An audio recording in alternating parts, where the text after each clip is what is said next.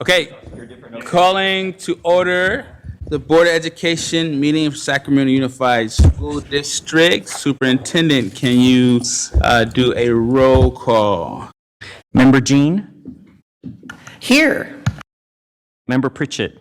Here. Member Rhodes? Present. Member Singh? Here. Member Kayada? Okay, assuming we have a quorum, do we have any public comment? There's none. Okay, we're going to go into closed session. I'm kind of similar.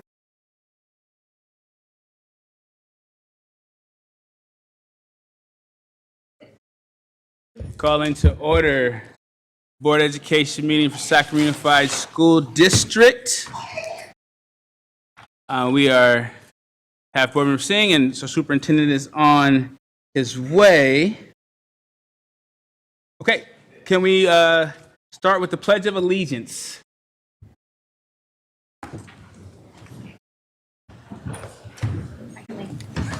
Ready? And salute. Pledge allegiance to the flag of the United States of America and to the republic for which it stands, one nation, under God, indivisible, with liberty and justice for all. Someday. I like the someday part. Yeah. Broadcast statement. This meeting of the Sacramento City School Board is being recorded in its entirety. It will be cablecast on Metro Cable 14, the local government affairs channel on Comcast, Consolidated Communication, and AT&T Uverse. Today's meeting will air Sunday, March 19th at 9 a.m. and Monday, March 20th at 12 p.m. It would also be webcast at metro14live.saccounty.net and can be viewed on Metro Cable 14 YouTube channel. We welcome members of the audience to address the board.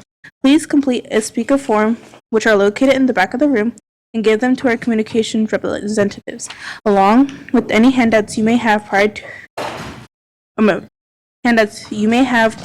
the board prior to the conclusion of the item's presentation. Please speak into the microphone when addressing the board, and please state your name for the record. Please limit comments during public comments to items that are not on the agenda. If you do have a comment on an item that is listed on the agenda, we will ask you to please defer your comment until your item comes up on the agenda. Please either turn off your cell phones or place them on silent. Thank you so much. Now we're going to go to our stellar student by Member Singh. All right. What I believe is fashionably what I've been doing is not following rules. So I'm breaking away from the rules again tonight and moving a bit away from the traditional Stellar Student Award ceremony and instead highlighting what makes our stellar students great, and that is stellar teachers, stellar parents, and stellar programs. So it's my honor to introduce Ms. Toby, who is here tonight to speak about our parent participation preschool program. Ms. Toby has been a teacher at SUSD within the program for 13 years, and for the last 5 years, she's been at Tahoe Elementary, which, as you know, is in Area 2, and one of only a handful of parent participation preschool program sites in our district. I have visited Ms. Toby's classroom, and I am so impressed by the learning offered to our young ones, some as early as 2, and creating a positive atmosphere of learning for parents and students alike. I hope we can move this program out of adult education into early education and really appreciate Yvonne Wright's leadership in working to start these conversations with our site teacher directly. Ms. Toby, floor is yours to give us more information about the program and introduce our stellar parent and the stellar students who have come tonight. Okay, thank you. So those of you, I know many of you on the board, our program has been around since 1948 in the school district. The parents are our students, but it is run in a preschool classroom. We have between 5 and 7 parents every day volunteering in the classroom, designing with guidance from the teachers, curriculum and activities for the children. We also have parent nights once a month where I like to call it parent support, which is just parent-to-parent support and also parent education.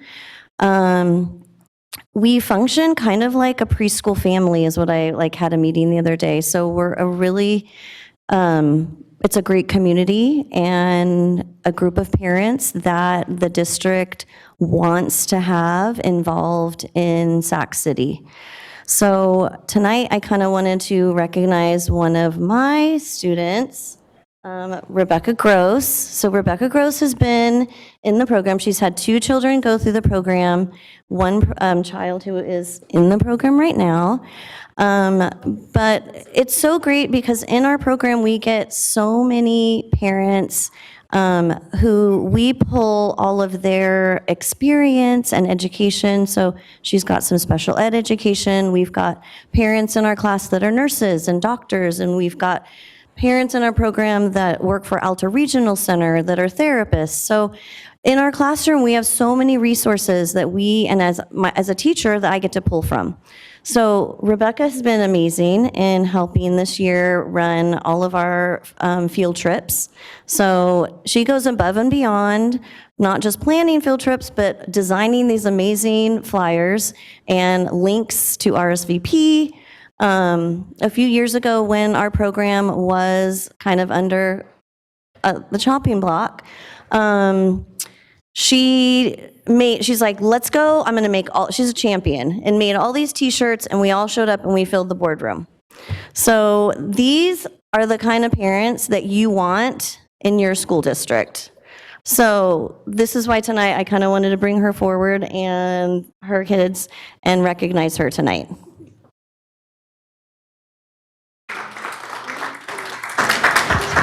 Rebecca, do you have a few words you want to say? Sure. So I think Mr. Morrow highlighted the parents who come into her program with a lot of skills. I think that what is kind of magical about it is that we are also in the room with parents who don't have a lot of skills. Parents who are coming in and this is their first kid and they don't have a community and they don't know even to recognize that their kid might have a disability or to recognize that their kid needs more social interaction or different social interaction. And then we are all together to say, oh, well, let's help you. It's not a surprise when that kid gets into kindergarten because they've been in a very supportive environment where we all are. I mean, it is kind of like a family. It's a place where after just a couple of months of being in the program, I was comfortable saying, hey, other parent, do you want to trade watching our babies so that it's easier for us to go and do our volunteer time in the classroom? Or, hey, a different parent, can you stay a couple minutes late with my kid because I'm running late? And we need those kinds of relationships. And I think especially post-pandemic, parents really need to form a community quickly because we've gone so many years without that.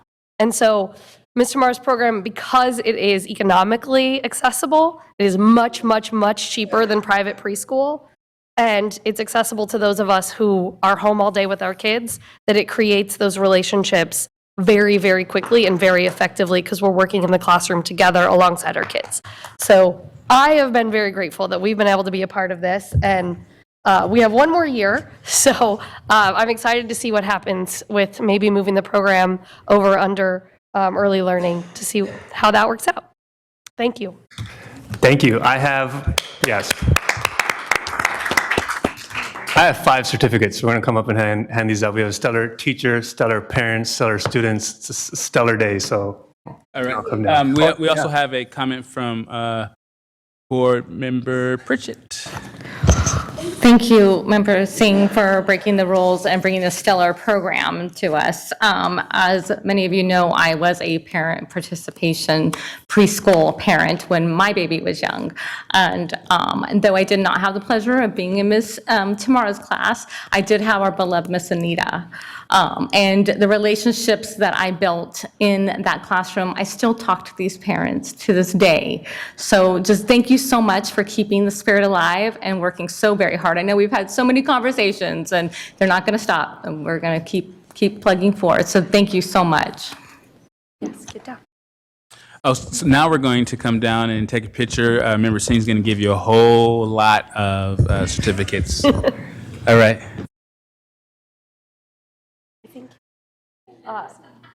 If you just text me your sizes, I can.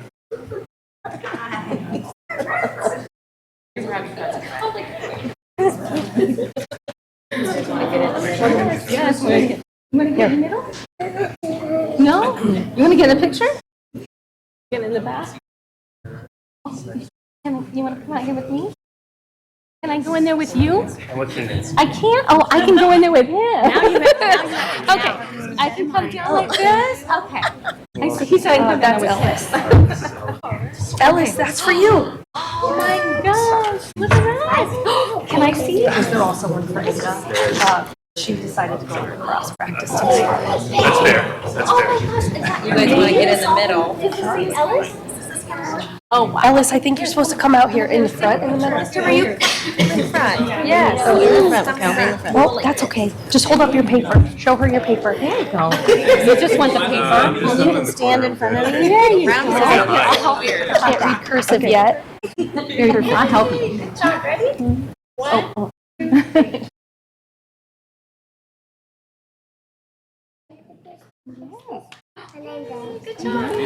You say thank you. Thank you. Thank you. Okay, little buddies, I think we need to go home and go to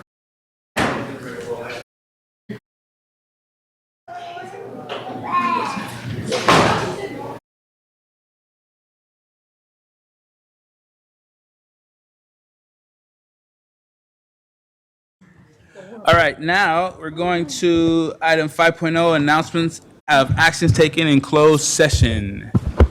Good evening, President Rhodes. There are two announcements coming out of closed session. First, the board approved a special education settlement agreement identified as OAH case number 2022-110682 by a vote of 6-0 with member Phillips absent.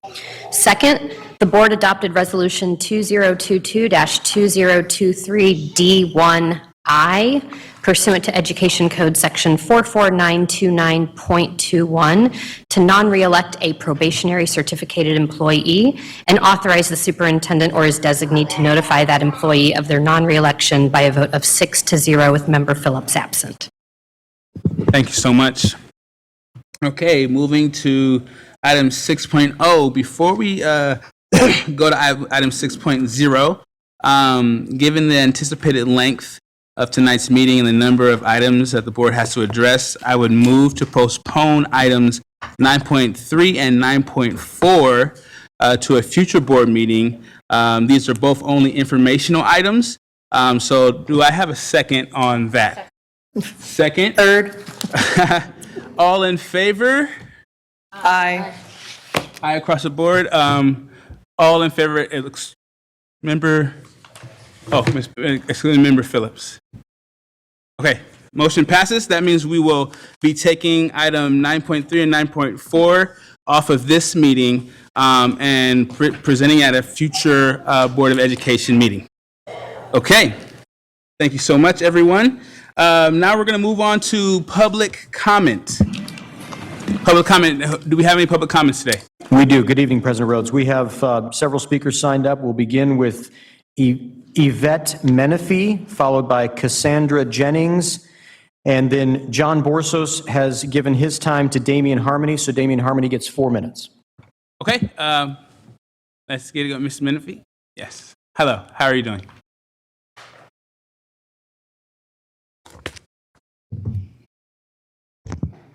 Tall.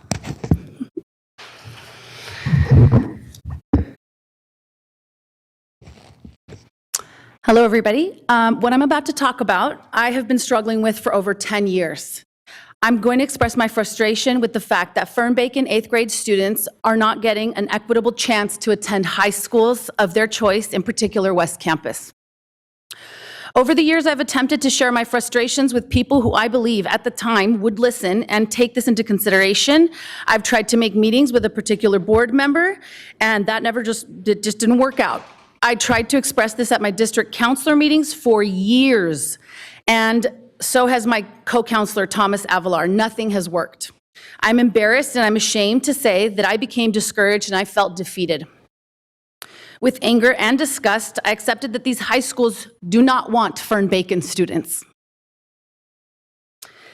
Guess what?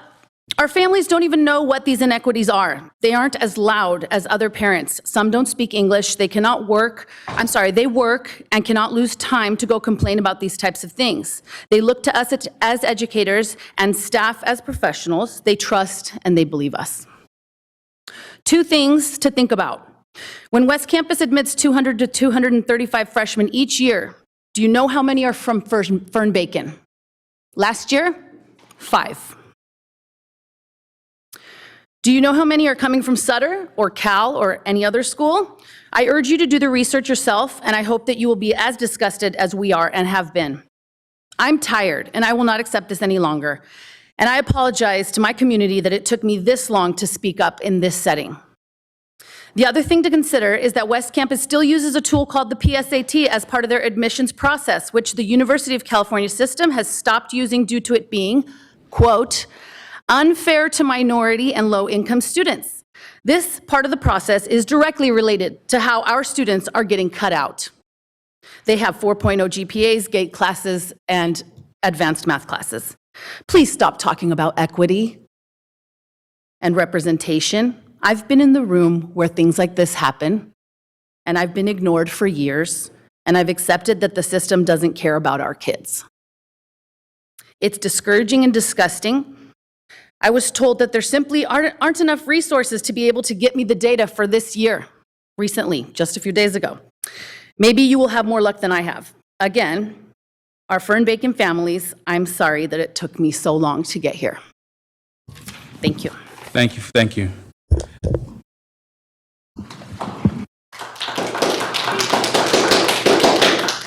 Hello, Ms. Jennings. Good evening, President Rhodes, members, trustees, and Superintendent Aguilar. My name is Cassandra Jennings, and I'm the current chair of St. Hope Public Schools. I have been engaged and working closely with Sac City Unified School District for over 35 years. My children went to schools here. My nephew, who lived with us, graduated from Kennedy in 2019, and I'm an original member of the Black African American Advisory Board that started when I was with the Urban League. My support and advocacy remains the same: quality education for all students with an intentional equity lens for Black and brown and marginalized children. Education is the game changer. The work at Sacramento High School and PS7 elementary and middle schools continues to lift up students and families, not only for academic success, but to also build self-esteem and character as they see who they are and who they want to be. Last month, we launched our speaker series and for Black History Month, and it was over the top. We brought business leaders, communities, even Chef Q, and even some Sac High graduates, a college student, as well as the former WNBA, Vicky Bond.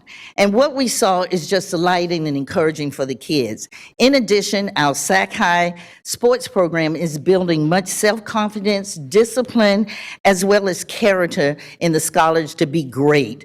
I am pleased to say that Sac High's basketball team is back. Sac High won the San Joaquin Section Division III title. We are happy under the leadership of Matt Johnson, who's not only a Sac High grad, but also he has just been announced to be the San Joaquin Section Basketball Coach of the Year. So hooray, hooray. Mac's not with me today, but the athletic director, John O'Con, is. Thank you so much, and we are glad to be part of the change that we all want to see. Thank you. Thank you, Ms. Jennings.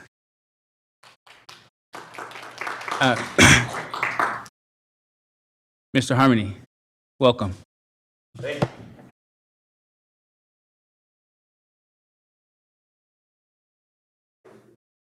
Good evening.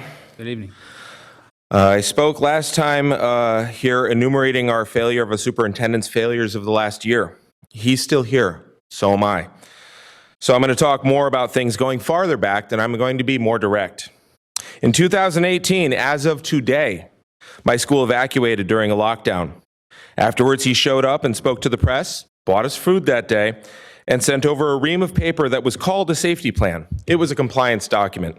It did not take into account the realities of the physical location of our school. Today is the 5-year anniversary of that event. so I had to come down here and talk to that. The only thing that's changed in those 5 years has been my waistline and his response time. Both have grown. In 2019, we had a one-day strike because he was still pushing the big and proven lie that the district was around the corner from utter financial ruin. The massive amounts of reserves that y'all have expressed discomfort with were still at excessive and obscene levels then. The strike was over the fact that although he'd signed the contract, he'd refused to implement it. He didn't sign it in his heart, you see, but he did sign it in ink, and that's legally binding. It should have taken zero effort and had no strike at all. In 2020, COVID hit us, and we had our shutdown. And while I have plenty of room in my heart for grace when it comes to people not knowing what to do next, leaders lead in difficult times. Why else do we pay him such a salary but to incentivize him to make the tough calls instead of waiting for the county to tell him that it's raining when we're already soaked? His fecklessness led to a week's worth of exposures, which included a sub who later died of COVID. After that, he issued a cease and desist order to teachers, preventing us from reaching out to our students and families during a once-in-a-4-generation pandemic, leaving countless people in the dark. In 2021, our superintendent dragged his feet, tried to govern by fiat, and refused to negotiate effectively until the 11th hour on how to return safely, treating our safety and our students' safety as something that could be compromised, despite amassing huge amounts of monies from the state for that very purpose. Then there was the matter of negotiating our contract while hoarding to such a degree that Smog himself would have sent a note from Mount Doom telling him to ease up and be less obvious. In 2022, we had an 8-day strike, in which he came down to the bistro behind us, which we had to occupy, to tell us to our face, and I was there, I'm not here to negotiate. Were it not for parents occupying his massive outer lobby, one of the only well-ventilated spaces in our district, we might still be there. And all the while, he continued to amass monies for an imaginary emergency during an actual emergency. And when it came time to go back to work, he refused to negotiate to figure out how to avoid a $47 million penalty for the lost days to our students. But at least he finally had to spend some of that reserve fund. And he'd gathered so much of it that it didn't make that much of a dent. Meanwhile, our French books still discuss France. Our history books predate our invasion of Iraq, and our geography books are still older than 6 countries and all of our students. It's now 2023, and there's a new board. You all are here because you saw these problems, and you saw a need for a change and ran. 5 of you are. And yet, still he sits there, putting on an appearance of listening while texting board members that he thinks he can sway. He continually puts forth contracts and tries to spend more money on all but my students and colleagues. There is a buyout clause in Superintendent Aguilar's contract, and even if it costs us $1.5 million, given what he's cost us, I'd say it's money very well spent. Hell, you can take it out of our textbooks for next year. It's not like we see that money anyway. And you can still pass a resolution saying the opposite is true, like he was encouraging you to do a couple months ago. You are our students' stewards of their education, and I truly believe in the decency and goodness of a majority of you. You have a leader who's proven for 5 years that he's not one, and I cannot see a single metric through which you could claim his success. And since we have the money, buy out his contract. At least that way, the money that he's cost us will lead to something positive. Thank you, Mr. Chairman. Thank you. Do we have any other public comments? We do. Next group of speakers, Zachary Bryant, followed by Monica Landeros, Rich Vasquez, and Ramsey Odom. Hello, Mr. Bryant. Is that Kennedy gear you have on, sir? What's that? Kennedy gear you have on today? Kennedy gear, yes. Thank you for starting it. My name is Zachary Bryant. I am a Spanish teacher at Kennedy High School. I am a SCTA rep, and I was on the bargaining team. So I'm here to express my concern for the school district's use of outside contractors, the costs that they incur, and the effects that this has had on our students. An example of an outside contractor that our district has used is the Lozano Smith for legal services. Under their counsel, the district did not honor a contract that the superintendent had signed in 2018, which then caused us to go on a strike in 2018. So this resulted in a loss of ADA funding for that day, but more importantly, also a loss of a learning day for our students. Last year, under the same counsel of this outside contractor, the district also had an 8-day strike. This time, not only losing more ADA funding and valuable learning days for students after a pandemic, but also a $43 million fine by the state. This during a time when the district continued to say that we were going to run out of money. This, along with numerous legal fees, the outside contractor has advised the district in ways that have cost them over $50 million. This is money that could have been used to pay for things like the music instruments and repair shops that had not gotten paid. Let's see. Also, substitutes in the classrooms that we were lacking, or even curriculum for independent study students who didn't have them in the beginning of the year. Thank you. Thank you, sir. Next person coming. Hello. Good evening. I apologize. I didn't hear your name, and I wanted to make sure that I got that. Yeah, it's Monica Landeros. Hello, Ms. Monderos. Hi. Thank you for being here. Yeah, I have two kids at Kennedy, a sophomore and a senior. I'm also a graduate of Kennedy a few years ago. My sophomore, she's in PACE English 10, and unfortunately the teacher has been on an extended leave since early December. So from that time, it's my understanding from her that no instruction was being given in the class. This is a PACE English 10 class, and so I was concerned because it's a core subject, so I contacted the school, didn't hear anything.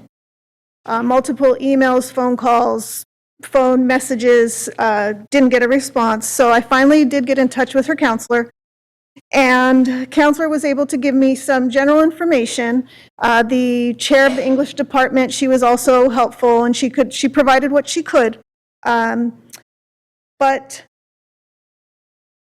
they can't provide an update on what's been happening since. I have asked, and they both told me that I need to contact the administration because they can't comment on what's going on in another teacher's class.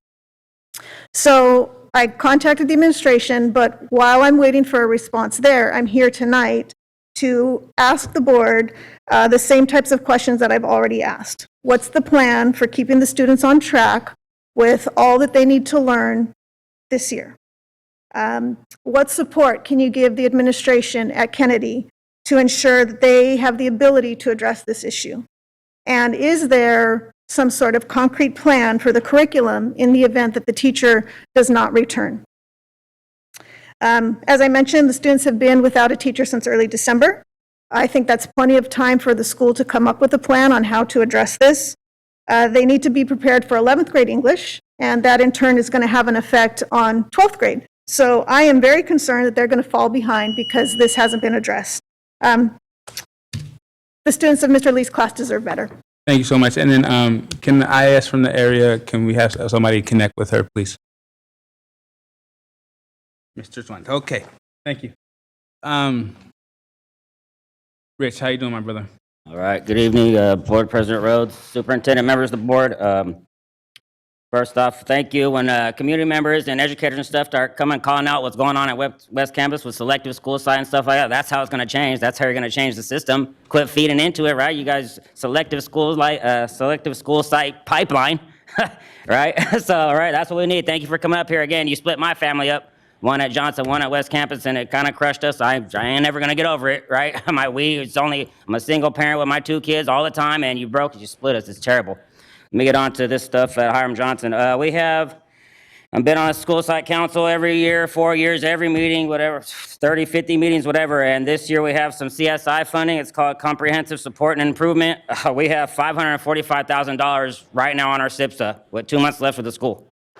We get that funding because our dashboard is terrible. Again, right, when you talk about these families, even thinking about Johnson, you go and check out their scores. Any knowledgeable parent, anyone that understands what's going on, they ain't gonna send their kids into 9% math, 12, 15% English passage rate. Who are you guys going to do that? No, huh? So that's what's left over there. So we need to work, right? So CSI funding, $545,000. We need to train. What the school site are? We need to understand, right? So are we not? What are we doing? $545,000. That's crazy for a whole. We're not. What are we doing with it? I've been asking, and no fault to the admin over there. They're great. They're doing a lot. We're getting the things. They're asking. Yeah, I'm trying to figure out how to spend this, Rich. So again, I know we have problems with training and stuff.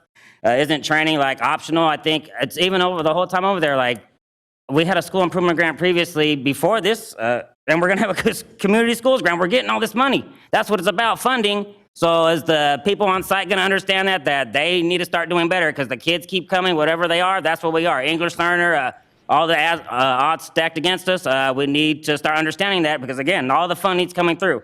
545,000 still left with 2 months left on the SIPSA. How can I approve the SIPSA for next year if we ain't even spending what we're doing now? You want parents involved, and look what I'm looking at, right? Who's going to come deal with this?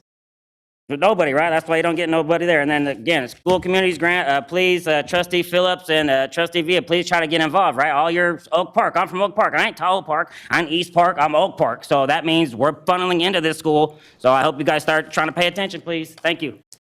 Thank you, Rich. Do we have other public comment? Do we have other public comment? Yes, Mr. Ramsey Odom is walking up. Mr. Odom, how are you doing, sir? How you doing, sir? Doing well, doing well. Greetings, Superintendent and the board. My name is Ramsey Odom. I'm coming on behalf of Transportation.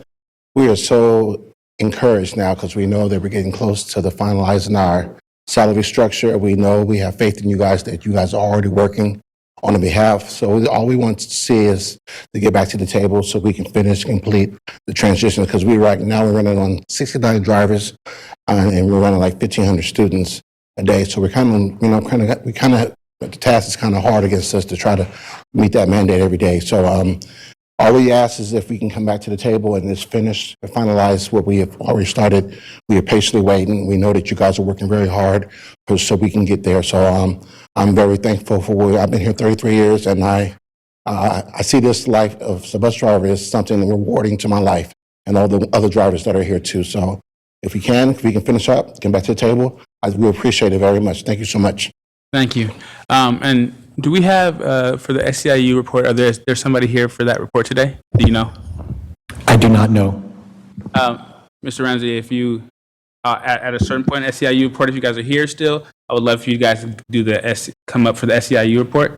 That would be helpful. So please stick around. How about that? Thank you. All right. More public comment. I'm sorry.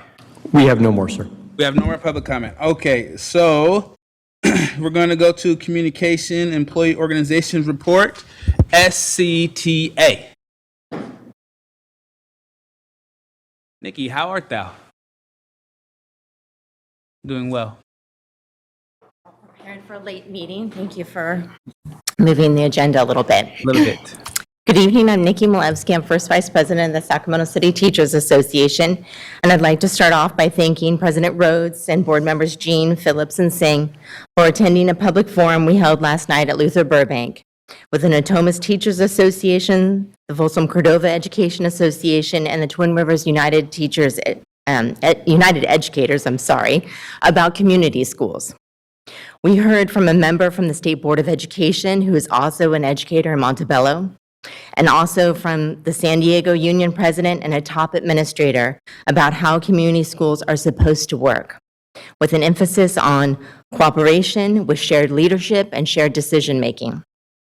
Unfortunately, Sac City Unified stood out as an example of how not to do community schools. On Tuesday, the California Public Employee Relations Board issued its 22nd complaint against this district since Jorge Aguilar became our superintendent.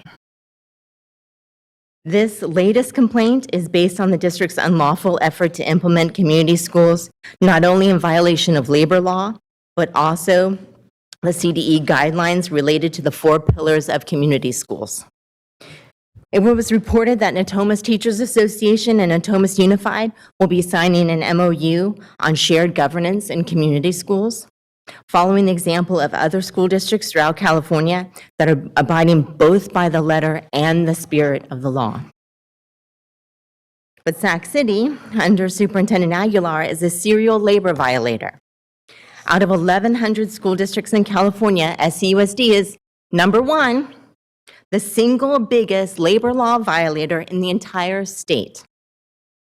At your last meeting, you took a small step in changing Mr. Aguilar's anti-union strategy by refusing to extend a contract of an outside labor consultant, Margarita Maldonado, and we appreciate that. At that same time, Board members asked for information related to another anti-union labor consultant retained by Mr. Aguilar named Pam Manweller. We have been asking for information related to Manweller's contract since January 27th and still have not received any information from the district responsive to that formal information request. The board asked for similar information. We would like to know if you, as the decision makers, have received that information yet. Additionally, tonight, you have the opportunity to take another step forward in your review of the Lozano-Smith contract. We have already expressed our concerns to you in a letter that we sent to you earlier this week that hopefully you've had a chance to review and look carefully at what your staff is asking you to do tonight. But here we are on March 16th, and we still don't have a date confirmed to begin negotiations. Despite an agreement signed by Mr. Aguilar that negotiations would begin on or before December 1st, we still don't have a concrete bargaining date. Mr. Aguilar's decision to delay bargaining hurts educators and it hurts the district, and it hurts our students. While surrounding districts have already reached agreements to raise wages significantly and improve our services to kids, Mr. Aguilar's foot dragging ensures that Sac City's wages will be far less competitive when it comes to recruiting and retaining staff. This is hiring season. We need to be out there recruiting and making sure that our teachers that are currently with us stay with us. But that's not the only part of the strike settlement that Mr. Aguilar has failed to implement. He has refused to convene a committee to discuss special education, and we all know that that desperately needs to occur. He's refused to convene a committee to discuss child development, which also desperately needs to occur. Substitute teachers have still not received their COVID pay, and to date, Mr. Aguilar has made no effort to discuss whether there will even be professional development days prior to the beginning of the school year. Mr. Aguilar's failures to honor agreements is legendary. His failures not only reflect poorly on him, but they reflect poorly on you as a school board. It is time to stop making excuses and start getting results. Let's start with honoring agreements and abiding by California labor law. Is that really too much to expect? Thank you for your time tonight. Thank you, Nikki. Next, we have SEIU. My brother, he walked out, huh? Oh, he's right there. Are you? Yes, SEIU, we have you guys on communications report, if you guys have opportunity.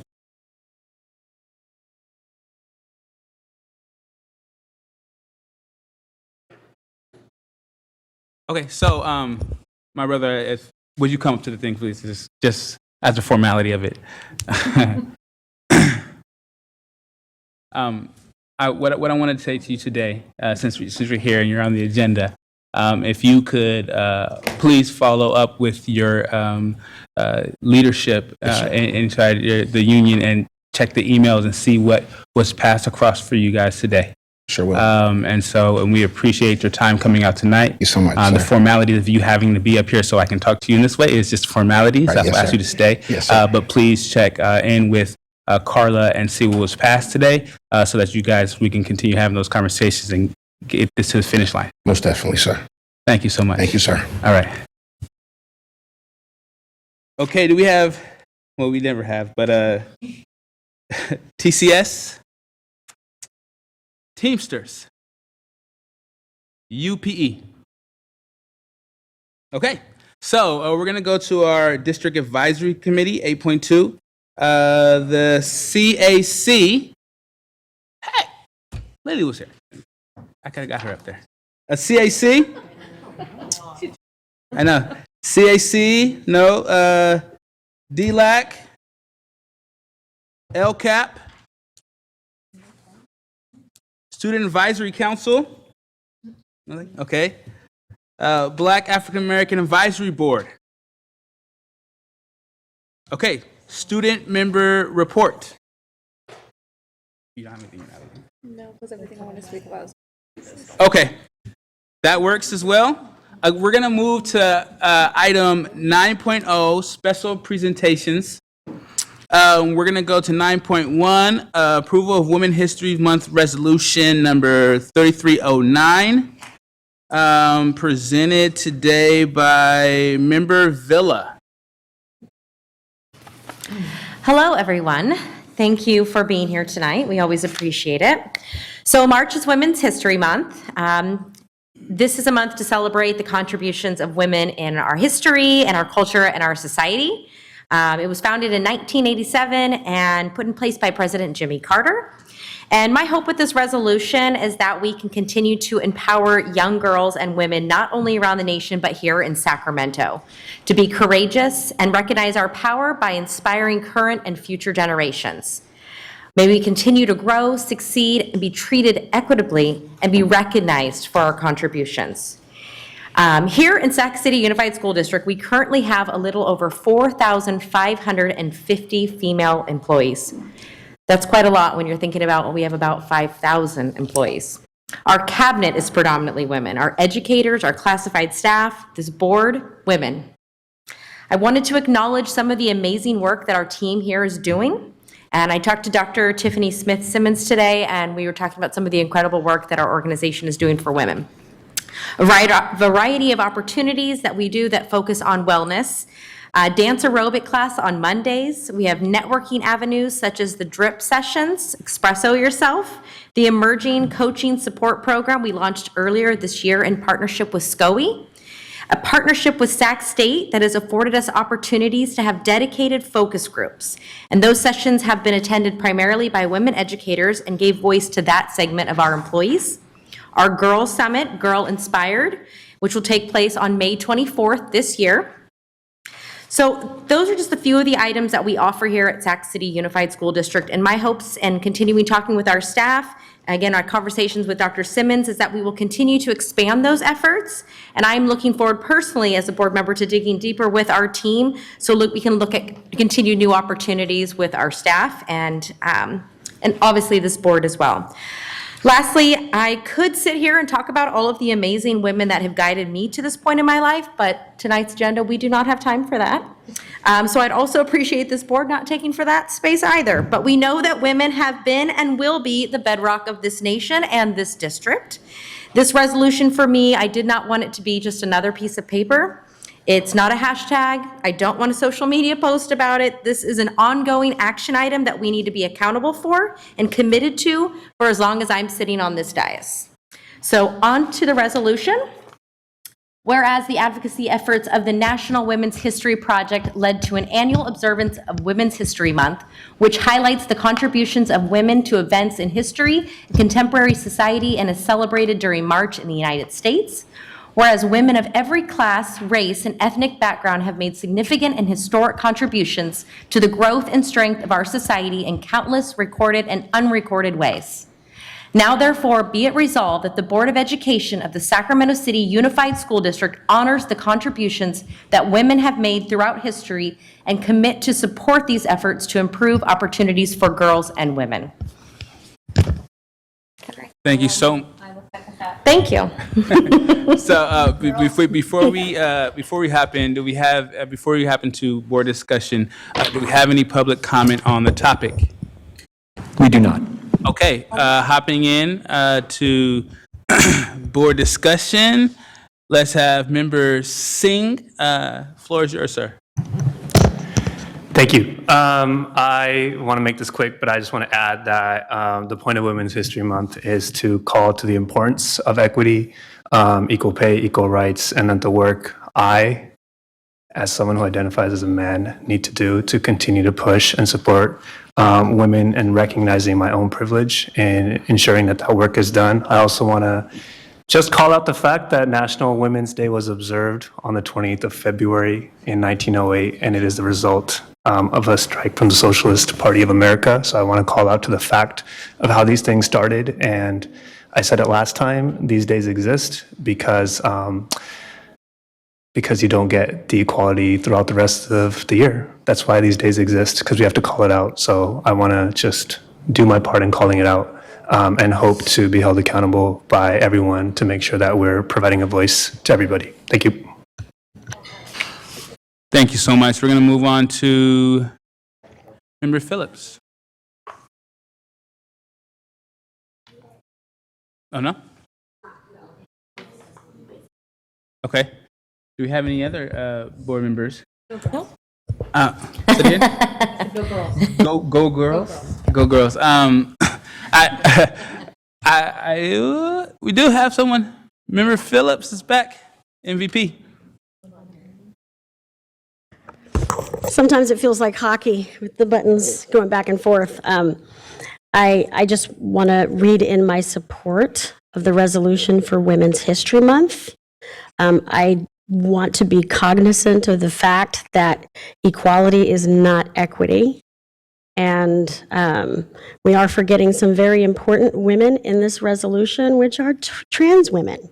I don't know where they are. And I think we need to make sure that we really highlight them as much as we're highlighting everybody else. But I do understand we need to focus on making things better for women in general.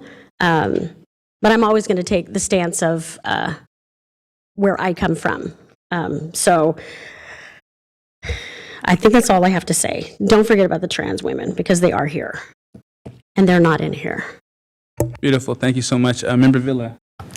Thank you so much, Member Phillips, for acknowledging that. That should be in there, so I'd like to make an amendment to fix that resolution and add that in, because that is absolutely important for this resolution to move forward. And then I would like to make a motion for that. Do I need a second? Please, thank you. Second to that amendment. Okay. And so did you guys get the amendment and the second of putting in trans women also as a recognition in Women's History Month? So we're going to hold that because we still have board discussion. So hold that amendment and second, and we have more board discussion to get through. Okay. Member Jean. So I want to be very specific. Where are we going to put it into the resolution? So I'm looking at it right now. That's where I was thinking too. So women of every race, class, what would be the word here? Including trans. That's where it gets tricky. So do we want to say every race, class, and ethnic background, comma, including trans women, comma? It's not the best wording, but on the spot. I mean, it could work. Not excluding? Yeah, I mean, Not to exclude, I think. if we were looking at this from an equity standpoint, we should be able to just put women, period. Then we don't have to worry about all of this. But apparently, we need to make sure that we identify who is, assigned to this. So, women of every race, and we could put the word woman in there 15 times. Women of every race, women of every class, women of every ethnic background, to kind of beat it with a hammer. But, sexual preference sometimes gets messy. And that puts me in a position where I'm thinking that maybe we really should just refer to ourselves as women. Female, or what is it? What do we call it? As women. That would be good. Thank you. And I hope you caught all of that, Anne. Sorry.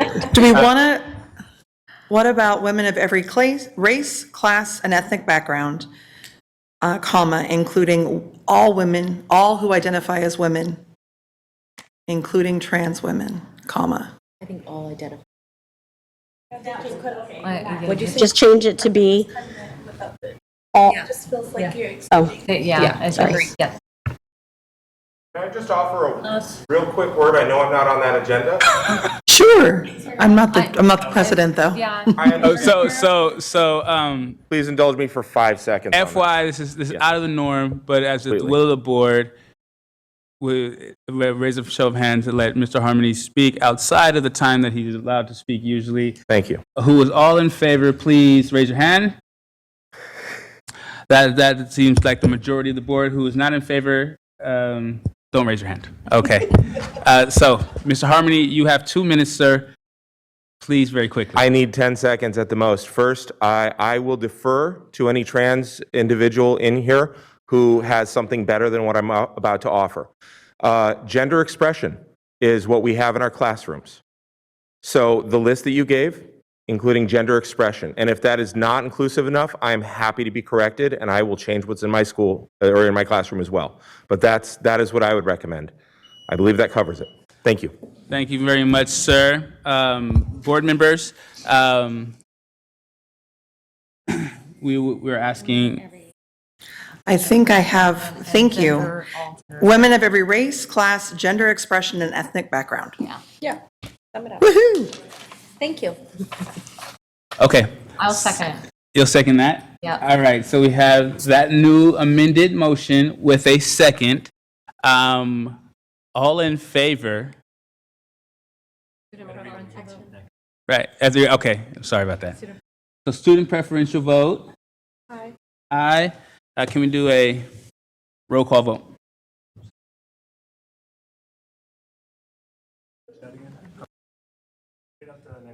He wants to know the amended language, sorry. I was also going to consider, do we want to add and sexual orientation? No? Okay. All right. Whereas women of every race, class, gender expression, and ethnic background have made significant and historic contributions to the growth and strength of our society in countless recorded and unrecorded ways. Perfect. Thank you. Okay, now we have clarity on what the motion is. And there's a second, and we already have our student preferential. As superintendent, can you have a roll call vote? Thank you. Member Jean? A resounding aye. Member Kayada? Aye. Member Phillips? Yes. Member Pritchett? Aye. Member Rhodes? Aye. Member Singh? Aye. Member Villa? Aye. Thank Okay. you, team. Motion passes. Now, I'm sorry. Say it again? The original motion passed, and I think that was both the same. That was the original, yeah. That was the motion to Yeah. approve the resolution as amended. Yeah, we're good. We're good. No problem, no problem. Thank you for the clarity, Member Kayada. Okay, so next on the agenda, we are going to have,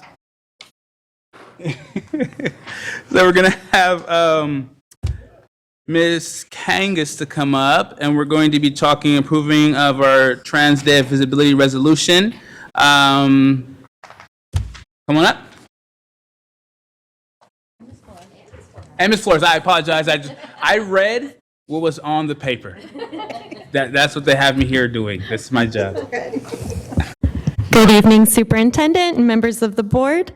I'm happy to be presenting with Victoria Flores, our Transgender Day of Visibility resolution, which is quite lengthy. So we're going to pull out a few key points, but the full resolution, for anybody who wants to read it, is on the back table. It's printed out and in front of you as well. I want to ground us first in why does this matter? Why are we doing this? We support and lift up our transgender staff, students, and families.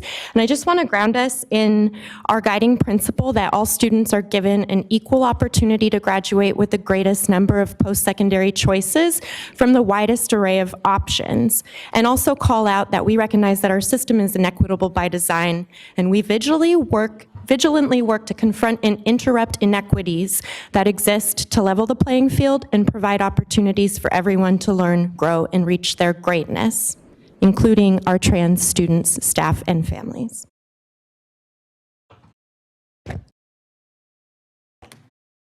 Whereas on March 31st, 2009, trans activist Rachel Crandall started the International Transgender Day of Visibility to bring trans and gender nonconforming people together and celebrate their contributions to society, as well as raise awareness of discrimination faced by trans and gender nonconforming people.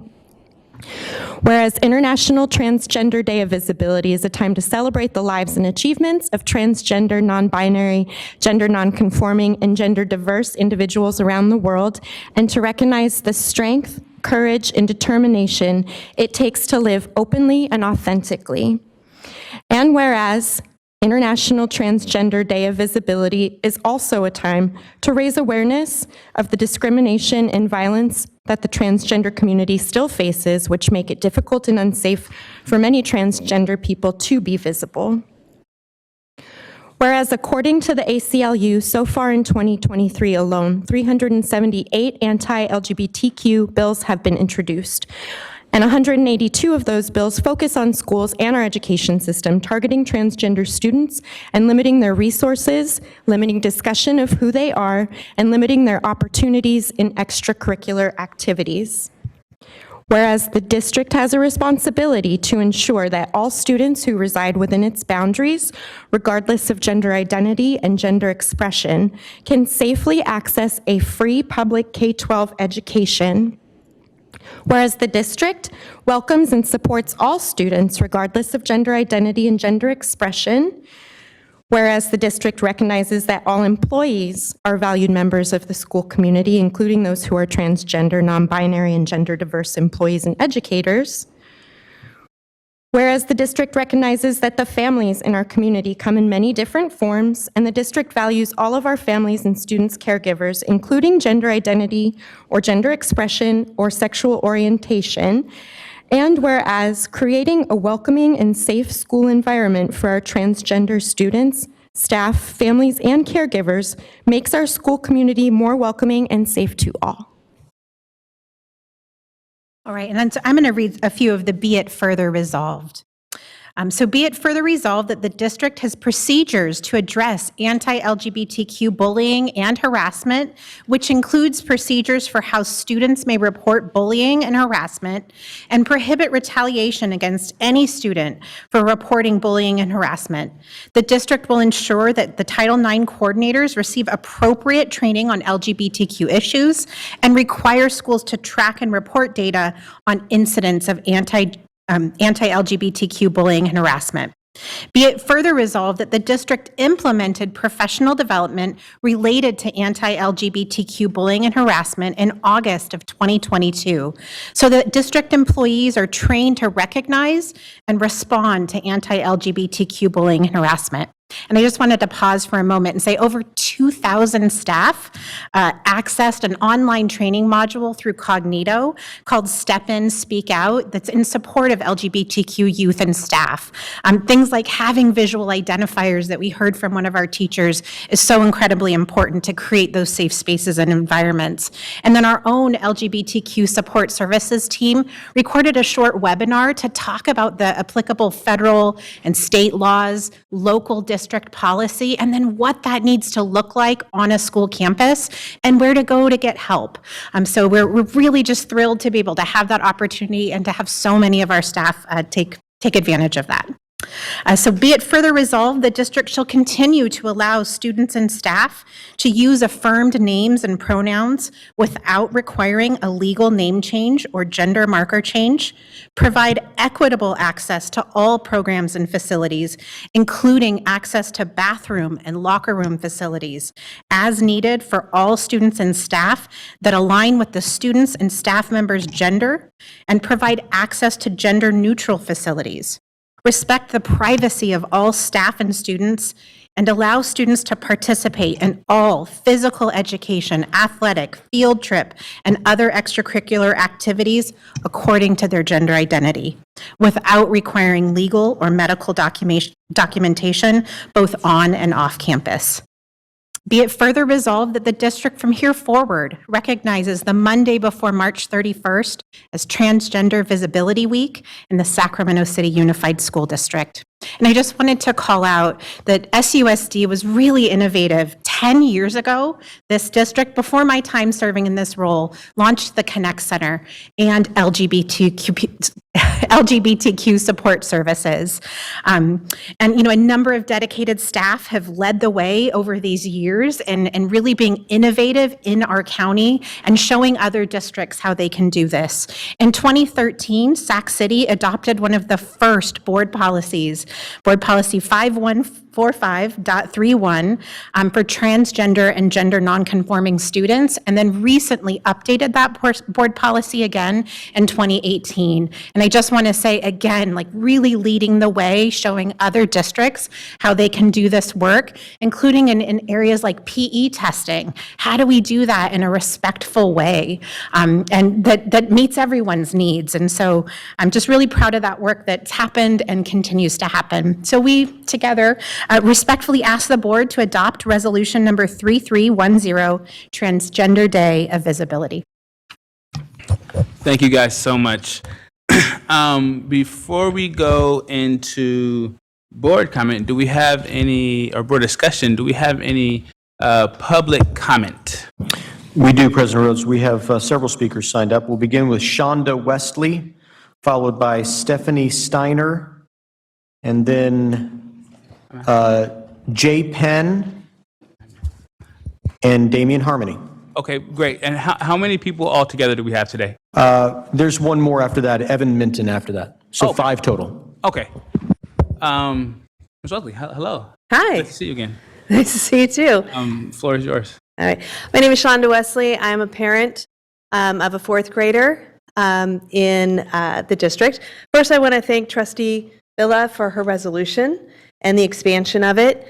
While all Women's Equal Pay Day was just on March 14th, Black Women's Equal Pay Day is July 27th, and Latinas is October 5th. So it was very timely, so thank you. About this resolution, I was trying to figure out what to say. I want to start with a story about my kid. They were in class at the end, and I'll get emotional. They were in class at the end of last school year and had the opportunity to see a fellow student's presentation on the LGBTQIA community. They came home, they were so excited. They felt seen. I've never seen them so proud and happy about who they are. All of their friends felt the same way. It was scuttlebutt for weeks about everything that they learned. Yet the Trevor Project estimates more than 1.8 million LGBTQ youth seriously consider suicide each year in the United States, and at least one attempts suicide every 45 seconds. And more than half of transgender and non-binary youth consider suicide. Transgender and non-binary youth face elevated risks of depression, thoughts of suicide, and attempting suicide compared to youth who are cisgender and straight, including cisgender members of the LGBTQ community. And those statistics are the reason why I don't have my kid with me today. The most important fact, I'm running out of time, research has found that LGBTQ youth who found their school and home to be LGBTQ affirming reported lower rates of attempted suicide. It also decreases physical and electronic bullying against these kids. LGBTQ youth who report the presence of trusted adults in their schools have higher levels of self-esteem and access to supportive peers is protective against anxiety and depression. One of the tenets of social emotional learning, which is a priority of the district, is to feel and show empathy for others, establish and maintain supportive relationships, and make responsible and caring decisions.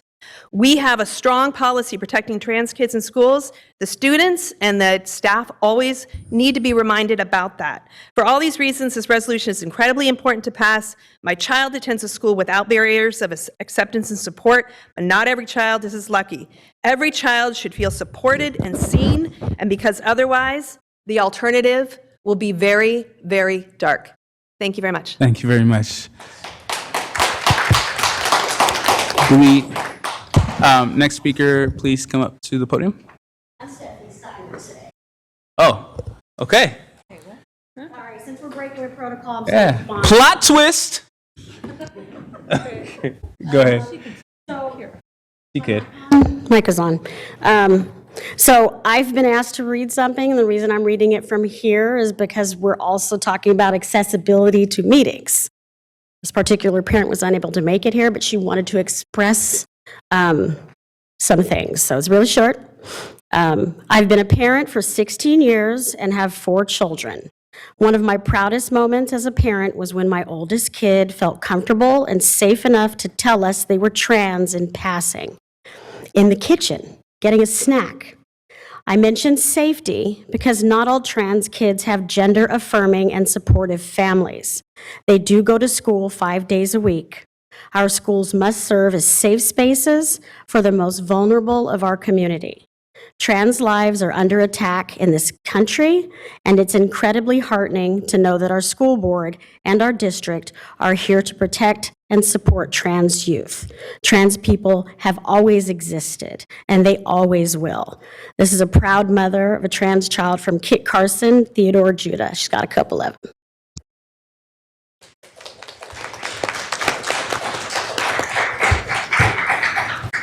Okay. Any other board members have like aliases today?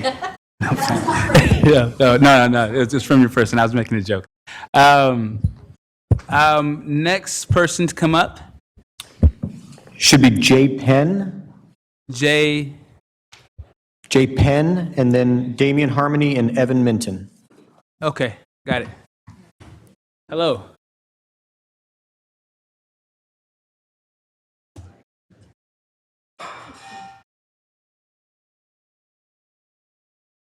Floor is yours. Hello, school board members. My name is JaVale Penn. Is person. your microphone on? In front of you. Yeah. Hello. Hey. There you go. Hello, Sacramento school board members. My name is JaVale Penn. I'm a free-spirited person. I attend Hiram High School as a senior. I want to start by saying we appreciate all the work that the school district has done supporting the LGBTQIA+ identifying students, including the work completed by the Connect Center and the recent Trans Day of Visibility. We are here today to ask you to create a policy to mandate queer safe spaces, or GSA, gender and sexual alliances at the middle and high school levels in the Sacramento City Unified School District. We want the school district to require LGBTQ safe spaces and student groups on middle and high school campuses, as well as resources to accomplish this for following reasons, which the research from the Trevor Project shows. It shows that the LGBTQ+ youth who found their school to be affirming to their identities reported lower rates of attempting suicide. And as was stated previously, 45% of the LGBTQ+ youth seriously considered suicide in the past year. This includes more than half of transgender and non-binary youth and 1 in 3 cisgender youth. Personally, I feel as if we, the LGBT community, will benefit from this in so many ways. Growing up, I always felt out of place with those who didn't understand me being who I was. I was bullied, ridiculed, and undermined for being a Black, non-heterosexual man. There are so many places for the heterosexual community to be themselves, but it's considered to be normal. Unfortunately, the LGBTQ+ youth don't have that luxury, which is why safe spaces for the LGBTQ students are needed, because youth get the opportunity to be around those who understand and respect their identities. So I feel that safe spaces could unite identifying youth and help and help us through our lives. We have passed out the letter and proposal to you at this time. Please read it. Thank you. Thank you so much.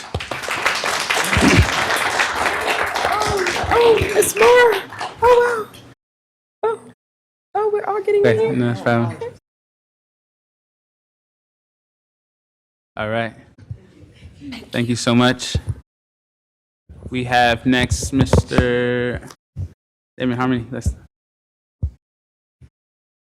floor is yours, sir. Thank you again.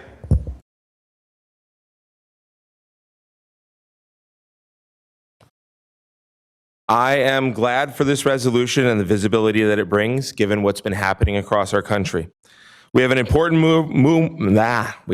moment to do what Steve and Fred Rogers have always taught me to do: stand with and for people and show them love, especially in times where hate groups are feeding and feeling emboldened, and they're trying to silence and erase my students and siblings. I want to make sure that you hear someone encourage you specifically to unanimity as a board. Anything less than unanimity sends our students a message that this isn't a safe place, that there are corners where hate can thrive, and where they won't feel safe enough to learn in my class. Thank you for your courage and your decency and your unanimity.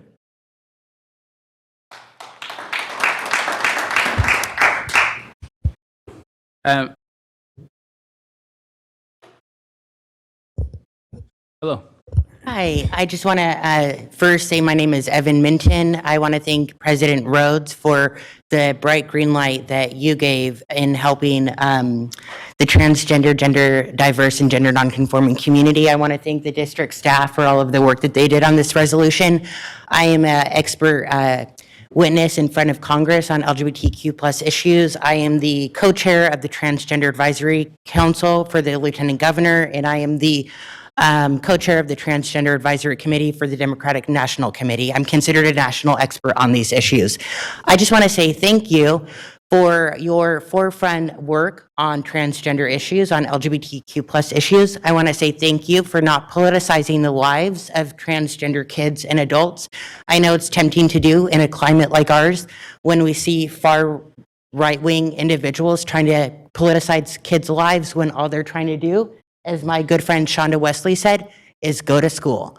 I want to thank you for not trying to delay or deny the full humanity, the full safety, the full respect, or the full dignity of your students and your employees by picking apart a resolution that is full and safe and legally fine by trying to point out any policy concerns or any legal concerns where none should be found. And so I just want to thank you in advance for your support of LGBTQ plus rights, because what I see before me are people who put your students first. I see people who put your employees first, and I see people who put your community first. And so I just really want to thank you, my allies, in coming together and realizing that community comes first. And so thank you for not delaying, not denying, not henpecking something that is just a righteous document that is really going to pull our community together. Thank you. Thank you very much. I believe that's all of the... No, we actually have 4 more speakers that have added to the list. Okay. We have Soren Arana, Quinn Buse, Anna Marie Smith, and Kim McElnay. Hello. I'm Quinn Buse. I went to George Washington Carver for 2 years, and I am a transgender student. So as anti-transgender bills rise and seek to strip humanity and autonomy from trans individuals, it is crucial that we create laws and resolutions to protect the humanity and rights of trans individuals. Without the assurance of the right to bodily autonomy and the right to humanity, existence, and joy, we as trans individuals will not just take a devastating loss, but the whole of U.S. society will be shattered by the impact as well. Our existence is not to be muzzled and silenced. It is to be lifted, elevated, and shouted from the rooftops. We are here, we are queer, and we will not be pushed from existence. It is imperative that trans youth is protected and honored. With the passage of this resolution, we come closer to this reality, come closer to silencing the hateful voices that try to steal trans people's joy. When we bask and honor the lives of trans individuals, our highs, our lows, acknowledge and raise our fists in resistance to discrimination. We must fight the dehumanization and targeting of trans individuals across the country. We must hold the light of trans voices and not let it be distinguished. The passage of this resolution would be a step in that direction, in schools providing a shelter for trans individuals, a hand to hold the light and fight hate. It is a step in the direction of love and community, not hate and isolation. The passage would honor us. We are here, we are queer, we are not going anywhere. Thank you. Thank you. Next speaker.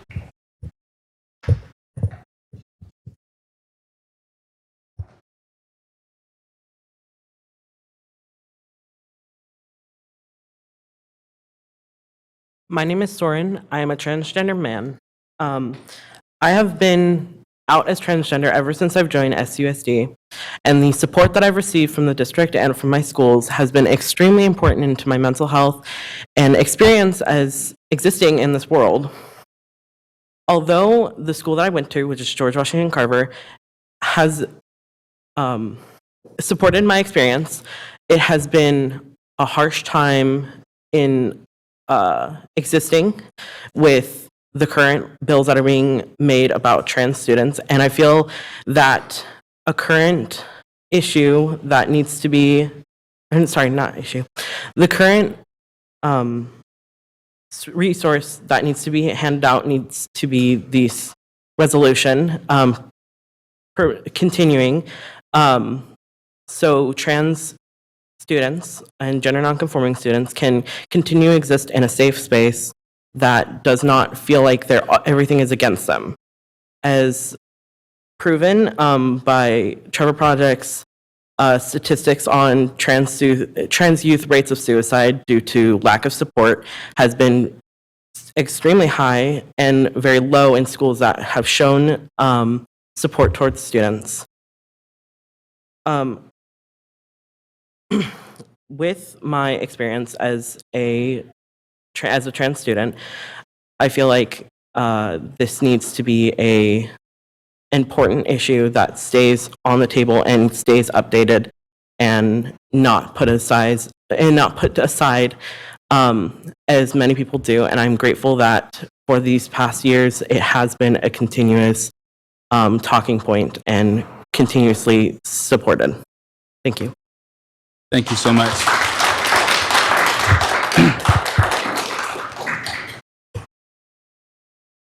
Do we have any others? No or yes? We do. We still have Anna Marie Smith and Kim McElnay. Okay. Go, Ms. Smith. My name is Anna Marie Smith. I am the Communications Chair of the LGBTQ Stonewall Democrats of Sacramento. On behalf of our organization, may I say that we enthusiastically endorse the motion to declare March 31st Sacramento's Transgender Day of Visibility. On my own behalf, I want to share an anecdote and a trigger warning everyone take care of themselves. I was taking my dog for her late afternoon walk in a public park in East Sacramento about a month ago, and I noticed a pair of gender nonconforming goths who were seated on a bench. I admired the stencils on their jackets, their beautiful makeup, their wonderful colored hair, their tattoos. Later, I found out they were siblings. The older goth, a young woman from a nearby high school, had picked up her younger brother from a middle school that happened to be just opposite the park. I then saw a group of about 12 middle school students looming towards their bench, yelling disgusting curses and threats, promising to beat the two goths and to sexually assault them. They screamed that the goths should be beaten since they were pedophiles and they were grooming small children in order to recruit them. Now, a bunch of adult passers-by spontaneously came to the aid of the goths. We stood in front of their bench and we yelled back at the haters while one of us escorted the goths to the cars in order to drive them home safely. This one time we stopped this lynching. This one time. And we saved those two people for 1 minute. What is going so terribly, so horribly wrong in our schools? If I could leave you with just one thought, remember their faces, the way we saw them that day, the fear deeply etched onto their young features. They're shaking hands. They're hunched over shoulders. Their posture said to us, "This is horrible, but I'm really used to it." I ask you, where will you stand at this historic moment? When anti-transgender hate defines our entire society and the moral future of our public schools is so obviously at stake. Thank you. Thank you so much. I believe we have our last speaker coming up. I want to close with that. Okay. Thank you. All right, now we're going to go into board discussion. So any board members, hop in the queue if you would like to be called upon, and thank you guys for coming back up. We have member Jean. Thank you. So I was reading through this and I'm so inspired and so excited by the work that we're doing. I love seeing how much is already happening in our district. And that is just wonderful to me. As I was reading through this, it feels like we're focusing on some very short-term goals, and I want to ensure that this work gets done and that it happens in a long-term way, and that our short-term steps are getting to long-term goals. So there are 3 times when it talks about 30 days. And I was wondering, why did we pick 30 days? And can we really truly get this work done in that time?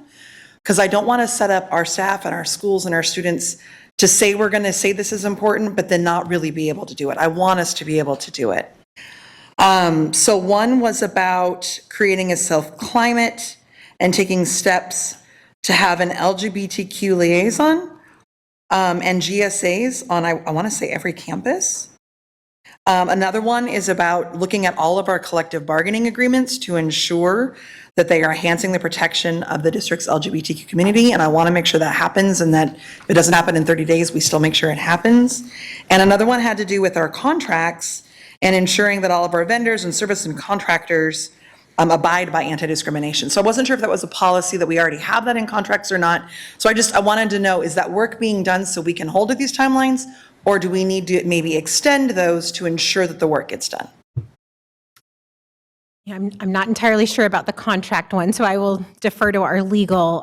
But even, every year we do training around LGBTQ supports, safe zone trainings, and so we are constantly reaching out to our school sites. By sort of default, our principals serve as, that liaison because they have to uphold board policy, and board policy, right, lays out exactly how we have to support our youth. So we're constantly trying to get more GSAs out there. We had a lot of success in the pandemic.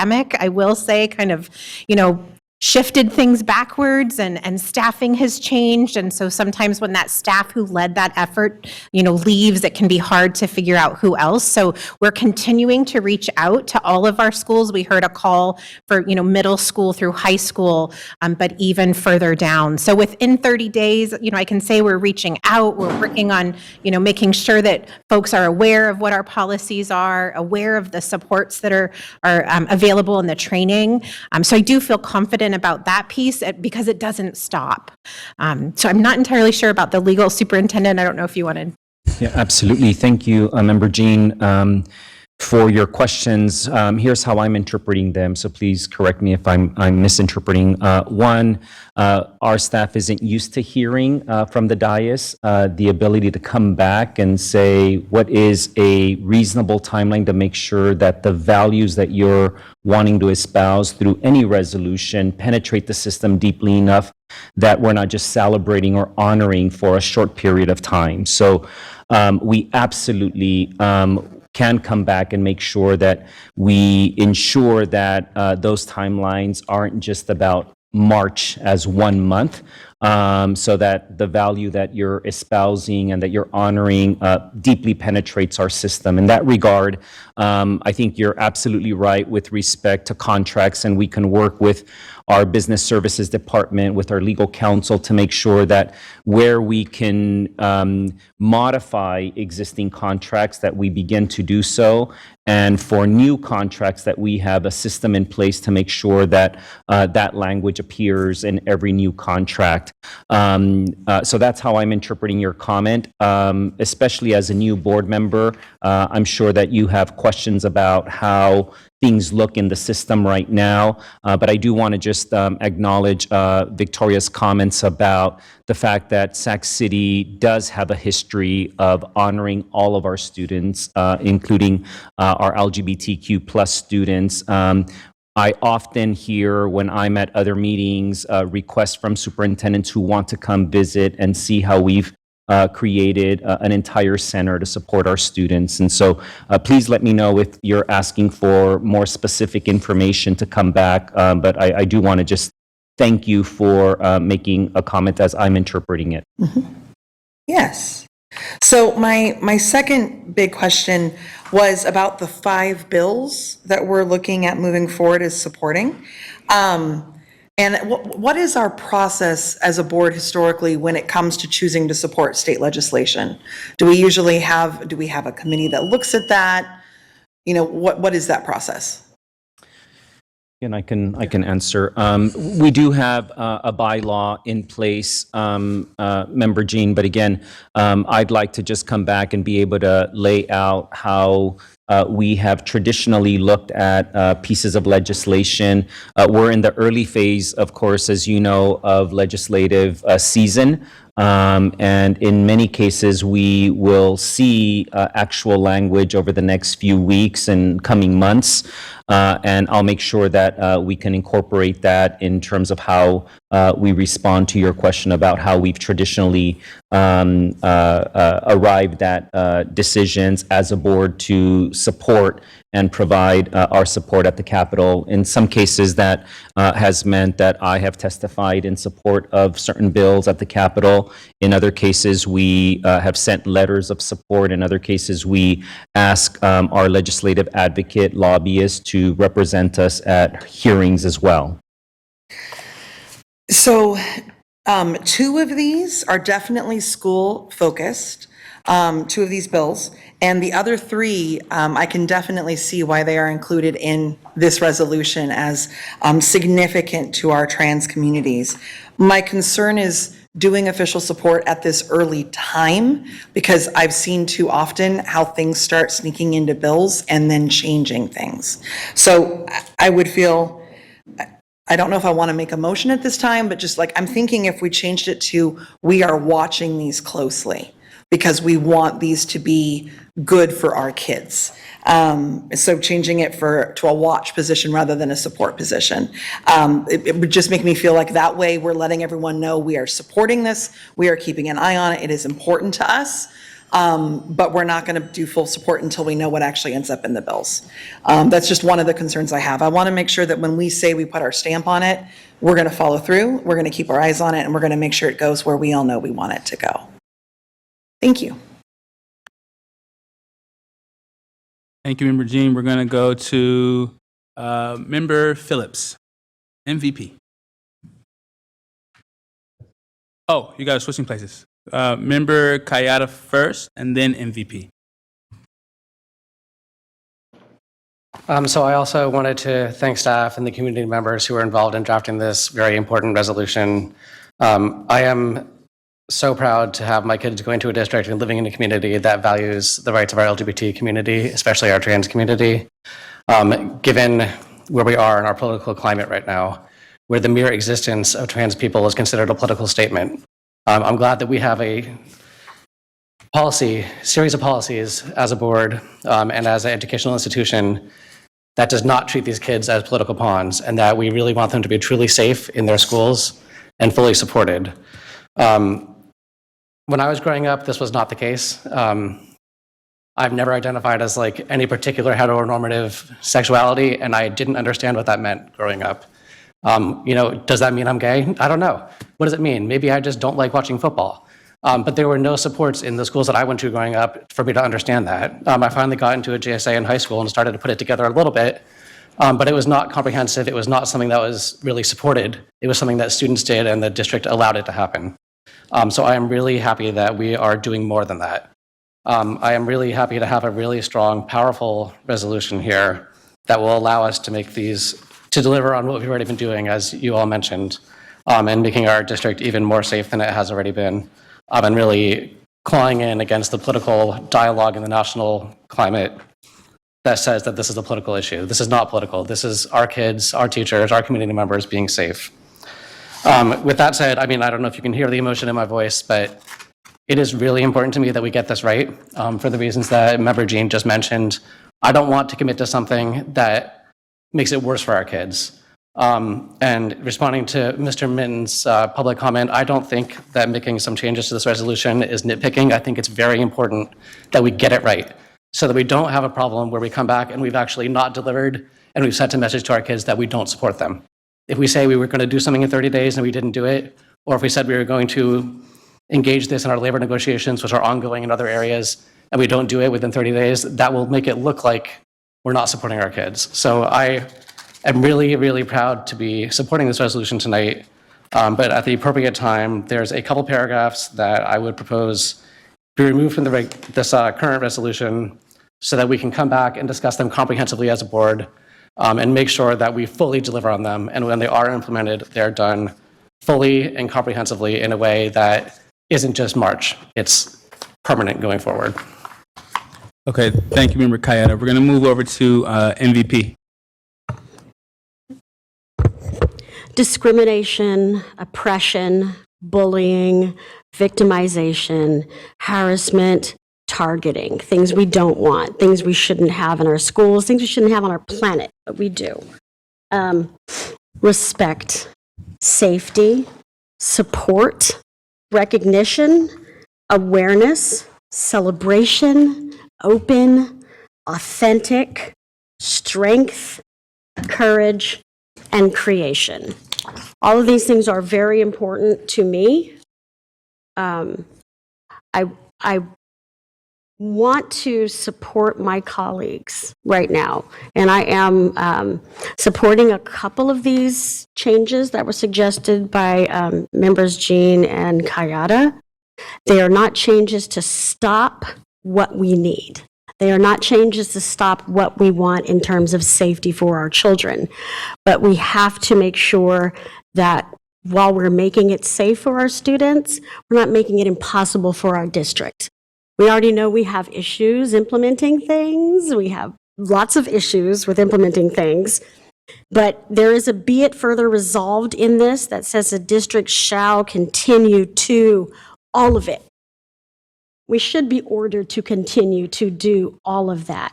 I do have some reservations about the number of bills, and I do echo the sentiment of Member Jean that this is something that we as a district not only need to keep our eye on, but, participate in changes that need to be made in those bills, or, there might be a way for us to step into the fray and make this happen. So I'm in support of this with a couple little tweaks, because I think we need to set ourselves up for success just like we want to set our students up for success. With that said, I see all these lovely pages, and I want to challenge Sacramento City Unified School District. Next time a month comes up for someone, women, our Pacific Islander students, our Black students, that we take the time and energy to create this for everyone that needs this level of protection in our district. So I appreciate this, but I just, I'm not tearing this down at all. If I had the ability to fight, a little tired today, if I had the ability to fight and make sure that our kids, don't fall into some bucket of people are going to be at that one school that has that stuff going because they have those assembly bills and they're supporting it. I don't want that for our kids. So again, I do absolutely support recognizing, appreciating, loving, and embracing our trans students. That's just how it works. But I want to make sure that, some of the items in here might create an environment that actually might make it more dangerous for our students. And I want to make sure that we're aware of that. And that's us keeping an eye on these bills that are going to stop our students from being who they are. So, next time something comes up, Grace is going to attack this. I will just use your template, and I will make sure that this applies as strongly as it does for other groups. So I'm not trying to center the black plight, because there's a black plight, but there's also a trans plight. And it's so important because visibility means we don't even see y'all most of the time. And that is the problem, and that's what this is highlighting, and that's why this is important. So I understand, I do support it. I want to make sure that we're ensuring that we have safe environments for our children while we fight the good fight. Thank you, MVP. We're going to go to Member Pritchett. Thank you, President Rhodes. I just want to say thank you to the community who came out to speak, and a really special thank you to our students, our very brave students who came out to talk to us tonight. I'm just very proud of you for being brave and coming to us. I've had the ability to sit on this board and lead the efforts from the beginning, and I'm really happy to be able to be here tonight to see this as well. And I appreciate all the comments from our board. I do have some questions in terms of let's see, 1, 2, 3, 4. Oh, wait, there we go. 1, 2, 3, 4, 5, 6, 7. Number 8, the long on the. Be it resolved right here. In terms of the district shall continue to allow students and staff to use, okay, you know what I'm talking about. Can you tell me, just including the access to bathroom and locker room facilities? I know we passed a resolution back in 2018, gosh, I've been on this board too. 2018, yeah, thank you. I just wanted to ask, in terms of that, I want to make sure that all of our facilities have that access at this point. And because I know we have some smaller high schools like West Campus, we have some facilities that we're working on. Do all of our facilities at this point have that? I believe so. I know we've got some facilities members here today. I don't know. Hi. Nathaniel, come on down. Yes, sorry. And this is really intentional work that we've been doing to make sure signage is correct. This is in our board policy, actually, that we have to do this. This whole kind of, that big chunk, right, is all reflected in our board policy, and I'll let Nathaniel speak. Welcome, good sir. Hello, can you please repeat the question? I just want to make sure that in terms of including access to bathroom and locker room facilities, that is at all of our facilities, for at least our high schools. I do know that every single single-use restroom in the state is required to be non-binary. We do have that. Spoke recently, a couple months ago, with the Student Advisory Council about that as well. We did go out to sites recently just to confirm that there is access to those. Currently, those are also staff restrooms, so students do have to ask for a specific key to get in, and that's accessible to them. Okay, yeah, that's kind of what I was afraid of in that. So I'm hoping that that's something that we can work towards, that they don't feel excluded of having to go into and asking for permission, or maybe using a different part of a school site, right, than their peers. And then in terms of the resolution being passed out at every site, I just want to recommend, and this doesn't have to be like right away, but this is what I would really like to recommend, is that we come up with some type of literature and we work with the Connect Center and work with our students, work with our Student Advisory Council, ask them what they would like to hear, right? Ask them what their peers would like to hear, and in support of them. But coming up with some type of literature of support services,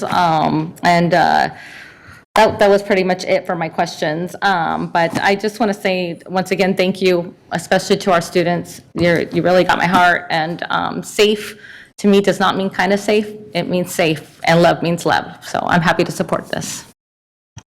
Okay, thank you very much, Member Pritchett. We're going to go to Member Villa.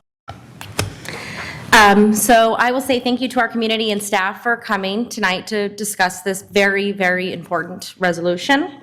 I'm going to start out by saying I'm not an expert in this field, nor would I ever sit on this dais and pretend that I know better than somebody else. And the work that has been put into this document, this is intentional.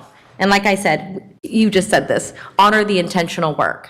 So to me, I am going to lead by family members, community members, national experts, folks in our staff that understand the importance of 3 pages to take care of our students and our staff. That is really important to me, and I am not comfortable sitting on this dais and pushing it out another board meeting. Not a chance. I'm sorry, but that is not acceptable to me at all. Because of legislation that we don't know necessarily we support, how do we know that? Why do we not support legislation for, that is mind-boggling to me. It's like I said, it's a disservice to our staff and our students and our families to not approve this resolution and move this forward. You always have my support, and I will continue to support whatever you need from me as a board member, as a community member for our students and our staff, but I want to really look at this board and make sure that you understand the implications if we do not work together and support our students and staff and our community, our families, by holding off because of verbiage that, like I said, Lord knows, this was intentional work. This is not just something that you put together at home. This is something that you guys worked really hard on. So thank you. You have my support. We're going to go to student member McGurk. So I also wanted to just expand on that. I really do hope we pass this because I see no reason why we should hold off onto another day. Like, if verbiage is really an issue, we could really pass this and refix it if we really needed to. But like they said, it's intentional. And if it's intentional, why should we change it? Like, that makes no sense. I also want to expand on the bathrooms that we had to ask for permission. I also see no reason why I would have to go ask someone for permission to use the bathroom when someone else don't have to be like, hey teacher, can I have your key so I can go to the bathroom? That just seems really unreasonable.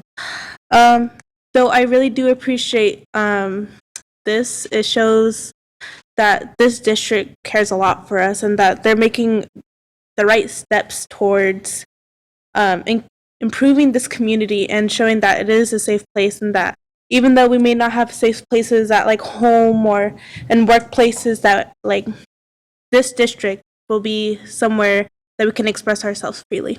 So I do want to say thank you.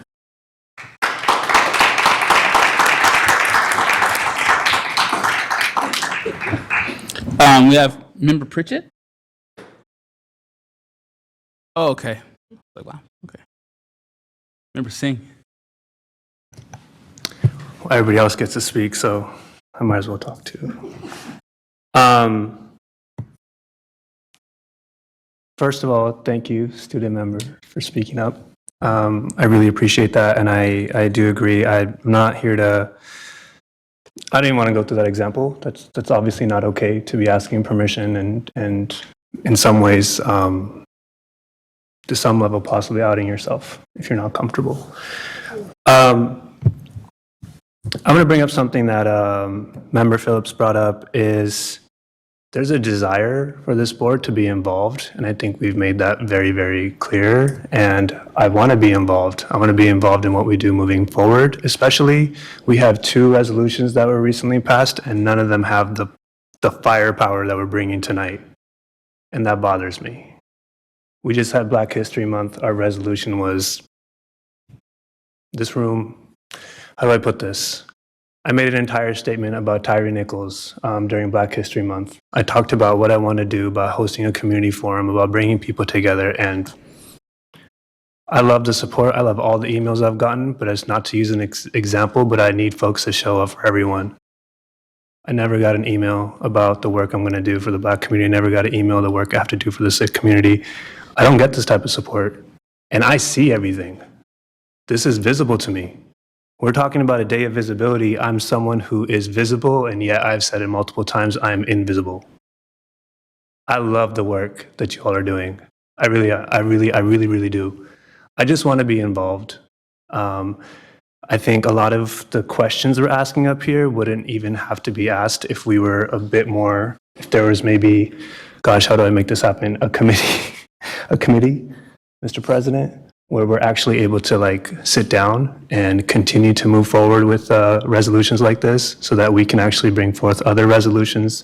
Hopefully when we do other resolutions in other months, they're also going to have this type of impact for our community and support from our community. So I think that's what I'm really asking for, is that we make sure that moving forward, especially, we have staff working with board members so that we're fully aware of how things are going to go forward, and we're also fully aware of these questions, so that we are not sitting up here asking questions. For the most part, resolutions don't usually bring up many questions. There's a lot in here. And yeah, I'm just asking us to all show up all the time, because I'm happy to show up, but I'm not trying to use my own experiences as an example of what's not happening for my community. But I am saying that I would love to be on that committee, and I would love to work with you all moving forward. But I just want us to be mindful of that one piece, that we need to be in the room with you all, working with you all. And that does not mean we don't trust you. I back what Member Villa is saying. We do trust you. You're putting a lot of work into this. But I'm not up here to be a rubber stamp. And I showed up and I got elected to ask questions and work with the community, and I want to work with staff. So I hope you hear that. And I hope you take us up on that offer. And I'll talk to President Rhodes later about committees. That's it. Thank you, Member Singh. We have also Member Kayada. So real quickly, I just wanted to respond to Member Villa. I'm not hearing anyone here say we don't want to pass this tonight. I think we just want to make sure we do it intentionally. If that's not what you think, that's, understood, but I would really like to pass this tonight. It's very important that we do this because this is our last regular meeting before the week that it mentions and the day that it mentions. I think I would echo what Member Singh said, which is we haven't, or I don't know if you exactly said this, but we haven't had a resolution this lengthy and with this many teeth before. And I am really glad that we're doing this. I, on the other side of the dais, have mentioned in previous times that I don't like these resolutions that don't do anything and just make people feel good. I want to commit to doing things. I think what we're doing is we're working out now that we're yielding into this water, how as a board we're going to be able to contribute to these things so that we don't take away from what should be a celebratory night when we get focused on policy. Because ultimately, our job as trustees to this district is to make sure that we roll things out in a way that they can be fully implemented, in a way that doesn't make people feel worse or do something that is not in line with the spirit of the resolution. And so I want to let President Rhodes speak, but when it can come back for an appropriate time for a motion, there's just a few paragraphs that I think really need to be worked on to make sure it's implementation only. It's not anything about the spirit of this or the fact that we're fully committed to creating these fully safe spaces in this district. So. Thank you, Mr. Kayada. Seeing that we have no more board members in the queue, I'll say a few words. First, Nikki, thank you for the work you put in. All the advocates that have spoken. When this was first brought, wanted to really make sure that we were centering the people closest to the issue to have the conversation in correlation with our board, with our board staff who really do the work, the Connect Center, from your staff in your office, our communications, and having robust conversations even with parents, and coming up with something that spoke to the spirit of what we want to do. We talked about here in the resolution that whereas the district has a responsibility to ensure that all students who reside within its boundaries, regardless of gender identity and gender expression, can safely access public K through 12 education. And so at the core of what we're talking about here tonight is that statement. I think that statement sums up what we are doing here tonight. Now, what I'm happy about is that this resolution forces conversation. This resolution forces people to have conversations about things that they wouldn't have conversations publicly at meetings like this otherwise. And Member Kayada, I remember you on the other side of the dais, screaming to the rafters at times, and most other people were saying, these things, why do we do them? They're ceremonial. You know what? I've said that before. I've been a board member when I was first elected, and I think that I probably coined the phrase ceremonial, because when I first got up here, I was like, what is all the ceremonial stuff? And it's been said over and over again. But we've proceeded constantly throughout the years, over my 2 years on the board, to continue to put teeth into resolutions. To where even our last meeting, Black History Month, the teeth we put in the resolution, where we were like, hey, and also the district shall encourage the involvement in Black Parent Involvement Day, right? Or the students will be encouraged to, across the district, to recognize and celebrate Black History Month. We can do more. And what this shows is we can do more. And I think what the charge is from community, as we've heard over the last 2 years, or I've heard over the last 2 years, is that we should do more to change those inequities across multiple identities and marginalized groups. And so I believe that we have an opportunity to do more. I mean, Jazz-G, Member Singh, we talked about things that are happening at the Kings Arena. around your community specifically, and how it's this being denied access to be who they are truly in spaces. And this gives us a whole new precedent in how we move forward and addressing those things as an educational institution, but also as a body of electeds, right? You talked about not being represented. We are a body of elected officials. We don't represent edifice. We don't represent the edifice that holds all these things. Or we're not the representative of Burbank or Hiram Johnson. We're representative of the people that the educational system services. And so with that being said, I think we have an amazing opportunity to service the people that the education system has to impact. Once again, just like in Black History Month, other month, this system was not built to impact positively the people that it has to impact now. But we have an opportunity to move more into an equitable range and change the arc of this district into a modern school district to where we are trying to impact better the people that we have to service now. I am open to the conversations that people have, but I also understand, just like my colleague, Member McGurk and Member Villa, and even Member Kida echoed, this is something that we have to pass tonight. And my question to my colleagues are, and I'll give it back to you guys, in this statement, and I love what you said, Member Jean, as well, where you talked about the legislation, but you say, no, we should continue to look at. So that gives us maneuverability. It's not negating, but continue to look at. And Superintendent, we should, as elected official board members, we should be at the Capitol. Not just you, sir. We should be at the Capitol. This is our work, and we are representative of the community and people. And that gets missed sometimes. People don't understand, as elected officials, we represent you. You guys are our bosses, right? Not anybody in this infrastructure. We're the infrastructure bosses. But guess what? You sit higher on that realm because you are our bosses, right? And so with that being said, I'll give it back to my colleagues around there, the things that they wanted to possibly tweak, not necessarily change, tweak, and I look forward to moving this forward. Once again, I appreciate the conversation. I love that we're having robust conversations around issues that matter today. And I appreciate my board colleagues for having these conversations on the dais. I believe that most people want to have these type of conversations. And guess what, guys? You got them.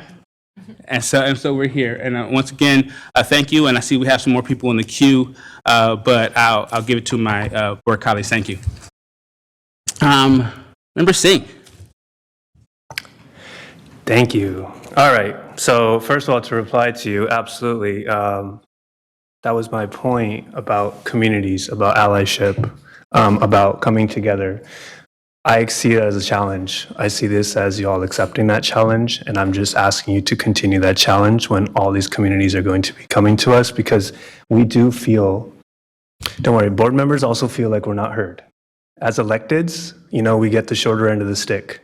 We're school board members. We don't get the same quote unquote attention, or people don't come listening to us on our thoughts on things, and this is our opportunity to do more. And I am excited about that. So I will also say I'm absolutely behind this. I just want to make sure that we're going to have this type of teeth moving forward, and that we're having those discussions collectively as a group. So I don't want to take away from anything, and I never, obviously, I'm looking at you, Nikki, especially. We've chatted a couple of times. I'm all on board. I just want to make sure I work with you all, and I really am serious about the committee piece. So I will also just add, though, that whatever changes we're going to make, if we're even offering that we just have a quick discussion, because for me, I'm going to give an example of what I'm saying. It says 30 days, right? Our school year is, 60-something days away, 70, 80 days away. I want to give ourselves the time that we need to make sure we're implementing things by the end of the year, for example, and that if there needs to be community discussion, that we come around and do those community discussions immediately. But if you all feel that you can get it done in 30 days, let us know. It's pretty simple. I mean, I'm actually asking you that question. Do you really feel like the 30 days on multiple paragraphs is actually achievable?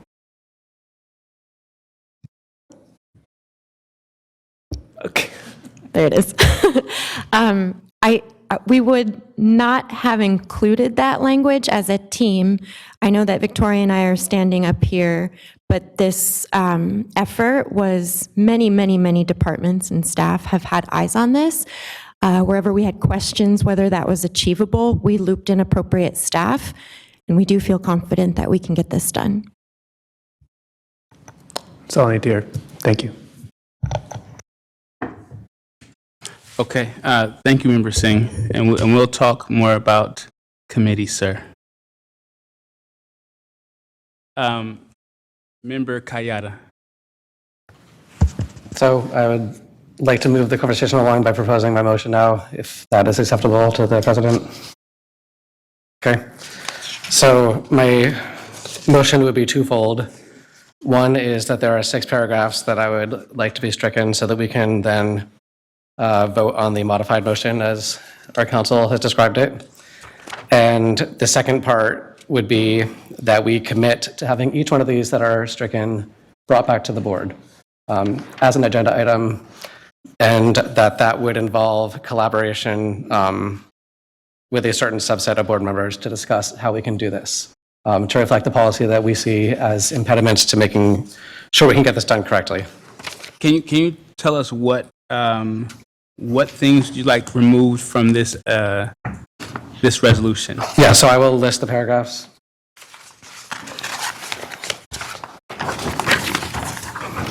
The first one is the bottom paragraph on page 2, which deals with legislation.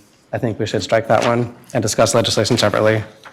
Bottom paragraph. I'm not going to justify each one, I'll just list them. The bottom of page 2, it says that the district adds our district in official support. So that's legislation related. On page 3, it is the second new paragraph concerning labor relations. Resolve that the district shall, within 30 days, labor partners, and there's missing text there too, another reason to strike that one. And then on the bottom of page 3, the bottom 4 paragraphs. Page 3, you said? Yeah, so the same page as the labor one, then the bottom 4 paragraphs. So that would be a total of 6 paragraphs that I'm proposing to strike and have come back to this board after consulting with a subset of board members on how to bring this to us in a way that we can effectuate it properly. You have, okay, let me I just want to make sure we have this right, okay? Board member Kayada proposing to be a further resolved with you're talking about the 5 bills to be removed, and you're talking, be it further resolved, the district shall post this resolution at every site to be stricken. Be it further resolved, the district affirms that employees are encouraged to discuss the resolution during class time, stricken. Be it further resolved, after-school providers, other vendors, service providers, and contractors of the district work shall be notified of the resolution in 30 days, be stricken. And be it further resolved, the superintendent shall report back on compliance with these resolutions to the board. At the next board meeting, those ones be stricken. That's correct, and I'm happy to describe why I think each one needs to come back, but I would like to hear from other board members as well, so I will put the mic down at this time. Okay. Member Jean? Does he have a second? Does he have a second? Thank you for that, Member Jean. Does Member Kayada have a second for those items being stricken?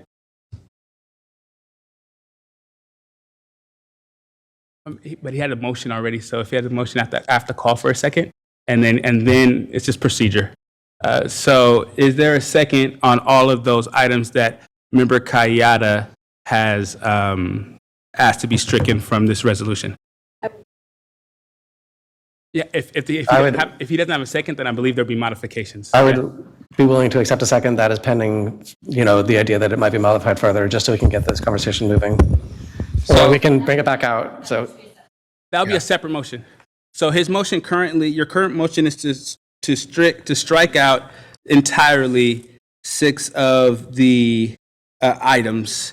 Is there a second on striking out entirely 6 of the items from the resolution? Seeing that there's no second, that motion fails. We'll continue with conversation. Member Jean. Thank you for the language on, I'm looking back at the second page, the long paragraph around bills.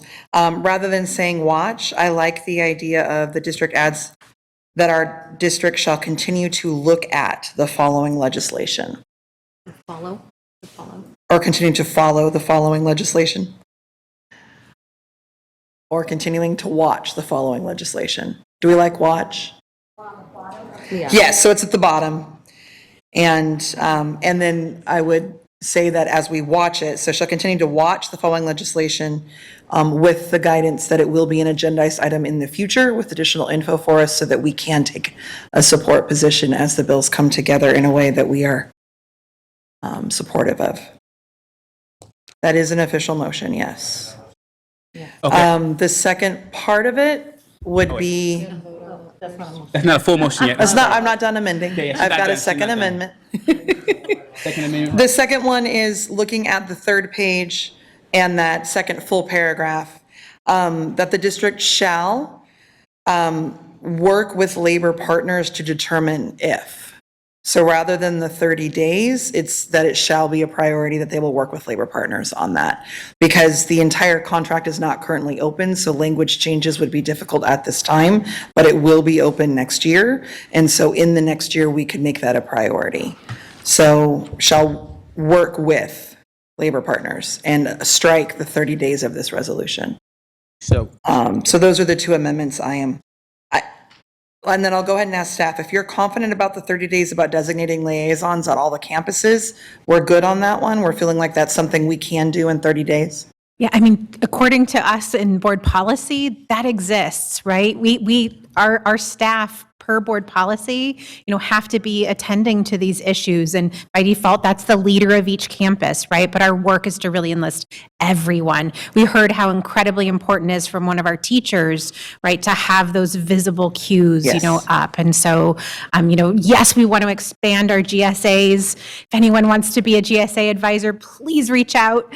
So yeah, that's where that confidence comes from. Yes, I have been honored to be a GSA advisor on my campus, and that is the happiest lunchroom I am ever in. The space we get to do and the celebration with our beautiful souls and our students is just wonderful.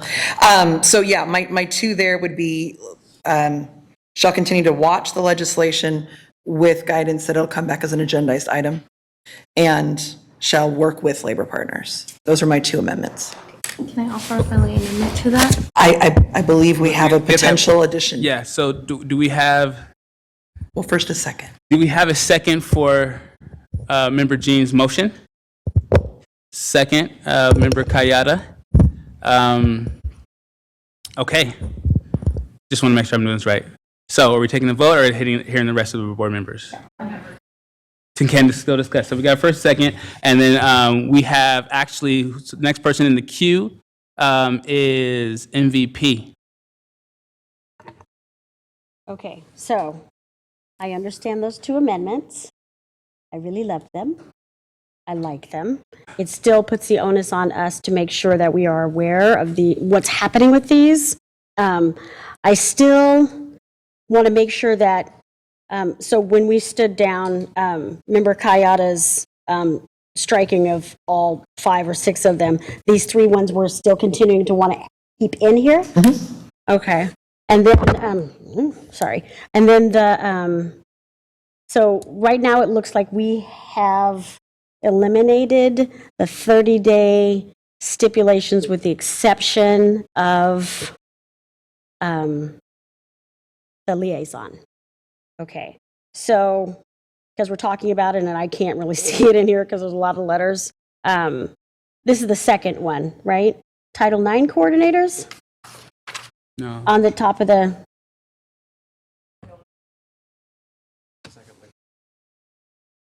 This one? That's fine. That's not really in there. Okay, we're talking about this one. The third one, the third bill.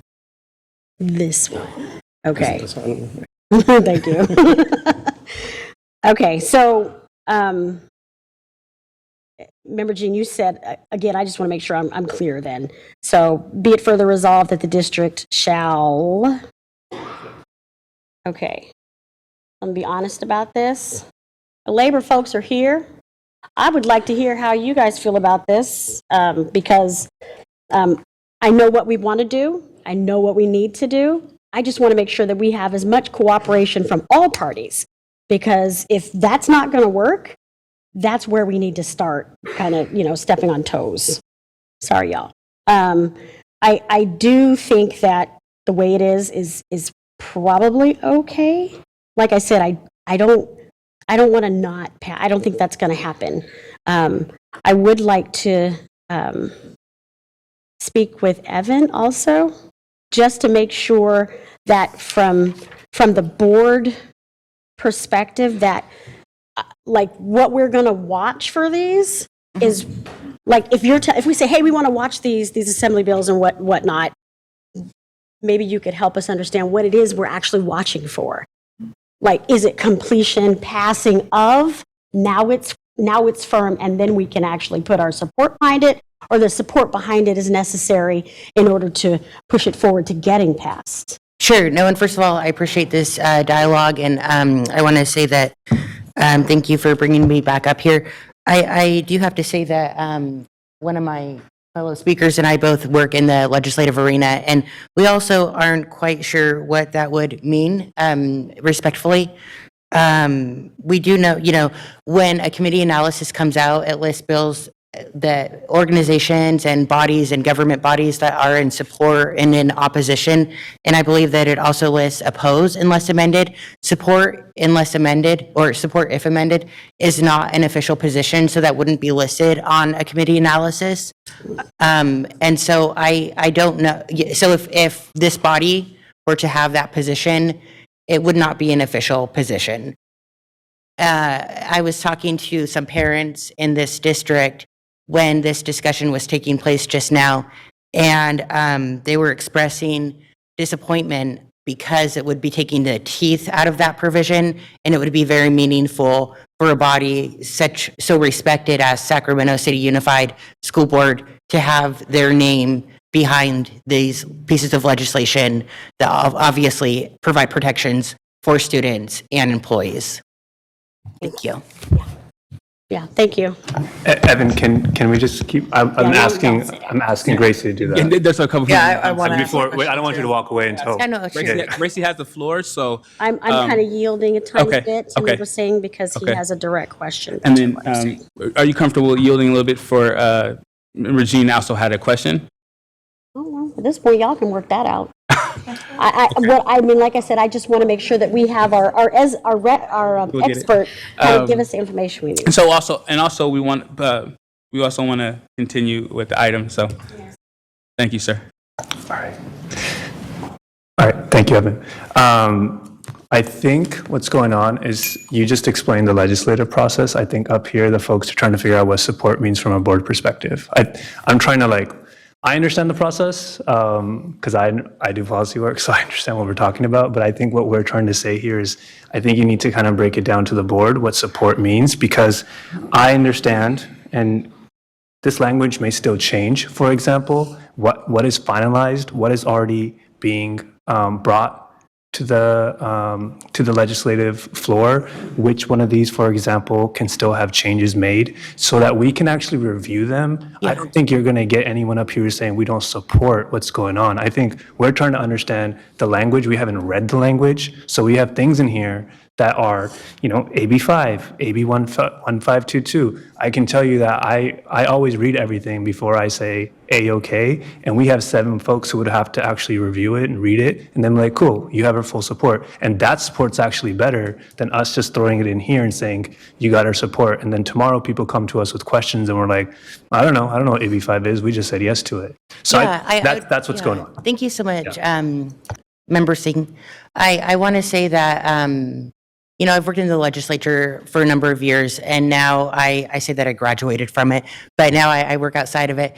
And Member Jean, I want to say that I had the privilege of being able to work alongside Assemblymember Tom Amiano when he did his first bill that allowed students to use the school facilities that aligned with their gender identity. And obviously that was a watershed moment. And LAUSD was the school district that was alongside him for that ride. And it was so powerful to see that school district there in the committee hearings testifying in support and breaking it down for legislators. You know, these are our trans students and they're so special to us. And those legislators really needed to hear that. And so as you were talking about this legislation, I was actually envisioning you talking to these legislators in these committee hearings and thinking what a powerful voice that would be, the voice of a teacher, the voice of a school board member, you know, saying, hey, I'm in these classrooms, I'm in these board meetings, I see the eyes, the needs, the creativity coming from these students, and I see the protections that we can provide for them. You know, and so with this legislation, if we were to have the support, that's what it would entail. I understand, you know, like, well, where is the legislation in the legislative process? And so obviously, you know, it first starts in one house. An AB is the assembly bill, it starts in the assembly. SB is the same thing, the Senate bill starts in the Senate, and then it moves through the policy committees. Sometimes it gets fleshed out, you know, differently depending on how hard a school district, say, or another sponsor fights for the bill. But it usually, you know, with these bills, I've discussed it with the consultant, for the LGBTQ caucus consultant in the legislature, and we put our heads together and thought, with the district, and thought, what can we, as the district, best be most impactful on? Because we knew that the district values diversity and values the safety and protection of your employees and your students. And that's how we came up with this legislation. So there will be amendments, perhaps not. But that's how we came to this conclusion, is that it's going to protect your students, it's going to protect your employees, and you all have a vital voice to play if you do choose to play it. Does that answer any question? Does that answer it? I think it answers some of the questions. I think what we're getting to is the fact that no one probably actually read any of these. And okay, Taylor read them, and so did Chinua. Thank you. Well, I'm the only one not reading? No one wants to admit to this, it's fine. I'm not taking away from the fact that you all had done the work. So I'm just trying to help you, like, guide what's going on up here, because I know it can get confusing, that I think folks have questions about the language, folks have questions about what support means, because to some extent, when stuff like this is brought up, we usually get a presentation that has like everything listed out and says, AB, this does this one does this, and we didn't get that. So that's what's leading to all these questions. Just want to make that clear to you all. No, I appreciate that. Thank you. Thank you, Ms. Singh. We're going to go to Member Villa. I appreciate you speaking about the legislative process. That is something that I deal with in my daily work, and so I understand how the support and the opposing, it's crucial to put your stamp on it. It's crucial for our district. I'm not comfortable saying we don't officially support, because that's, again, we're in the weeds. And I want to go back to, I don't do this work every day, okay? We all have full-time jobs, so I'm not going to sit here and say that I'm a subject matter expert in what is being done, or these bills, or any of these for resolved, any of these conversations, because we do have a legislative team here. We do have folks in our district that are extremely talented and knowledgeable about what's happening. So it's our job as a board, if we have this in advance, to ask the appropriate parties what we have questions on, not while we're sitting at the dais, because this work should have already been asked, and that's where I'm frustrated, that we're still having these conversations if we should support bills, the Safe and Supportive Schools program. I mean, that's a no-brainer to me. That is, again, we as board members have folks in this district that are highly talented doing the work.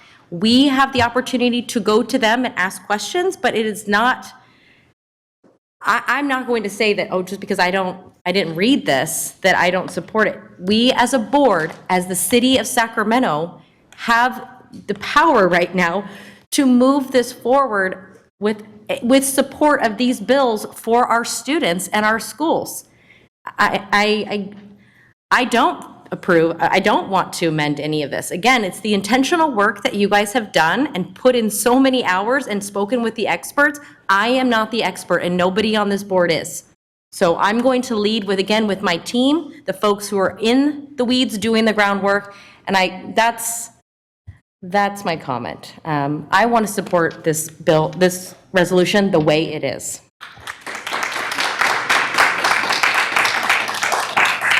And I, thank you. I would be happy to provide a synopsis of these bills if that would be helpful. Okay, here's the, and I appreciate folks that, you know. Okay, so I mean, Feel free to forward that information to the board. We can also, at this point in time, we can also post that. We're going to go to, we have Member Pritchett. Now, also, board members, FYI, we do have a longer night in front of us. We have a lot of things that we have to talk about. We're just a disclaimer for my colleagues. Also, Member Pritchett, your floor is yours. Thank you. I just wanted to say I did have the opportunity to look at the bills because we get our agenda packet on Friday. And when I reviewed it, I went in and looked over the bills. But I do appreciate you sending that synopsis to the board for us to all to review. I do just want to say one thing, that even though this gets passed in with the resolution tonight, this gives our staff the ability to go and work. Go do what you guys need to do. It's not our job to do what they need to do, right? And so by saying support, we know that if a bill gets like gutted and it's gonna hurt our kids, our staff's not gonna go forward. They're gonna be like, hold the brakes. What's going on? Let's talk about this. That's what's gonna happen, right? I mean, we've seen that happen before of like, oh, we're gonna come back because this is what happened. So I just wanted to make sure that we're all fully aware of like how that process works. And then I know you have the 30-day thing for the labor on here. I did just want to put like maybe a friendly amendment on it of like, maybe instead of saying like 30 days, maybe within contract reopening, because you do make a great point about it needing to be within the larger contract. And we have all 5 labor partners that we're reopening contracts with. So can maybe staff kind of tell us a little bit about like why you thought maybe the 30 days? I kind of want to hear your thinking of like why you thought the 30 days. Because if it's something that you think that you can actually do, which you said you could, so I'm putting you on the spot.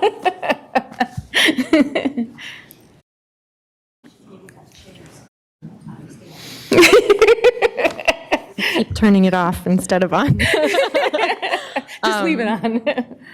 I just think right behind you there, no time to lose. We're trying to create a sense of urgency for all of us because there's no time to lose for these kids.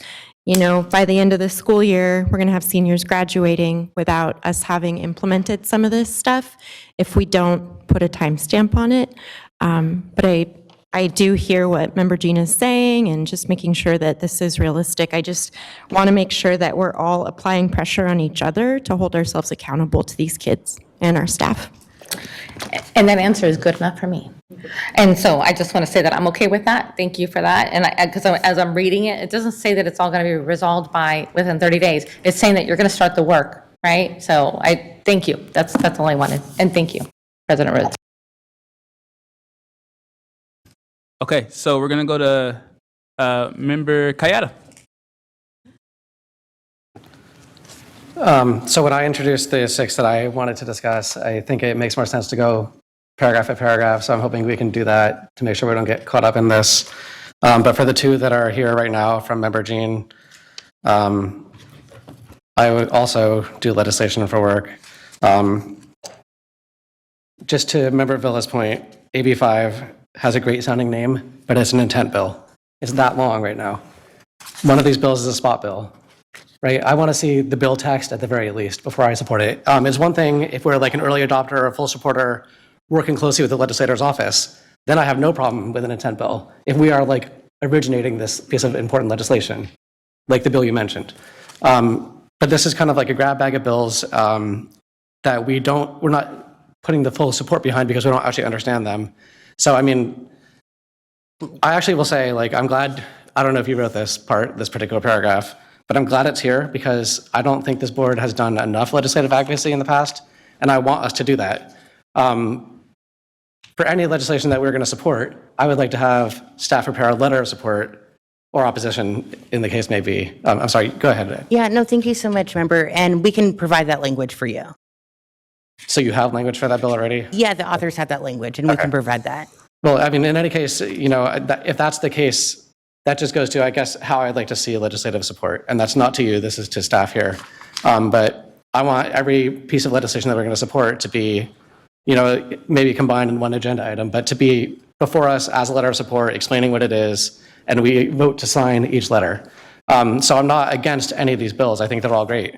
And there are many more bills that I would like to see us look into in the future. Granted, we have only so much time, and we'll be here till 1 o'clock tonight already.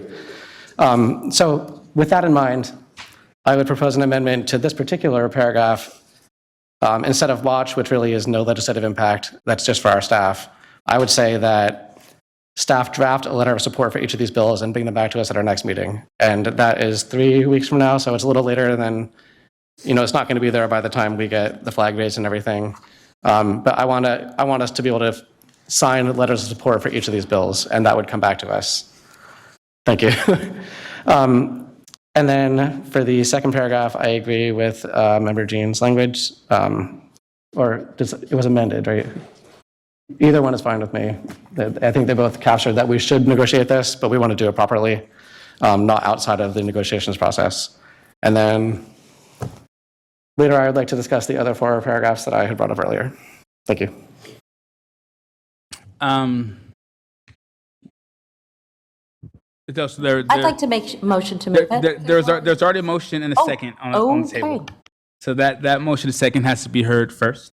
I did think that Member Kayada had a friendly amendment to your original motion. But he hasn't said it. She hasn't said it friendly. Yeah, but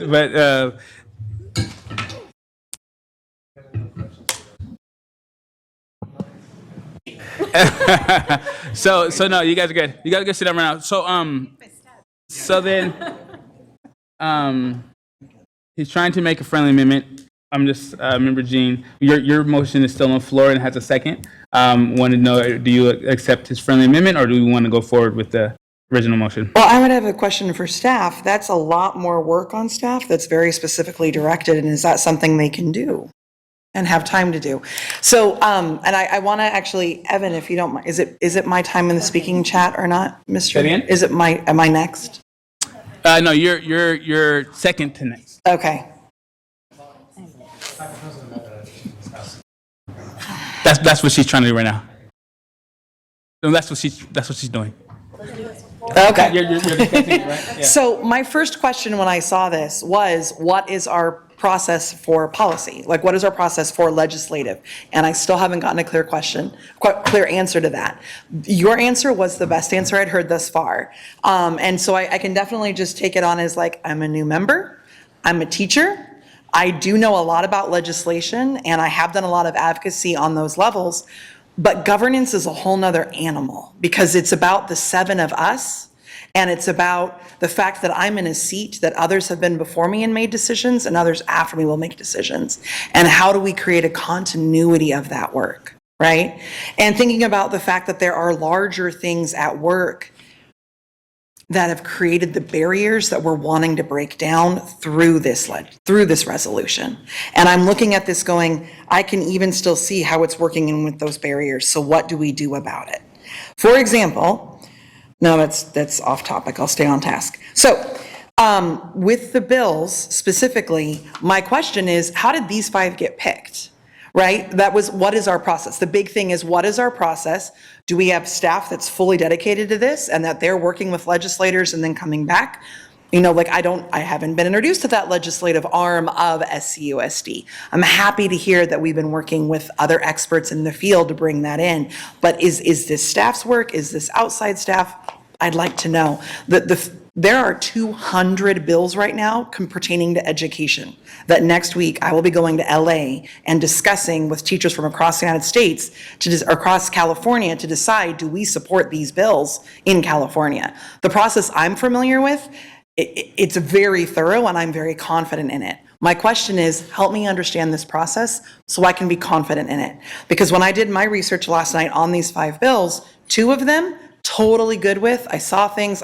The other 3, I have questions about. So I want to know, can I trust what the process was and the people that brought it forward and all of those things? That hasn't been built for me yet. I want to say that I think that this is kind of the purest form of democracy. I'm one of your constituents. Yes. And I think that we should have coffee together sometime. I'd love to do that. Thank you. So I brought this to President Rhodes, and next year I hope to bring something to both of you. But I brought this forward because I am considered a national expert. I have been told to own that title, whatever that means. But so I care. I care a great deal. I happen to live in Sacramento. I happen to live in your district. So I brought this to Mr. Rhodes, and Mr. Rhodes gave us a great green light and said, yes, I want to protect trans kids. I want to protect trans employees. And he introduced me to like some of the most passionate members of your staff that I have never met. And I'm so glad that I did. And so this happened organically. And so with my expertise, in my connections, again, I'm the co-chair of the Lieutenant Governor's Transgender Advisory Council. One of the roles that we play is we look at bills, we study bills, we decide what bills we want to weigh in on. I have a lot of connections in the Capitol community, and one of them is the LGBT Legislative Caucus consultant. One of the things I also do on the side is I propose bills through the legislature. I don't do it for money. I do it because I'm passionate about it. And so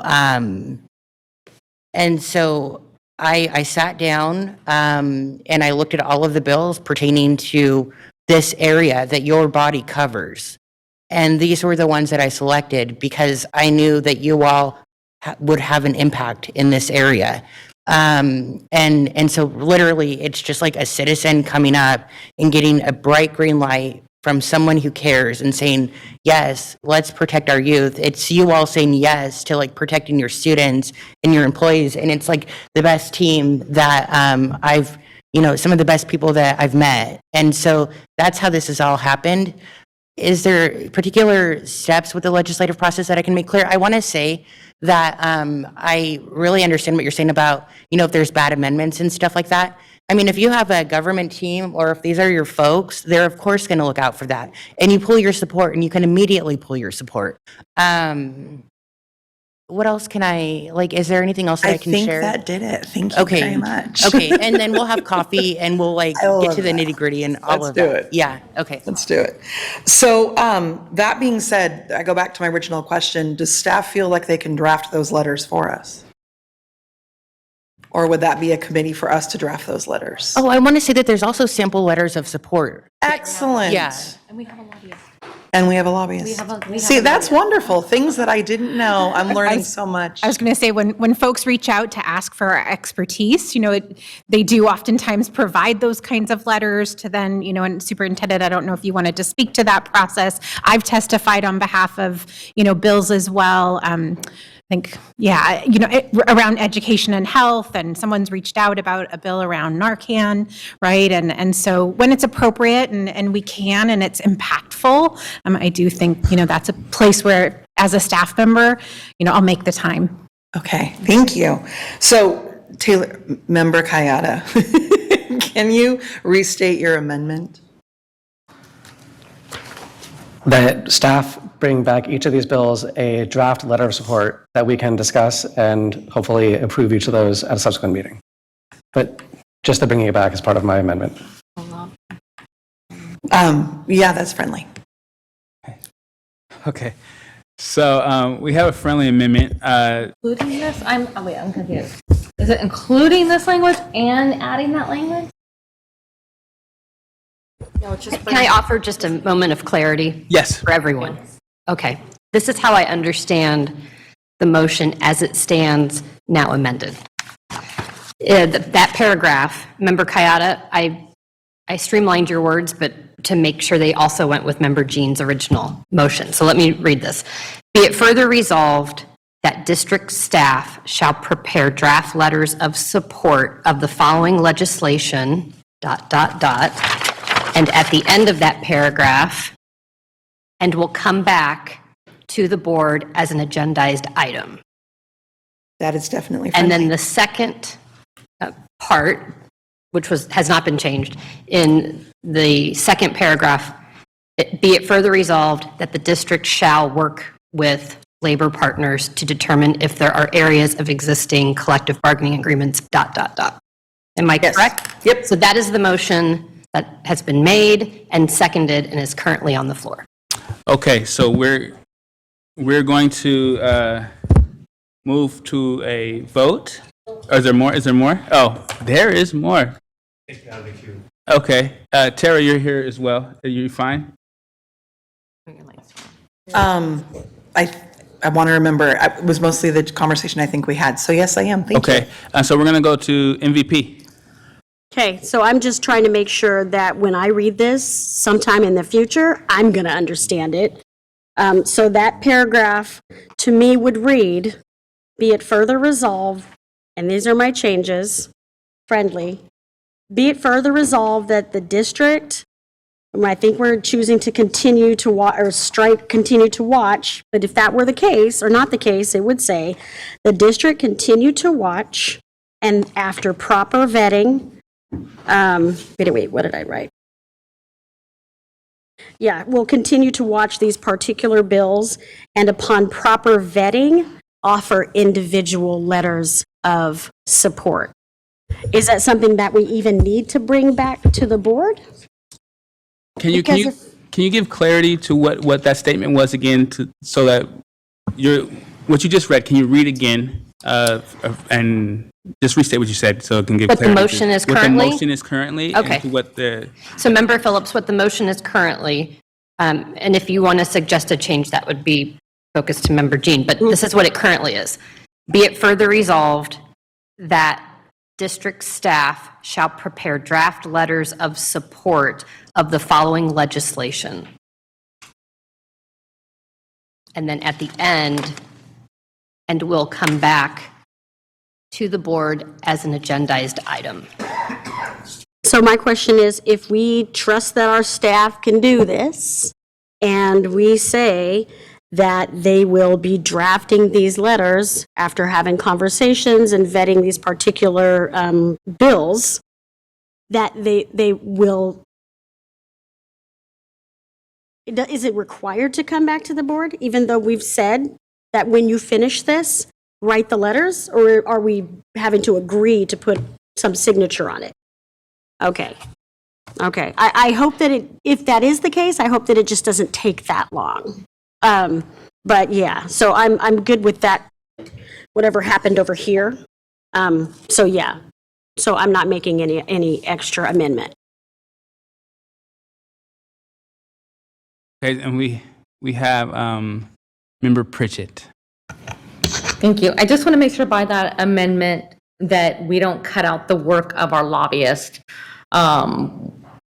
viewing all of this, because this is giving them, our staff and our lobbyists, the ability to go and support and follow these bills as they're going along, right? So by cutting all this out, I feel like we might be stopping the work of our lobbyists. I just want to make sure that by changing it, so maybe the superintendent or staff, yeah. Absolutely. What I'm hearing, board members, is I will go back and we will have a meeting with our legislative advocate who's going to be the primary point person to support us with this. It will not involve staff. Only as much, their involvement will be required if there's details that are needed, again, to include information about the excellent work that's already happening in the district. To the extent that, in her view, there is a need to still wait for more details and come back and add several bills or or include several bills in one letter of support, we'll also do that. But we will commit to having that information to you within 30 days. It may not result in 5 letters of support, but we will have a report within 30 days of where we do have a letter of support drafted, or where we are going to come back and report to you a recommendation to hold off for an eventual letter of support, depending on her feedback to us.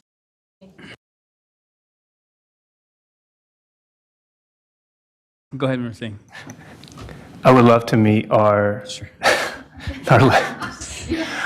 I'm just saying it out loud, that I would love to introduce us. And then is this a district employee, just to check? No. Okay. But it is an entity that many districts work with. And what I'm also hearing, again, just correct me if I'm misinterpreting, because it's not a direct request, Member Singh, based on your comments, we will certainly look at creating maybe an avenue in which our board has more regular updates and communications about upcoming bills that the board might be interested in supporting.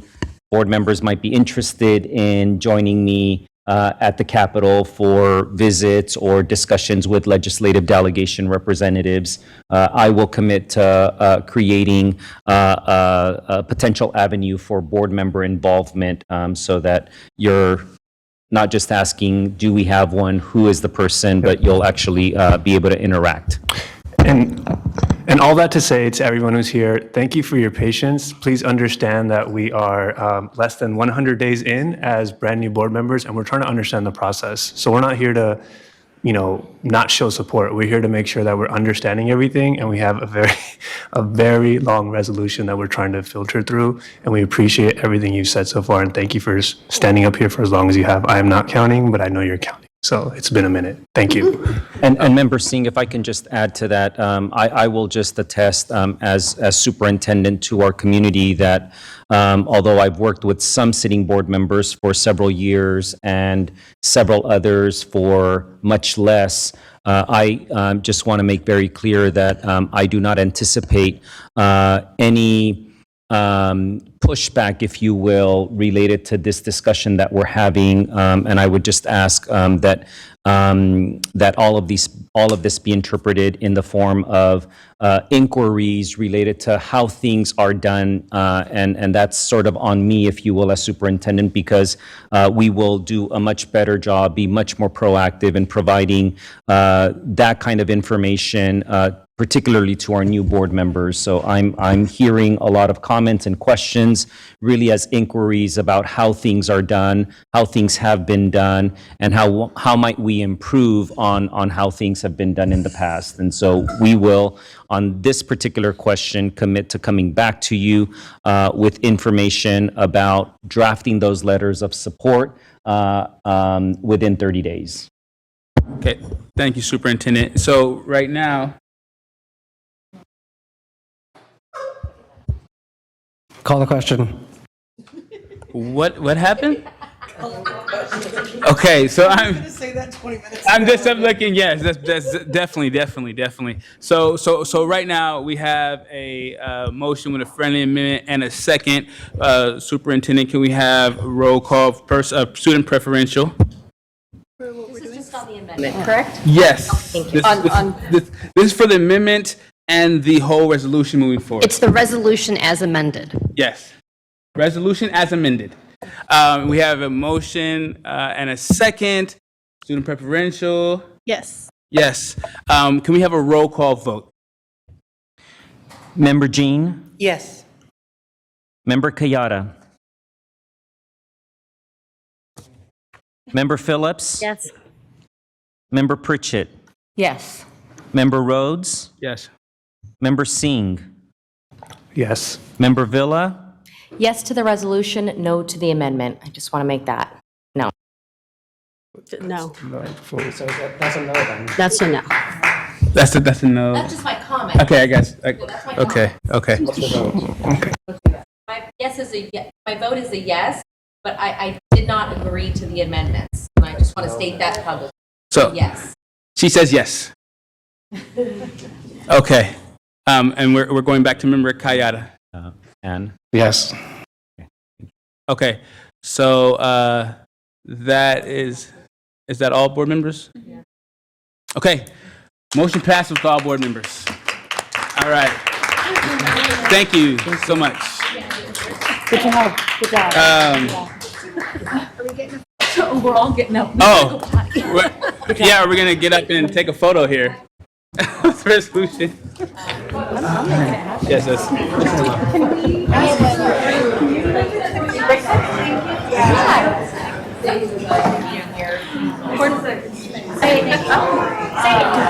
Can we? Thank you. Oh, Mickey, I need to get. Thank you so much. Thank you. Good to see you. That's wonderful. Thank you so much. Of course. Oh, yes. 2 hours? Can we ask our community to come? Oh, yes. Oh, sure. Yeah, bring them all up. Can our community who came up to speak in favor of this resolution please join us for this photo?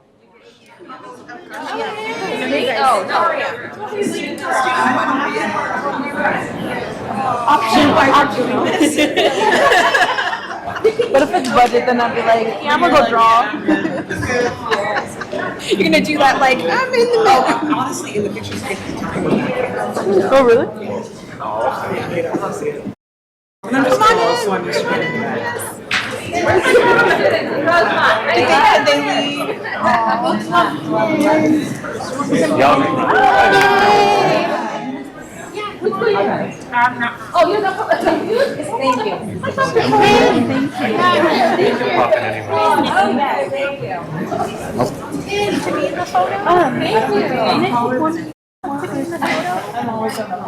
on in. Come in. Jennifer, would you like to be in the photo too? Evan, what about yourself? Honey, I want to get in front of it. Yes, Evan, you got to get in. Superintendent needs to. Pins, yeah. Thank you. Thank you, Superintendent, thank you.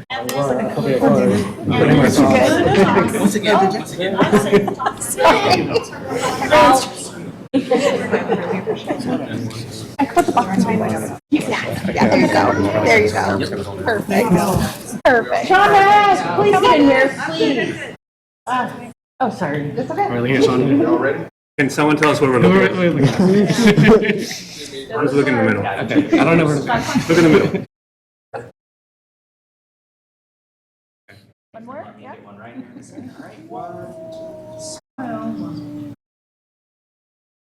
One more. Oh.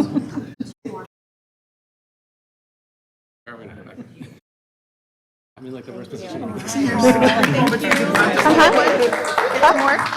want a few more? I do, but I don't want to. Thank you. Thank you. You're doing a great job. Oh, thank you so much.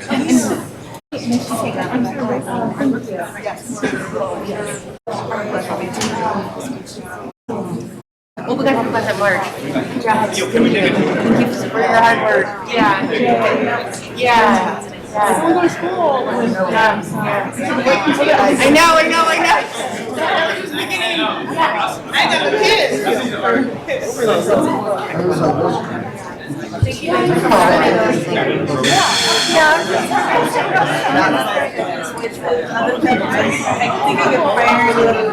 Yeah, of course. Well, I was told to get here. I was talking to here. Hello.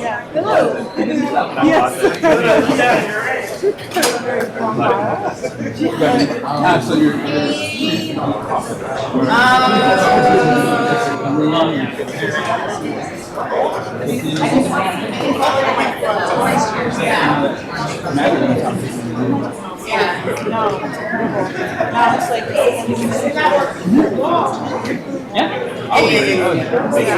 But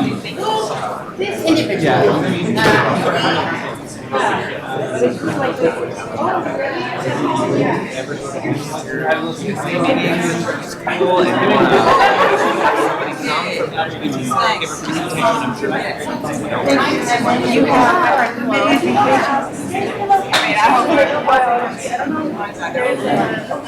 No. My teacher, the other one. No. They're not there anymore, so no one does something for education. Yeah, like they used to educate about sexuality and gender and all that. Get it. You know, no one does anymore because they're not So it's just one teacher. However, to that, I know we were pretty close with the TSA. I know it gets kind of tricky to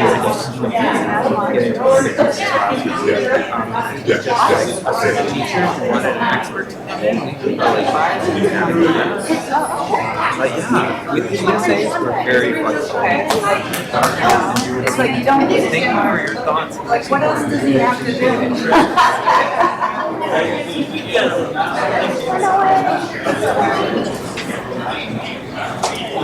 President Rhodes.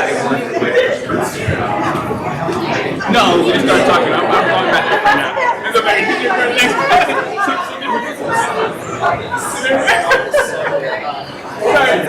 This is not how it's working. Yeah, wouldn't it be great if this was how we sort of networked and talked? And It would be beautiful. I get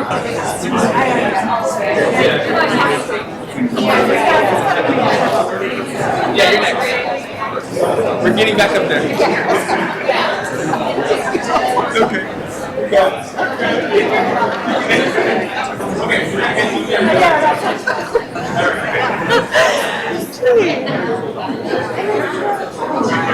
I'm trying to help out my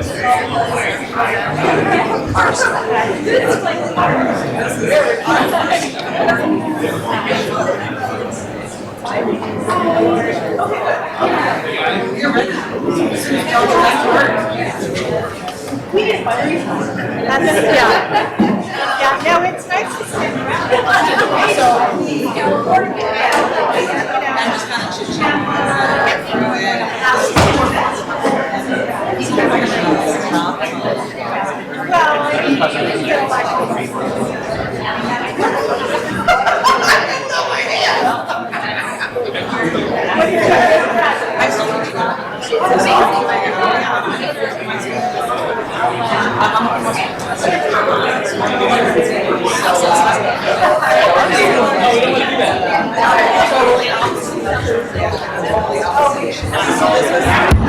Okay, Board of Education meeting will reconvene. Board of Education meeting reconvening. Oh my goodness. Public hearing. Okay, so we're going to now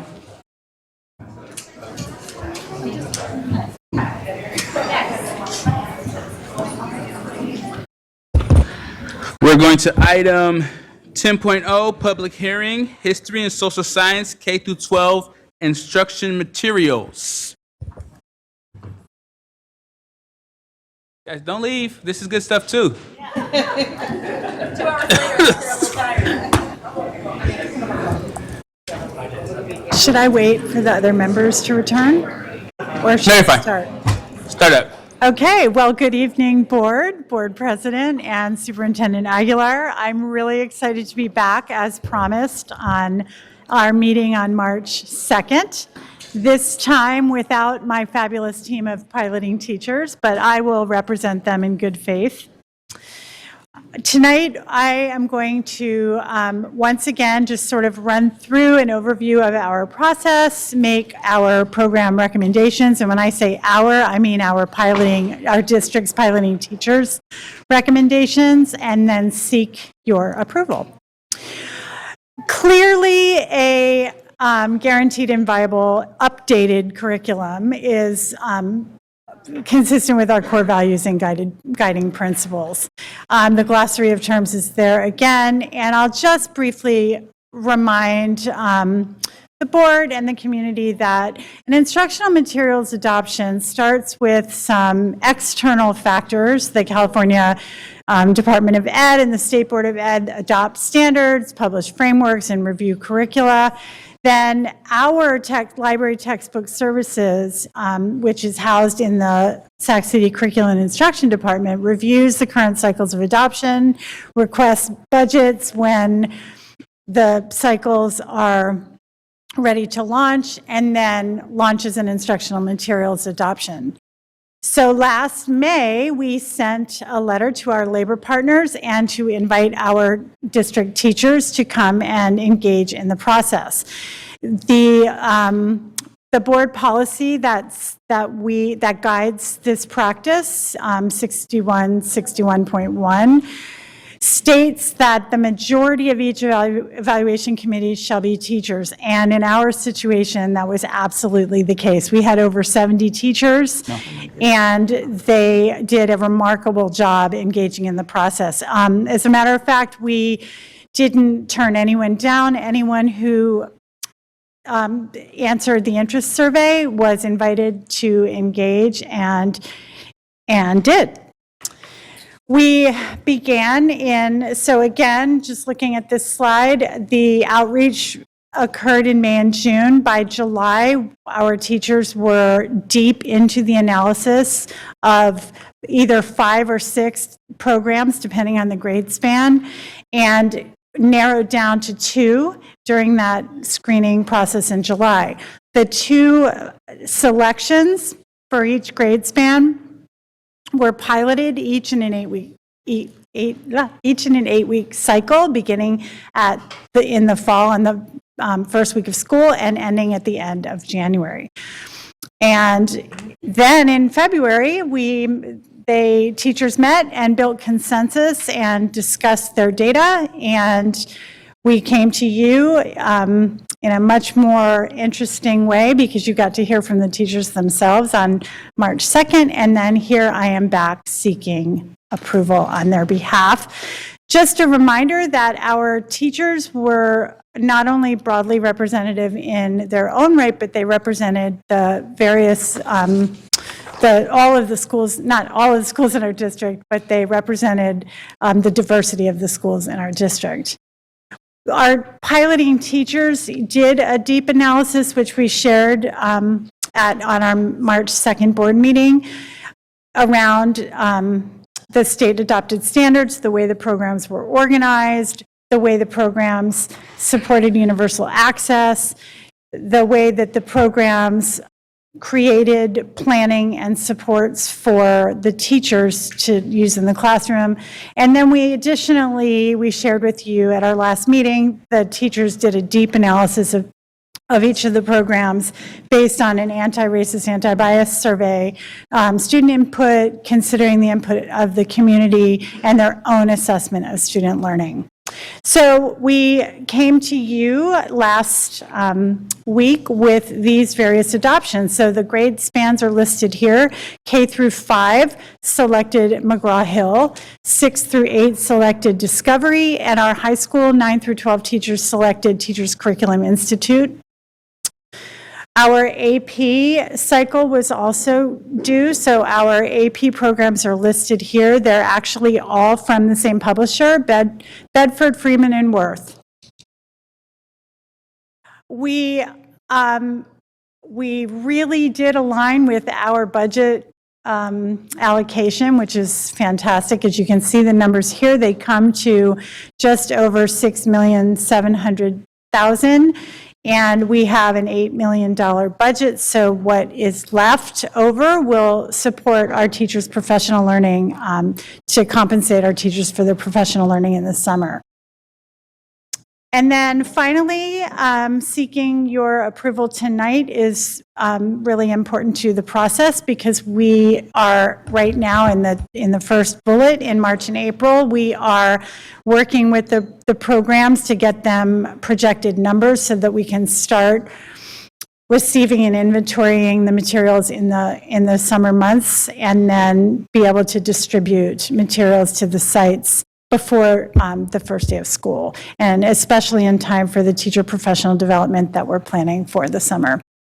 And then finally, again, here we are seeking approval on March 16th so that we can continue to work with our program representatives through library textbook services, provide professional learning for our teachers, not only on using the instructional materials, but also on developing a culturally and linguistically responsive pedagogy that will support their ability to use the new instructional materials in ways that will support all of our students to achieve. So finally, any questions that you might have, I am happy to answer them. Thank you so much. And do we have any public comment on this topic? We do not. Okay, reminding, Rich, We do have Rich Hoskins. okay, thank you. Sorry about that, Rich. People I want to talk to, my trustee superintendent ain't even here, so it's okay, I'll keep going. Again, when we talk about this curriculum, did you pay attention to the teacher, two of the teachers from Hiram Johnson, and on page 33 or slide 33, the question says, aside from the evaluation of these instructional materials, consider your own professional learning needs. To what extent would you be interested in professional learning to better prepare you to understand anti-racist, anti-bias, and culturally and logistically responsive pedagogy in relation to teaching history and social science? And 36% said they're somewhat interested. Does that not bother people? Like our teachers are saying 30%, there was 70 people in this, right? The social science teachers that are about this work, that want to push this social type things, right, and should understand this work. Like 20 of them are saying, oh, somewhat interested in getting better. But what are the results of our kids? Terrible. I mean, I'm at one of the worst schools. And again, I want my trustees here because, again, when we talk about the training, I just said we have $500,000 worth of training and we're not using it.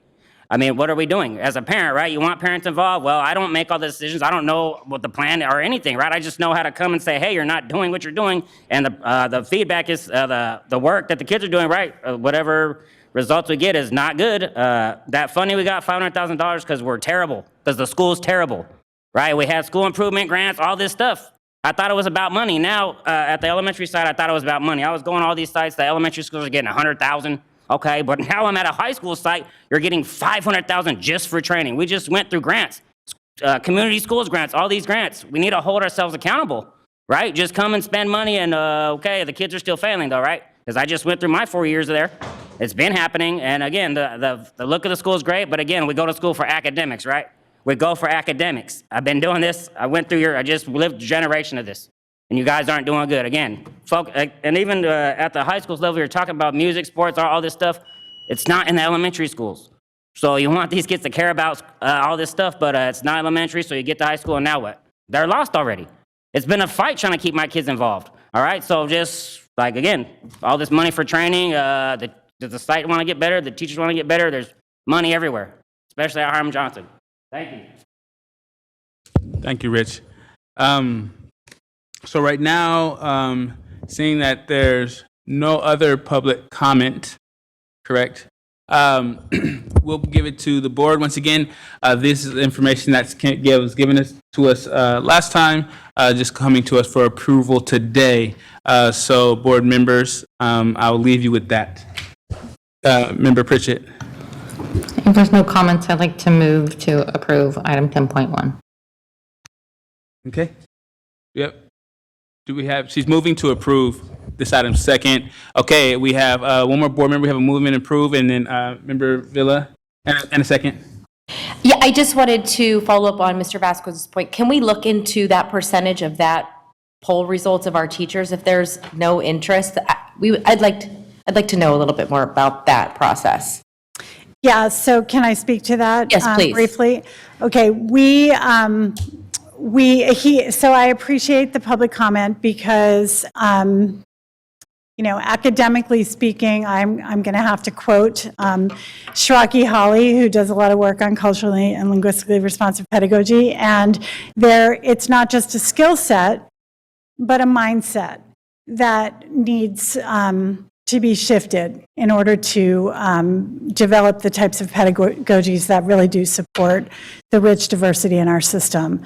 So that particular survey question was brought up by one of our Hiram Johnson teachers who was presenting on March 2nd, and he mentioned that he was upset about it because of the respondents, 60-something% said yes, they are either very interested or, explicitly interested.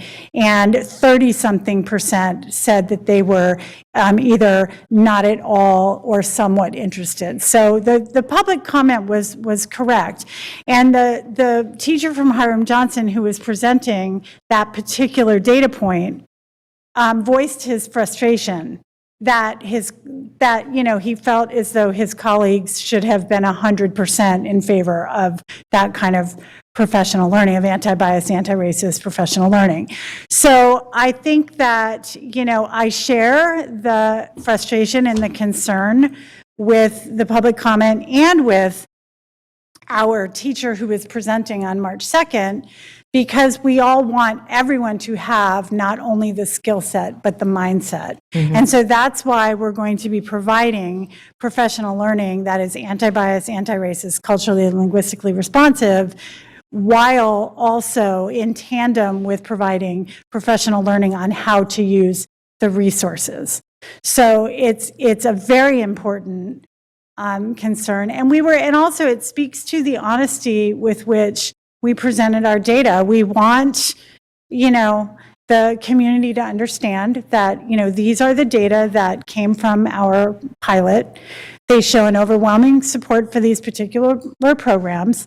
They also showed an overwhelming support for professional learning, but in that particular area of professional learning, there's some resistance and some reluctance. So we've got a lot of work to do. Thank you for clarifying. I just wanted to make sure that that's something, and obviously you're very aware of it and moving forward with that. So I appreciate that. I don't have any other questions. Thank you for all your work. Beautiful. So we have a motion and a second. We're going to do roll call vote. We'll start out with a student preferential. Aye. Okay. Superintendent's not here, so I will do this. Member Jean. Aye. Member Kayada. Aye. MVP. Aye. Member Pritchett. Aye. Me. Aye. Member Singh. Not here. Member Villa. Aye. Okay, motion passes with Member Singh not in attendance. Okay, thank you so much. Thank you. Okay, moving on to item 11.1, a second interim financial report. Ms. Ramos. Rose was here. Rose just stepped out. We're gonna move on and come back to that if that's okay. So we're gonna go to 11.2, transportation allowance for home to school transportation servicing. Mr. Hill.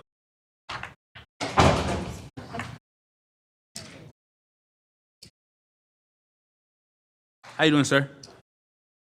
Very well, thank you. Good evening, President Rhodes, board members, superintendent. My name is Ron Hill, and I'm your director for transportation services. Tonight, I'm here to present an action item, which is clearly new to us. It was created for the 22-23 State Budget Act as it relates to home to school transportation plan. Let me see here. It's a list of acronyms that we'll be using. On this slide, AB 2022-23 State Budget Act. The State Budget Act, Ed Code, sections 39,800.1 and 41,800.5 state that eligible LEAs shall be provided an allowance equal to 60% of the home to school transportation expenditures reported for the prior year, in this case 2021-2022. A condition to receiving this apportionment, the LEA shall develop a home to school transportation plan describing the service it will offer to all students and how it will be prioritized. As a condition of the LEA, the LEA shall develop a transportation plan describing the transportation services as it will be offered to students and how it will be prioritized. Currently, for the last 10 years, our district has had a plan in place. This is actually the first time that it's actually becoming now part of the Ed Code. Sac City Unified School District provides our priority of transportation, which is law-based, Transportation, such as special education with students that are on IEPs, 504 plans, which are students with health plans in place, foster youth and McKinney-Vento homeless students. Prioritized Gen Ed transportation, Sac City Unified School District still is able to provide limited home-to-school transportation for our K through 6 students when there is a railroad and/or a freeway crossing which impedes their walk path. Students who are placed at a new school site due to over-enrollment are able to receive transportation as well. Although not legally required, Sacramento City Unified School District continues to provide limited general ed transportation to our students.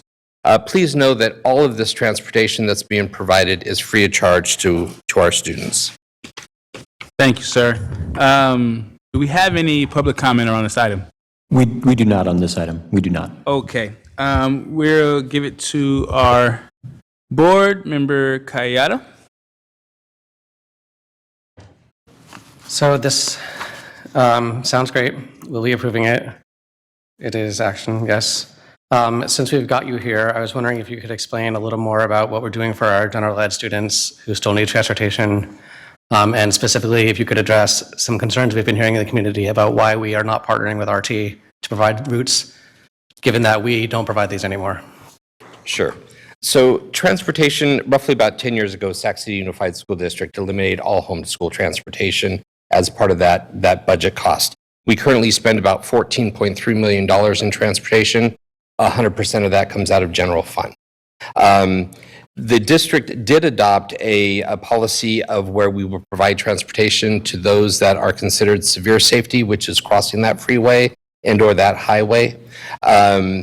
As far as the contract that we have with Regional Transit cannot provide services and call it a school bus. They are only allowed to provide public transportation. We have been partnering with them for as long as I've been in this district, for over 25 years, to assist in getting our secondary school students, which is military middle school, and our high school students, from their neighborhoods directly to their neighborhood high school. There isn't transportation within our district or any other district that I'm aware of that provides transportation to students that are going to schools of choice or outside of their neighborhood. Okay, it just seems like that's something that if RT is running routes and we can coordinate with them on when our bell schedules are and whatnot, we should be pursuing that because, you know, it's great that we have this funding and, you know, we of course have requirements to give special ed students, you know, people who we put in different schools and whatnot. But our general ed students also need to have a way to get to school and we don't do that anymore. So I think we should be moving heaven and earth to explore any options we have, especially if they are, you know, free or low cost, if we can partner with another agency.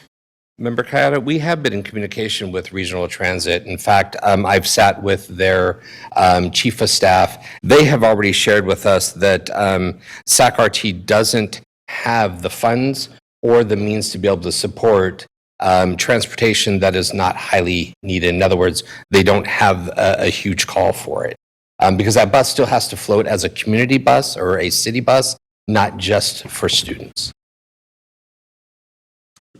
Yeah, this is just a reminder for me, Ms. Ramos. Could you remind me about Mr. Hill mentioned the $14 or so million, which is the total cost of transportation. I know that this particular plan, if approved, would result in an allocation of about $3 million or so. So there is still, the district still has to contribute to the total cost of transportation as it currently stands, correct? Yes, that is correct. And as Mr. Ron explained, I was like, Ron, I lost my train of thought there for a second. Our Director of Transportation explained our annual budget, our expenses for transportation for this particular grant, we had to use the prior year. They were about $14.4 million. And the funding that we get for that is through our LCFF is about $4.1 million. So we're left with an unfunded amount of about 3.5. So 3.5 million is actually the amount that we're going to get reimbursed from this grant. And so we don't have full funding from LCFF to cover all of our transportation costs. And it's in the executive summary, if anyone has that in front of them, and it shows the breakdown on page 2, what our total annual budget is, and then the actual amount that we get from LCFF, and then how this grant still not sufficient to cover the entire expenses for transportation for the, even the limited amount. Thank you, Ms. Ramos. I just, I wanted to be reminded and remind the board of that information because even though we're asking that the board consider approving this particular plan, it is part of what's required from the state for us to do. And Mr. Hill has been very active and also supporting other regional colleagues and counterparts. This funding would not result because we still operate in the red, if you will, in an expansion of services as a result of this funding. But to your point, Member Kayada, certainly there are opportunities to figure out how to expand transportation. But again, I just wanted to make clear that it wouldn't be through this particular funding source. Thank you, Superintendent. Next speaker, Member Jean. So I was just looking at, what is our transportation add-on from the LCFF? It's $4.1 million. $4.1 million. Yeah. So the $14 million really is coming from so much of the general fund It's all at this general point. fund, yes. Yeah, at this point. Okay. Thanks. Sure. And if I could add, this transportation plan is something that is being required as of this year, but it will also be renewed every year. So we as a board or a district will always have those means to look at expansion if that's what you choose. But currently, yes, even with this, we'd still be sitting at over $6 million out of general fund. Thank you. Member Pritchett. If there's no other board discussion, I'd like to move this item. Second. Okay, you have a second from Member Villa. Roll call vote. Member Jean? Student preferential first. Yes. Member Jean? Aye. Member Kayada? Aye. Member Phillips? Aye. Member Pritchett? Aye. Member Rhodes? Aye. Member Singh? Aye. Member Villa? Aye. Okay, motion passes. Thank you so much, Mr. Ron. Floor is yours. We're going back to item 11.1, second interim financial report. Yeah. Thank you, Ms. Ramos. Our apologies for the mix-up. Thank you, Ms. Ramos. Yeah, thank you so much. Sorry about that. Good evening, President Rhodes, board members, and members of the public. Tonight, we're presenting to you our 2023 second interim financial report. And presenting with me tonight, I'd like to introduce you all to our newest member of our team. This is Cindy Tao. She is our Director of Accounting Services, who will be presenting with me tonight. So let's get to the report. Here's our list of acronyms that we typically provide. We will do our best not to use these throughout the presentation and to speak to them and try to slow down. So if there's any questions about the report or any of the terminology, we can certainly take those.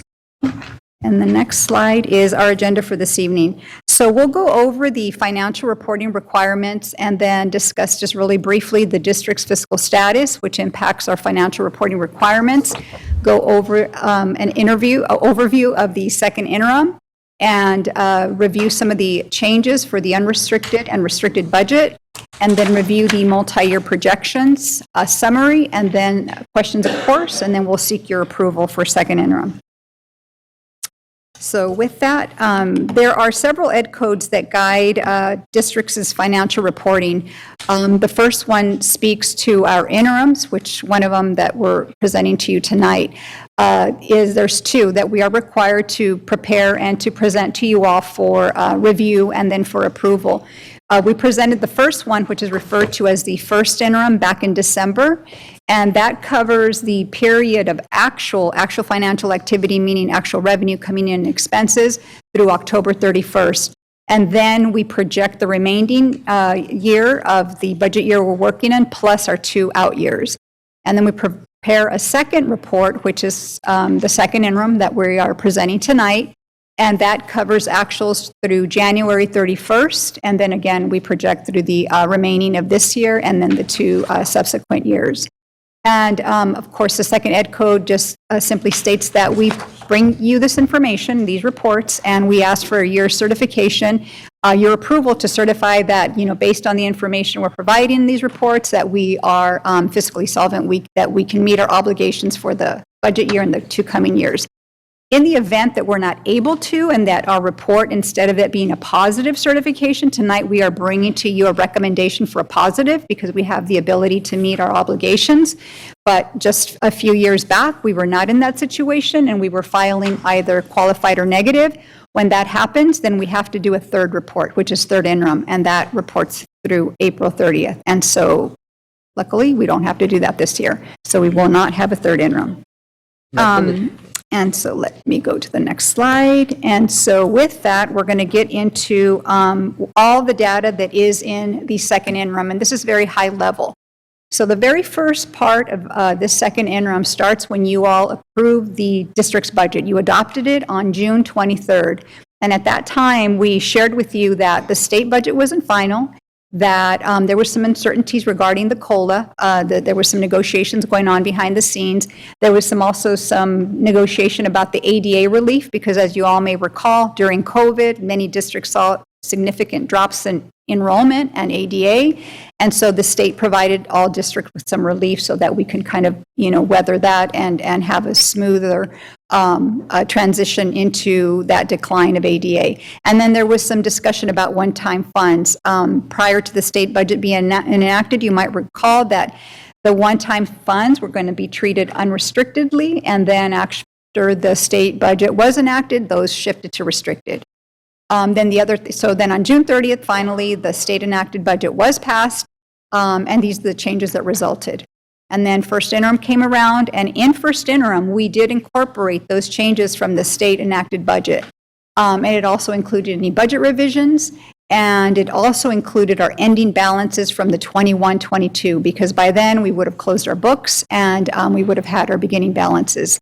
And then we also posted all of our carryover funds. So the second interim is made up of all of that information that I just shared with you, plus any new revisions since then. And we've listed a couple of them at very high level, and we'll go into that in a little more detail. And we also provided that for you in the executive summary, of course. So with that, I am going to turn it over now to Cindy so she can walk you through some of this information.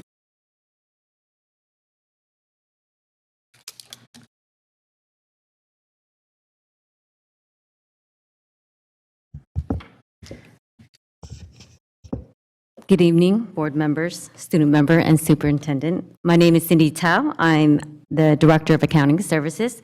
Tonight, I'm going to present the 22-23 second interim changes, but before doing so, I want to mention there are 2 big categories. 1, unrestricted, and 2 is restricted. Unrestricted revenues are generated primarily by the base revenue limit calculation and are available for the general and discretional needs of the district. Unrestricted revenues pay for non-categorical programs such as classroom instructions, school administration, and maintenance and operation. Restricted revenues are available for use only with the programs and the purpose for which they are granted. Restricted revenues are for specific purposes. So I'm going to move on to the top table on unrestricted revenue.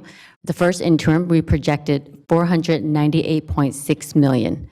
For second interim, we are projecting $498.5 million. That is a decreased change of $145,000. The change were due to minor changes to unrestricted LCFF decrease due to the change in unduplicated pupil percentages. We projected 70.92%, but the actual were reflected at 70.76. Moving to the lower table, restricted revenue changes. First interim, we projected 358.6 million. For second interim, we're projecting 352.2 million. That is a significant change of 6.4 million. The reason for the significant change is the overall revenue change due to the one-third decrease in arts and music discretionary block grant per the 23-24 governor's proposed budget, and also for minor changes in state and local revenues.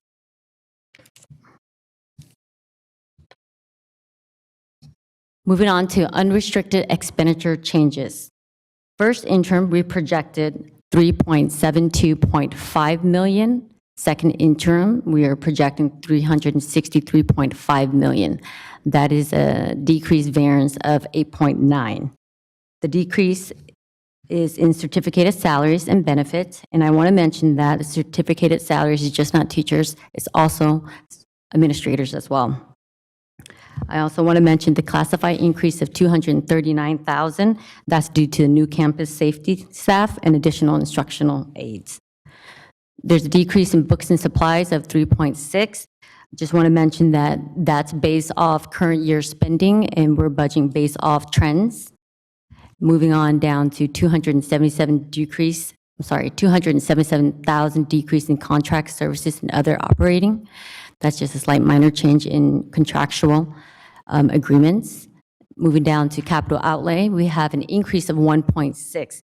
That significant increase is due to that one-time bus purchase and the vehicles for security office. And then we have indirect charges, which is a decrease of 50,000.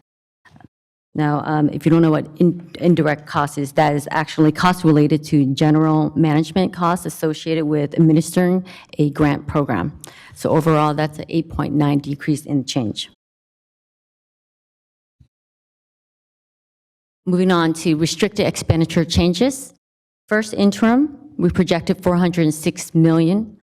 Second interim, we are projecting 407.7 million. That is a change of 1.4. That's an increase, actually. The decrease in certificated and classified salaries are due to one-time cost saving. If you notice there, the 1.4 in certificated salaries, classified salaries, a decrease of 691,000. Benefits related to those salaries, a decrease of 1.2. That's all from vacancy savings. Also for books and supplies, it's a decrease of 455,000. As mentioned before, that was just from trends and actual expenditures of the books and the supplies. Moving down to contract services, there's an increase of 5.1 million. That's a significant change, and that is due to one-time adjustments and budget revisions. The majority of the change is from special education increase in contract services, as well as title programs. Capital outlays is just a slight increase of 119, and indirect charges of an increase of 27,000. So that's a total of 1.4 and change. The next slide is a comparison of the second interim to first interim projections.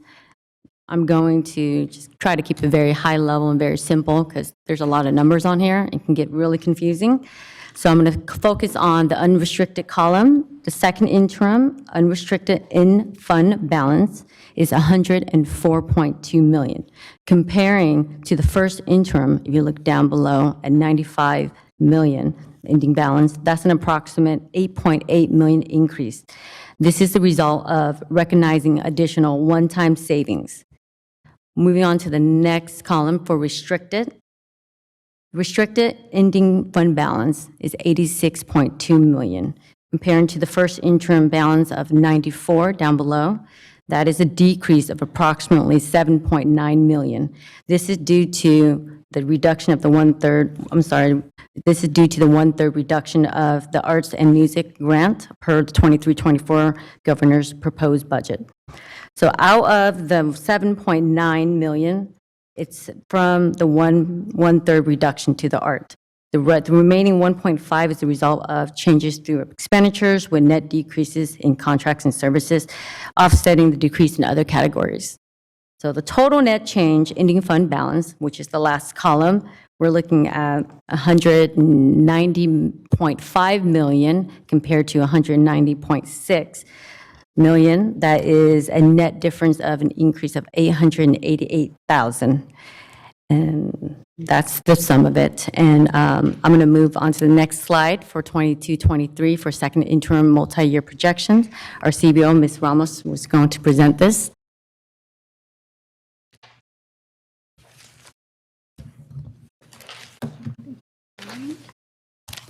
Sorry.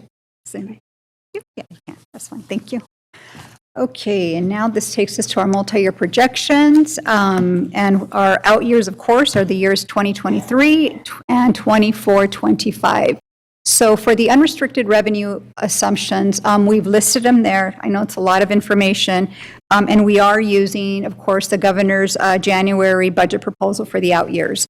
And so in the governor's proposal, as you might recall, there was an increase proposed in the COLA of 5.38 to 8.13%, and we did use that.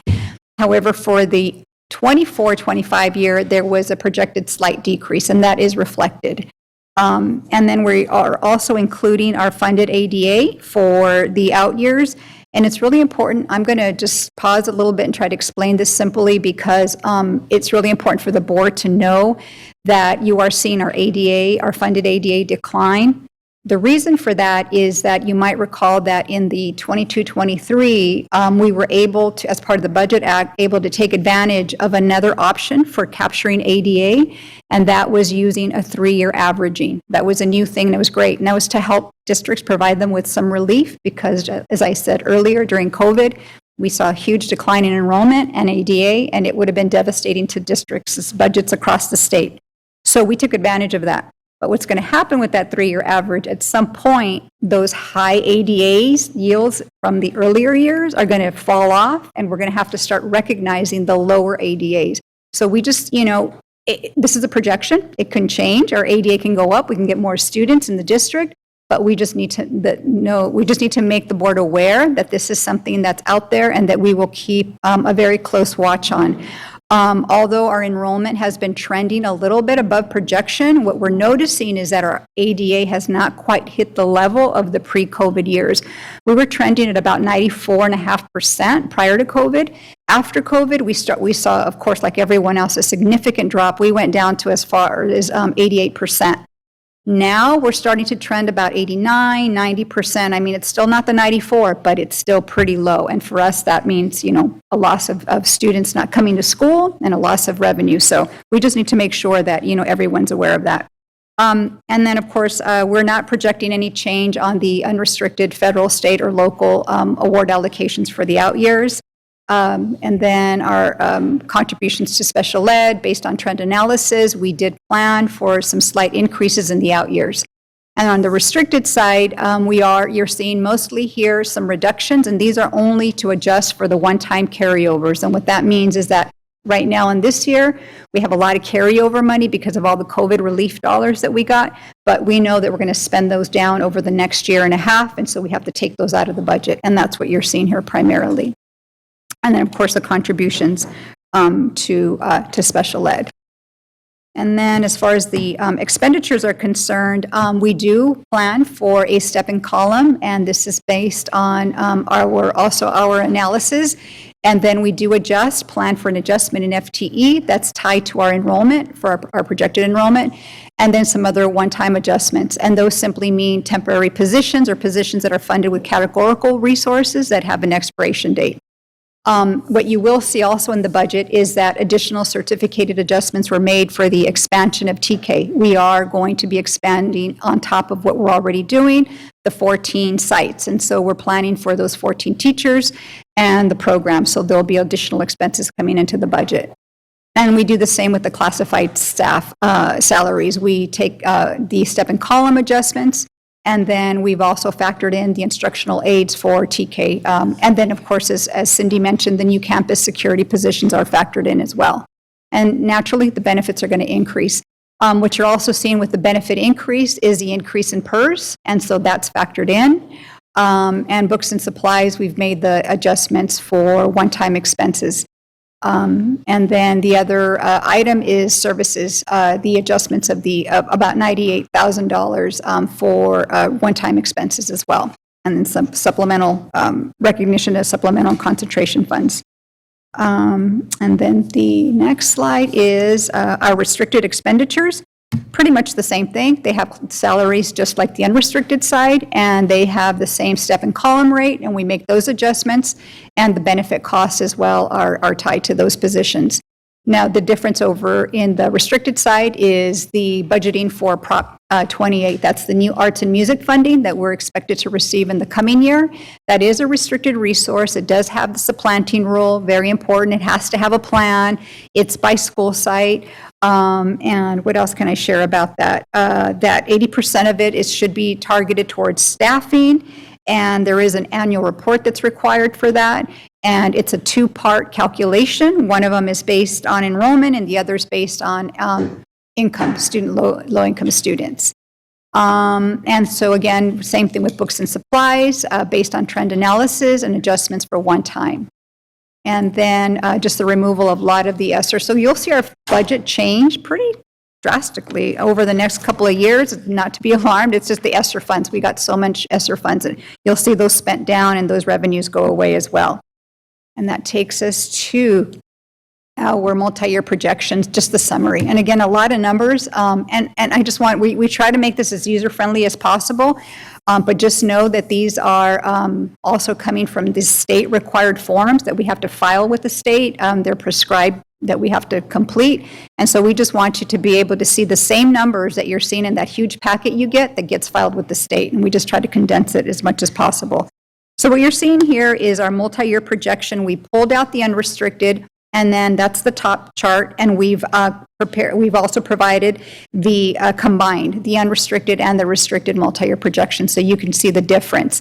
And what you're probably noticing is that our unassigned, unappropriated is the same for both charts. And the reason for that is because on the restricted side, you don't have an unassigned and you don't have an unappropriated. It has to be a balanced resource. For example, Title I doesn't have, it has carryover, but it doesn't have something that's not budgeted. You have to budget all of your categoricals to be spent. So that's what you're seeing there. And then I think that's going to, I know we went swiftly here. So that takes us to the summary. And of course, we always provide that risk and opportunity slide, and they're pretty much the opposite of one another. You know, we always have to share that there's always risk with the state budget, not knowing, you know, what really that's going to look like at the end. Once it's all enacted. And then we've been hearing about the recession. Is it going to happen? Is it not going to happen? To what degree? We just have to put it out there for you. And then enrollment in ADA. And then the ongoing COVID. We're still seeing cases in our district. We're still spending on COVID items, related items. So that's still that possibility that can still spike a little bit. And the opportunities, of course, are that, you know, we do get a higher COLA. And funding does continue to improve for districts, and that we're able to recapture enrollment more. An opportunity that we do have some control over is that hopefully we can improve our ADA, and that means our attendance. You know, maybe we can't bring in more students, but if we can get our attendance up, that certainly not only is it better for students, of course, but does impact our revenue. And then there's also that potential that we can make up those lost instructional days that we lost last year. Through some kind of a process. So those are the opportunities, and that takes us to the end of our presentation, and we'll open it up for questions, and then, of course, at the end, seek your approval. Thank you so much, Ms. Ramos. Do we have any comments? We do have one speaker, Nikki Milevsky. Okay. Ms. Milevsky, welcome back. Good evening. Nikki Milevsky, First Vice President of SCTA, and I'll be brief. We are pleased to see that once again the district is asking you to approve a budget with a positive certification. That is a much-needed action for the district to take to end the destructive oversight that SCOE has exercised in our district. Since the new board was sworn in December 15th, this Board of Education has played a much more useful oversight role than the so-called experts at SCOE. We want to ensure that the second interim positive certification is approved unconditionally, which is a necessary prerequisite to bring to a close SCOE's very expensive and detrimental oversight.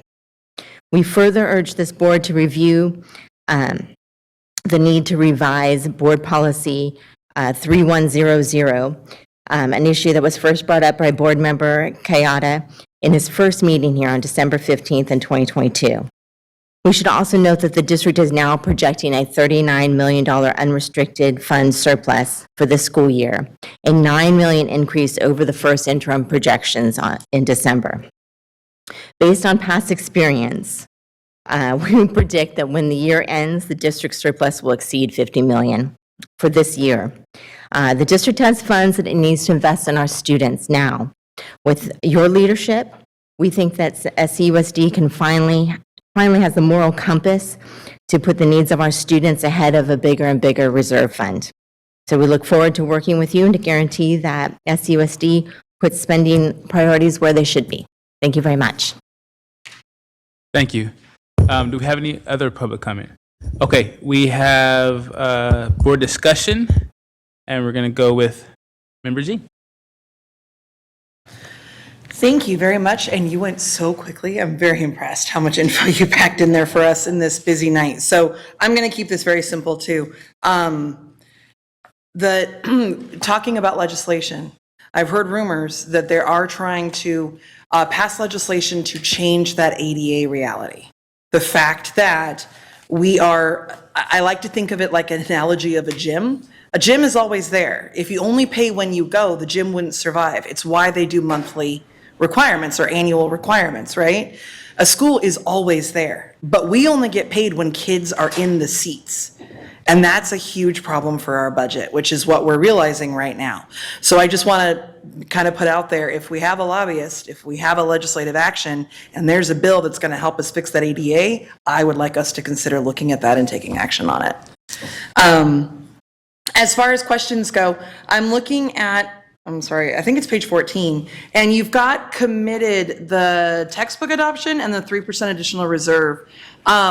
I know that in December you had brought an action to us and we decided not to take it. It hasn't come back to us, but it is in the budget. So I'm just wondering, where are we at in the process? Because it's saying it's committed, but I don't think we had taken action to commit it that way. It's on page 14, It's on, yeah. Of the executive summary or the? Yes, executive summary, okay. Page 14. Got it. Okay, and so your question is, I'm sorry. In December, I know it had been brought to us to take action, and then we had essentially tabled it, and it hasn't come back to us. So I'm now seeing it in the budget and just wondering, I don't think we took action on it, and it's in the budget. So where are we at in that process, and what does that mean for those monies if we haven't committed it that way specifically? Yep. I can answer the question about where it is in the budget. As you know, the 10% cap kicked in for this year, 22-23, and the requirement is that at the adopted budget, if that were to happen with your adopted budget, you're projecting that 10% cap. At that same meeting, that's when the district prepares a commitment list and says, if we're not going to spend above that 10%, district, please, or board, please approve these commitments so that, we are not in violation of that 10% cap. And so that was the last time we brought forward a resolution that was approved. And so that amount included various things. It was I can't recall all the details. The first thing that pops to my head is the textbooks, because that was on the agenda tonight. So what'll happen is that as we're budgeting some of those lists of commitments, then that commitment resolution, that amount will start to decrease. And so the one remaining item on there is the board policy 3100 for that extra 3%. And so because no action has been taken to reverse that, that remains in effect, if that answers your question. I think that does. So I would say, I know Member Kayada brought it up in December, and that hasn't come back to us as an agendized item in discussion. So I'd like to see us do that. And I'm looking forward very much to our budget development discussions. I know we've got a lot of really great ideas, and it's super exciting to see the funding that we have and the opportunities that we have in front of us. And so I'm excited for those continued conversations. Thanks. Thank you, Regine. Member Kayada.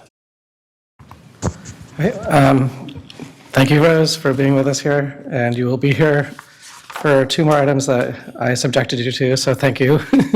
Appreciate your work, and Cindy, I think this is the first time we've seen you, but I appreciate your work as well. having a strong understanding of our finances really allows us to function as a board. So really do appreciate it. My only two questions, Member Jean just kind of asked them as well, but I just wanted to follow up. So I just wanted to be clear. So we have not adopted any policy or resolution regarding committing our additional unrestricted reserves. Is that correct? Any additional? No. So we still need to do that. So is there a time when we're expected to be hearing that? Let me clarify. In respect to the 10% cap, Yes. we've not done anything different from adopted budget, and so the next, you can do it anytime throughout the year. The board can make changes to the budget anytime. But as far as that particular item is concerned and that new law that took effect, when we developed the budget for the 23-24 year, and if we exceed that 10% cap, that's when, the board would take action to commit those funds for, what the board would decide to commit them for. Okay, but we still need to commit some funds this year before June, right? No, because that other resolution or that was approved by the board at budget adoption has not been reversed. Nothing's been done with that, so it's in effect now. So the one we heard on December 5th was for next year? What you heard in December 5th, I believe, I'm so sorry, I was not at that meeting, and I'll have to look up that particular item, but I think it was, if anybody here remembers what it is, any of the staff, I don't know if it was undoing that resolution or the commitment. I don't remember what they were doing at that December meeting. I'll have to look that up for you. I'm sorry. Yeah, the recommendation was approve a resolution which put funds into textbooks and an additional money into the 3% reserve. And it would also rescind the prior resolution that you mentioned. So when we tabled that item in December at our first meeting, my understanding was that we were not committing ourselves to the previous board's action, but that we directed staff to look into other places to put this reserve other than other reserves. And I am expecting to see that come back. If you're not understanding it the way I am, then I think that's a problem. And I would ask the superintendent to please clarify, because I felt like we were all pretty clear, notwithstanding, it was a big night. And if that's not the case, that's what we discussed. Superintendent, can you speak to this? Yeah. Member Kayada, what we have committed to doing is bringing this back as part of the follow-up discussion around the Board Policy 3100. And we're hoping to do that at one of our April meetings based on our board planner. And we can include that piece because it was there was a lot going on that night, of course, and also some requests that were made to bring back 3100. And so we will make sure that we do that at one of our April meetings. Okay, I just want to be very clear that I would find it completely unacceptable for us to follow the treatment of excess reserves policy of the previous board that I have been very clear that I do not agree with. Additionally, yes, I'm hearing a commitment to hearing Board Policy 3100 in April, so I will hold you to that, Superintendent. That's it for me. Thank you. Okay, seeing that we have no more board discussion. That's what I was going to ask. We have a motion and a second. Superintendent, student preferential. Not you, me, You go ahead, student preferential. Oh, 9-1, okay. 11-1. Yes. Okay, Superintendent, go ahead. Member Jean? Aye. Member Kayada? Aye. Member Phillips? Yep. Member Pritchett? Member Rhodes? Aye. Member Singh? Aye. Member Villa? Aye. Thank you. Motion passes. Moving on to item 11.3. Hello, Rose. Hi, again, I think I'll be up here for a bit. Okay, this is a contract that we're bringing before the board for approval. It was on the agenda in previous board meetings under consent. This is a contract for Cami Calais for consulting services for this year. She's been working for the district for the past year and a half, helping us manage and prepare the financial reports for all of our ESSER and other COVID relief funds, because this is a huge undertaking and we need the extra support. We have had various vacancies in our department that have prevented us from being able to take on this additional task. It's quite a job. Just to give you an example, we have a report coming due March 28th. And CDE has sent out a notice to let staff know at various districts throughout the state, be prepared for this. It's going to take about 40 hours to have each of these reports prepared. They're very tedious, very time consuming, and they should be. They're restricted funds, and the state and the government wants to know how we've spent these funds. And to put into perspective, we have still 9 grants that we have to report on between ESSER 2, ESSER 3, ELO. So, and we just, our current staff does not have the capacity to take this on. It's an additional, it's quite a job. We received about $300+ million in one-time money, and each of those have their own reporting requirements. And we did try to see if we could hire someone to come on as a regular employee, but it's very difficult when you're competing with neighboring districts that are also hiring for permanent positions, because we knew that to hire for this particular task was not going to be an ongoing position. It would go away when the reporting for this went away. So those were some of the challenges, and it was just far more expedient to go this route with someone that's already trained, knows the system, and could just come in day one and do the job. And just, if there's any other questions, I can answer. Thank you so much. Do we have any public comment? We do, President Rhodes. We have Nikki Malevsky. She has 4 minutes. John Borsowski for his time. Okay.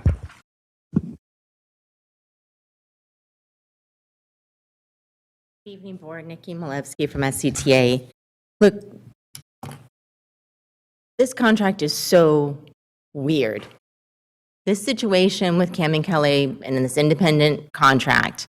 So she worked here for a bit.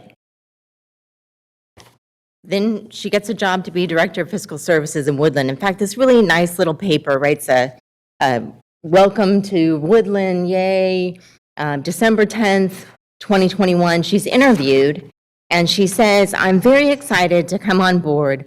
I look forward to working with Woodland Joint Unified School District. But she'd already signed a contract with this district to be an independent contractor at the end of, on October 29th of 2021. She'd already signed that contract. It started November 1. It was for $68,000 to do, up to 800 hours of work. A Woodland teacher said they don't think she ever showed up in Woodland. But this is a very strange history of how she got here as an independent contractor. Then it appears that somehow she got a contract for 22-23.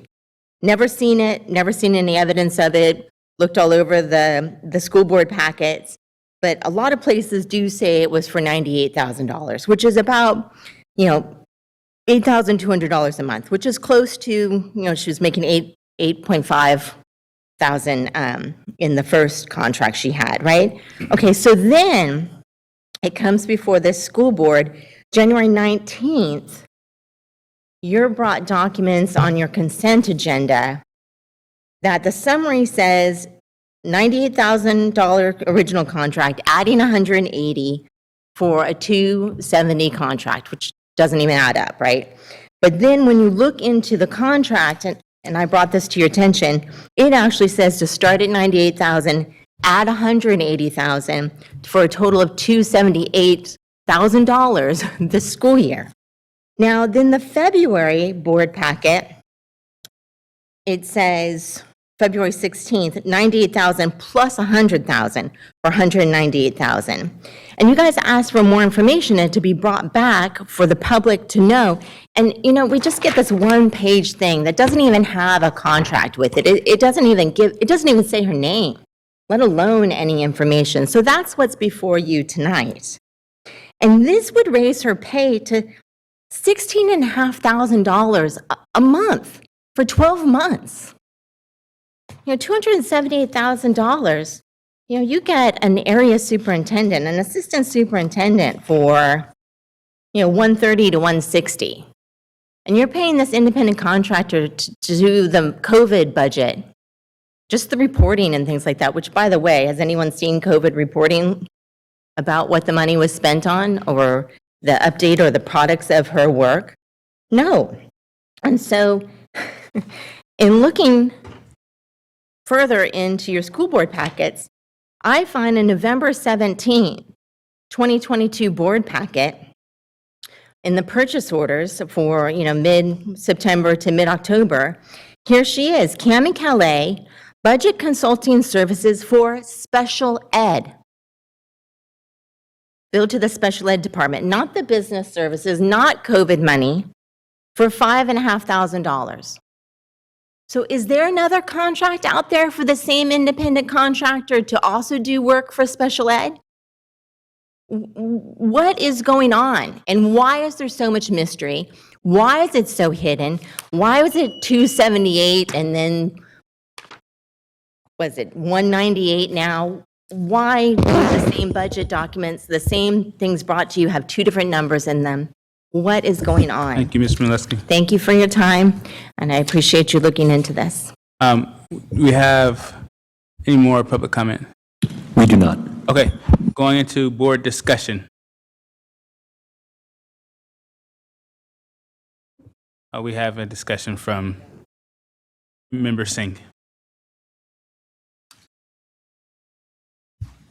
I don't know if there's an easy way to ask Rose, but is there an answer to that question about the special ed contract piece?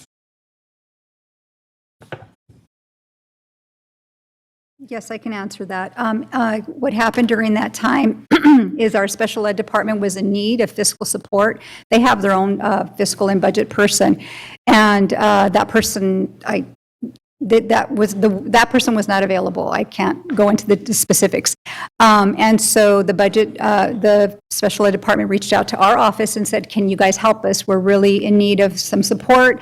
We have reports due, we have budgeting work due, and we said we'd love to, but we are down people. I don't have anyone that I can send you, but we're working with the consultant right now. What we can do is we have a contract. She can do some work for you, but we'll just have to make sure we track your hours separately so that it's billed appropriately, so that ESSER is not paying for work that should be done, that should be paid for special ed.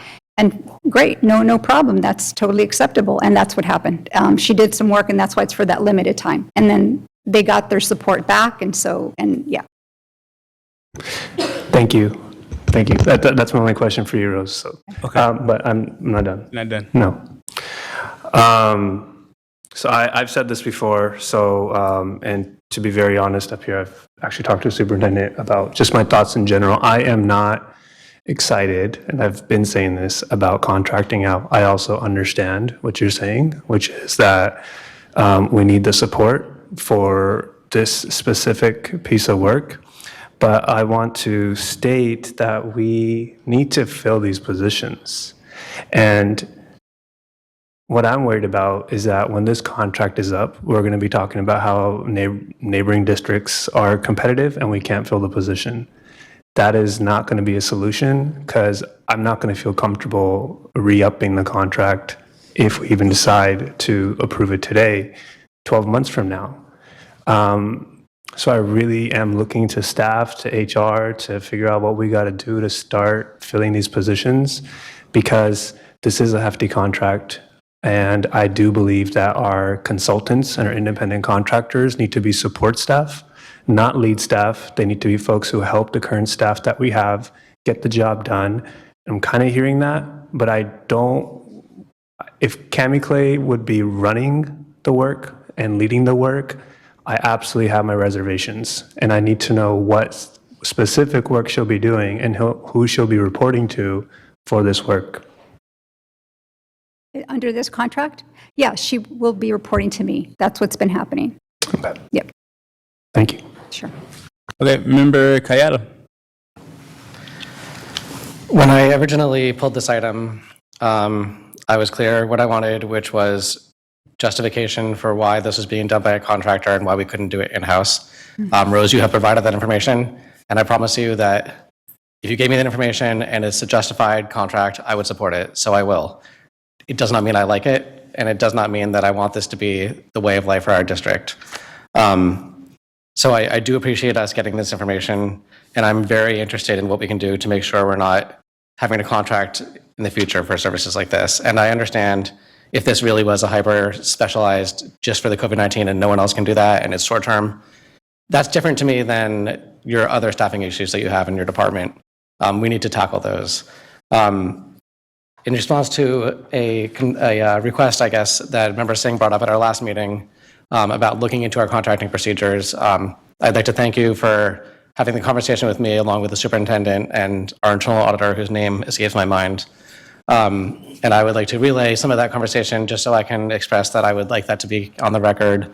And I'd like to get a commitment from the superintendent, which I've received privately, which is that we will look into contracting, ironically, with outside firms, whether it be an accounting firm, a consultancy, or a law firm, to look into our contracting procedures, to look into why we can't hire, so essentially doing a pay study for people here in Cerna, and also to look into getting to the bottom of, I believe it to be the case that our contracts are not well organized, and I think a lot of that is because we don't have in-house legal counsel.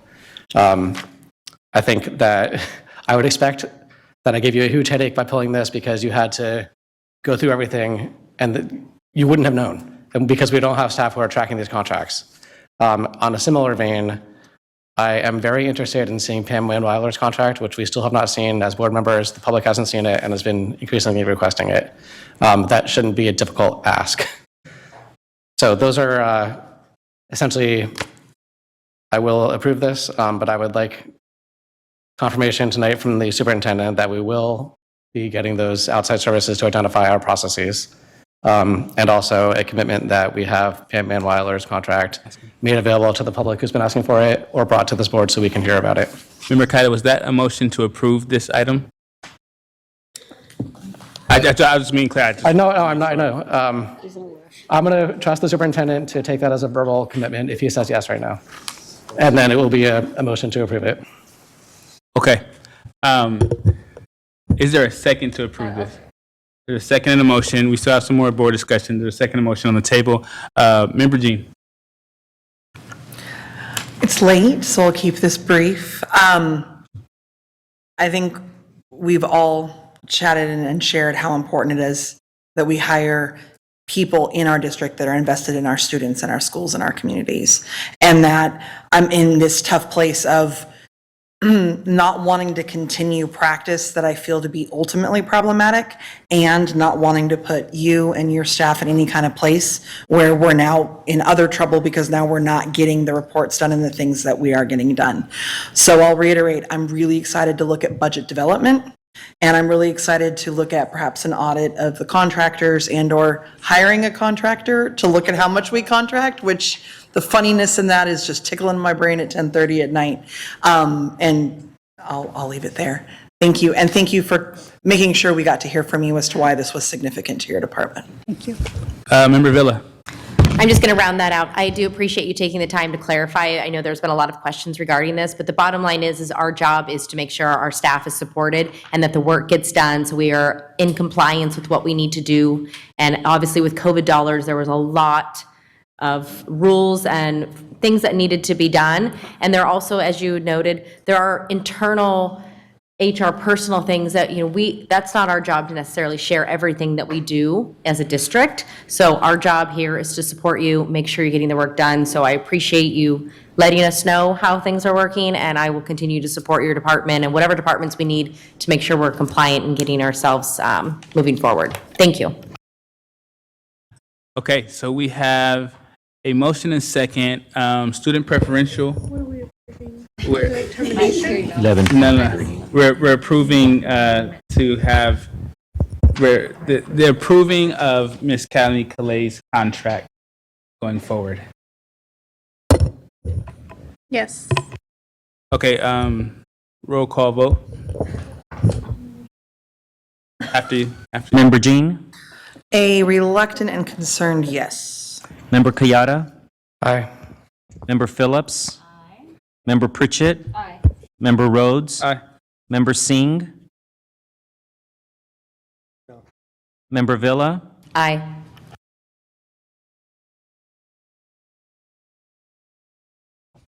Okay, thank you. Motion passes. we're going to the next item. We're going to go to 11. Oh, actually, guys, we're going to extend the meeting. It was going to 1. I already shortened it by 2 items, but now we're over those 2 item time, so I would like to extend it by another hour at most. Can I have a second on that as we get through these items? Well, it's 10:31 at 11:05 for an hour ahead. just want to make. Thank you. We just want to move through. Thank you, guys. All right. So. Yeah, what is the official extension? 11:31? To 11:31 at maximum. Might not get there, but we want to just have that A so we can. reluctant yes. Thank you. We plan to get done with this earlier. I just want to not. Okay, student vote no. So we're gonna actually say, all in favor, please say aye. I guess. So we have 2 no's. No. 2 no's, yes ayes. It's 3 no's, rest ayes. We are going to move forward. Thank you very much. Going on to the next one, Miss. Right.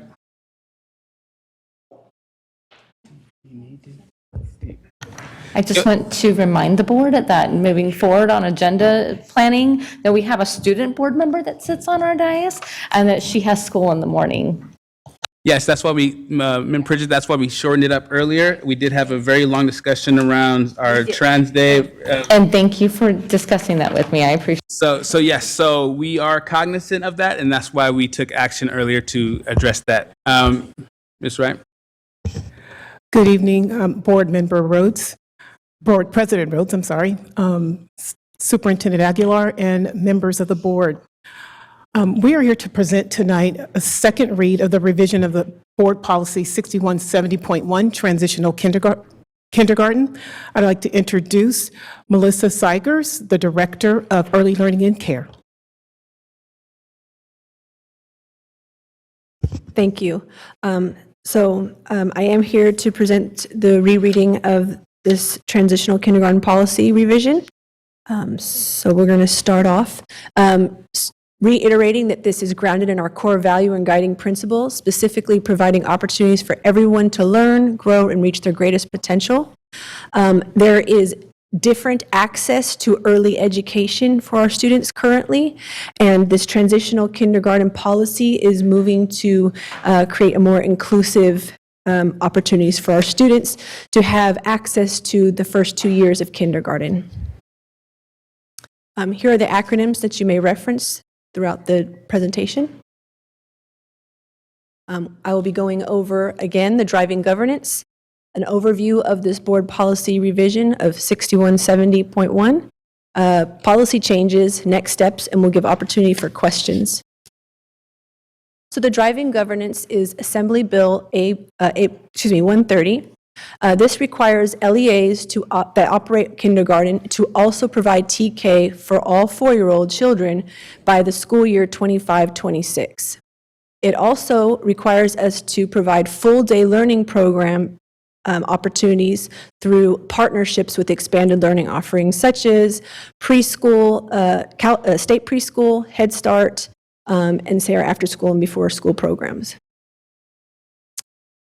This policy outlines the eligibility, out-of-district transfers, waivers, curriculum instruction, staffing, the continuation to kindergarten, and then a program evaluation.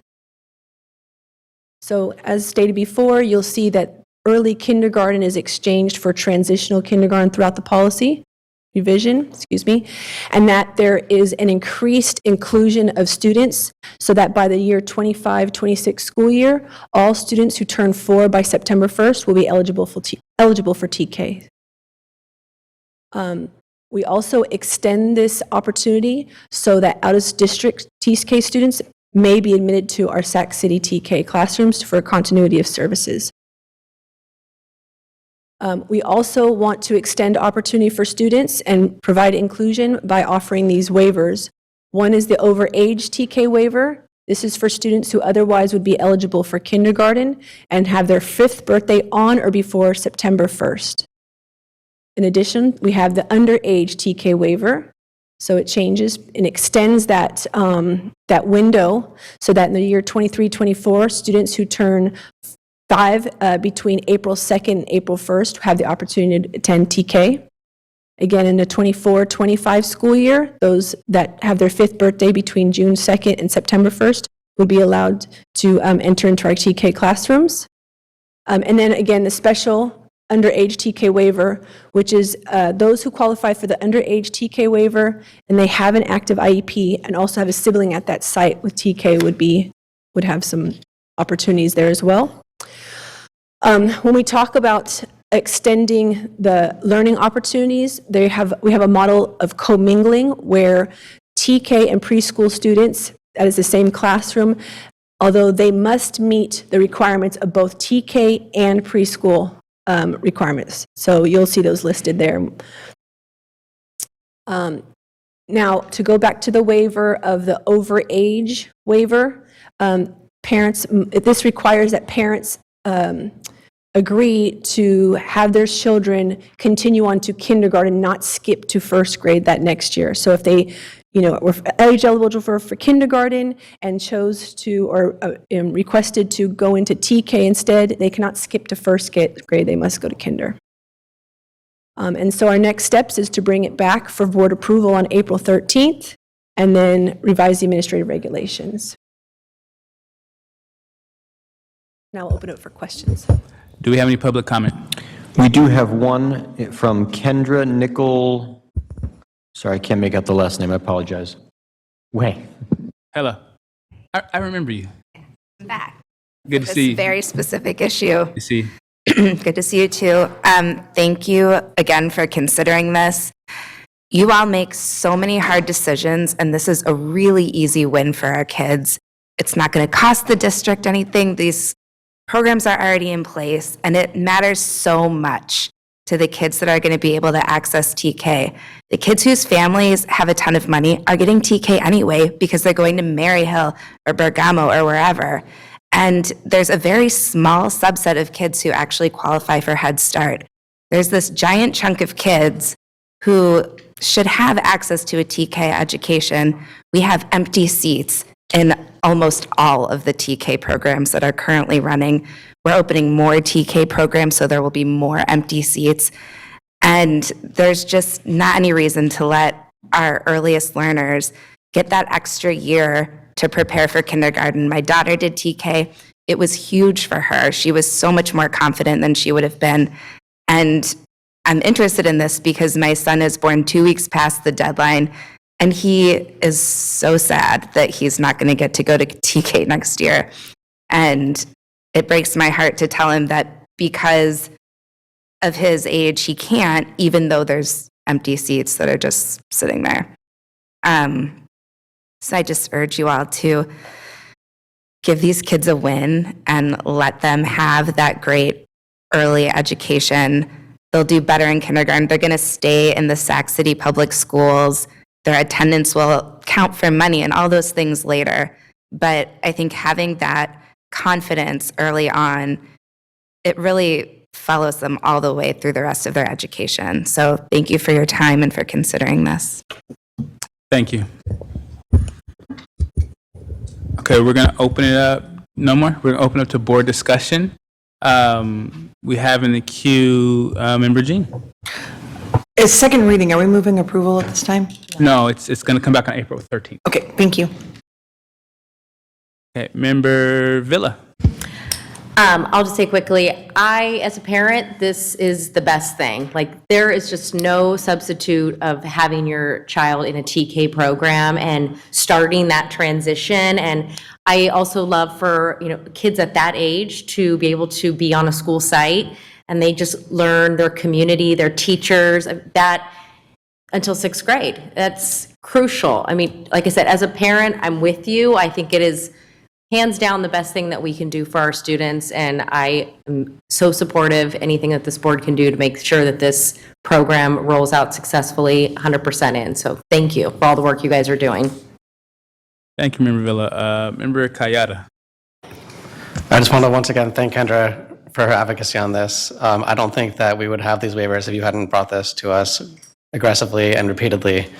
And I do understand how hard it is to get these things passed up here, because I'm feeling it on this side of the dais, but really looking forward to passing this when it comes back and helping the kids like yours and mine. And well, my daughter went to TK, and I just thought it was the best thing ever. So thank you.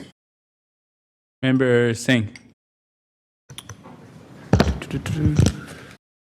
Hi, Yvonne. My question is around the parent participation program that was mentioned earlier. I would like to know if there is a way to blend that into this work, and if there's a way to blend parent participation programs into the TK space so that we can actually, I don't want to say, well, yeah, we can kind of get those children into our district, because one of the concerns we have is that the folks who go through the parent participation program don't necessarily have to stay in SUSD, and trying to encourage folks to stay inside our district and possibly having those students a part of our district and us getting the funding for those students. I'm assuming, I'm just making things up, but you can make adjustments to some of the older students in that parent participation program, because I think there is 1 year where they reach that TK age. And I think that would be when they turn 4, if I'm right. But that's my question, if there's a way, or have you thought about that after you had that conversation with the parent participation folks? So with our parent participation preschool, we have had thoughts about realigning the program to fall under early learning and care, so that we can provide some opportunities for learning about each of those programs and what we can, how we can take the best of each of those programs and to strengthen both programs. Parents are always accepted as volunteers in the classroom.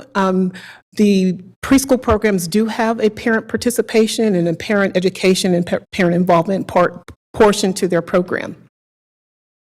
So I guess my question is, do you think there's a way to bring the parent participation program within the TK realm so that we can actually get funding into our district through the parent participation program? Considering some of the requirements for TK is like actual physical classroom, it can't be a portable classroom. I'm thinking about Tahoe. I think the students actually have a physical, actual classroom that they're in. So I'm just trying to figure out if that's, am I making a stretch here, or is there actually a possibility where we can find a bucket where they're actually getting the TK requirements? The only difference is they have parents in the room. So we can investigate that further and explore how we can do that, if that is an interest. Yeah, Member Singh, I just want to make sure that we know what we're going to be exploring, specifically because the parent participation preschool program falls currently under our adult school, and there is regulatory compliance issues related to who the student is. I think what you're asking is, the student is the parent, but because the young child, their children is in the room, is there a way in which we can figure out a way that the young child is considered a student through our TK program or early learning and care program? And that is what we'll certainly have to investigate. That's exactly what I'm asking, for the children to be considered the students and the parents to be, for me, it sounds like a reshuffling, but it's probably not that simple. And I don't know if Member Pritchett has any thoughts, but I would love to hear from Member Pritchett on this. Yeah, I would like to explore that as well. But I think that we need to think about maybe revamping the program, like as if you said, maybe having discussions with the parent participation preschool and Yvonne and staff, and deciding if we want, because the superintendent makes a good point about the parents are the student, but I do agree that it needs to be moved out of adult ed, which I know that you're working on and meeting with them some. I'm eager to, maybe you and I can meet with Yvonne when she kind of gathers everything and we can have that discussion for sure. Okay, thank you. Seeing that there's no other board, this is a second reading, so there's no action on the item. We're going to go to the next 11.5 revision to Board Policy 6158. This is the first reading. Good evening again, Board President Rhodes, Superintendent Aguilar and members of the board, my name is Yvonne Wright, Chief Academic Officer, and I'm here to present to you proposed revisions to Board Policy 6158, Independent Study. Independent study from inception was designed to serve as an optional alternative instructional strategy for students whose educational needs may be best met through study outside the regular classroom. And it is in keeping with our core values of addressing inequities and leveling the playing field, and our guiding principle of providing the greatest number of post-secondary choices from the widest array of options.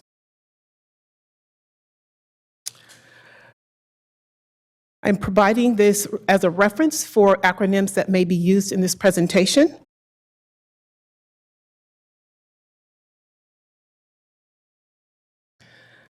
The agenda tonight will consist of driving governance, proposed policy changes, next steps, questions, and answers.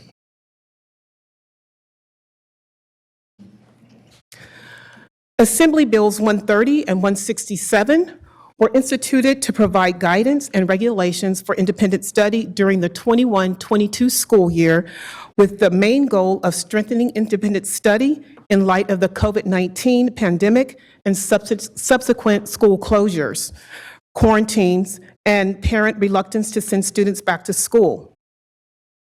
Assembly Bill 181 came into effect for the 22-23 school year and moving forward, and it included significant changes to the two prior assembly bills, with a few changes that include: districts must offer in-person instruction and independent study as an optional service delivery model for instruction. COVID-19 is no longer allowed as a reason for independent study. As a result of AB 181, those changes to the board policy made under Assembly Bills 130 and Assembly Bill 167 now need to be amended. The proposed revisions for Board Policy 6158 in this presentation are designed to address requirements set forth by Assembly Bill 181.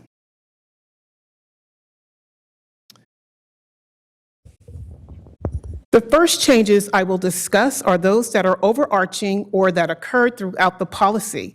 This includes removing language and requirements that were only applicable for the 21-22 school year and thus now is obsolete.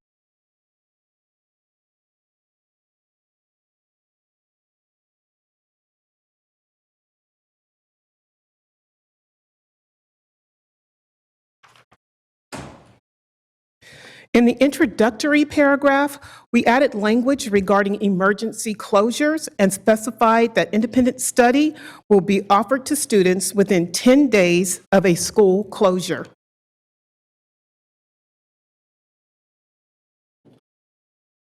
In the section General Requirements, the proposed revision addresses minimum instructional minutes and states that the instructional minutes for independent study will be the same as those required for in-person instruction.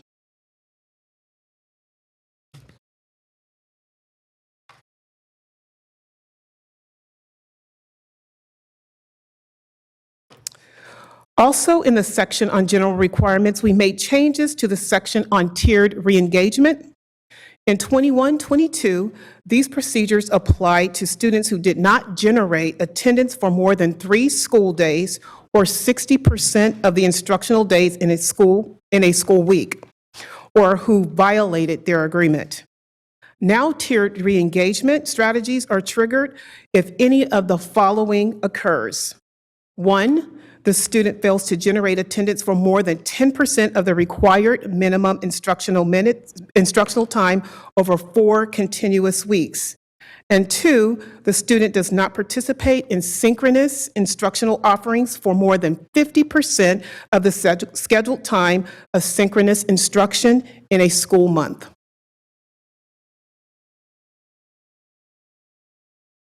An additional revision to the general requirements section is regarding notifying parents and guardians when there is a lack of participation.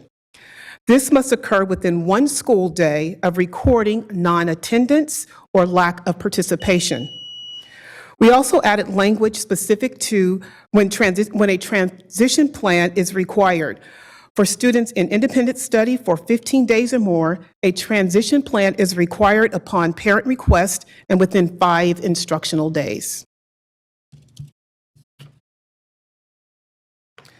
In the master agreement and learning agreement sections, additional language is included that speaks to the need for the signature of the case manager or a licensed member of the IEP team on the written agreement.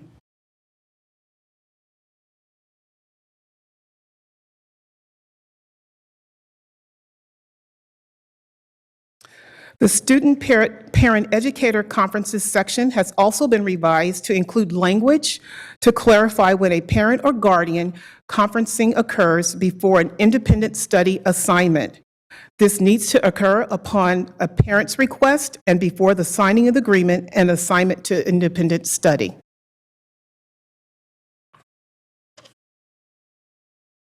A final section on records was revised to reflect that independent study records must be maintained for 3 years or as appropriate for auditing purposes. Next steps.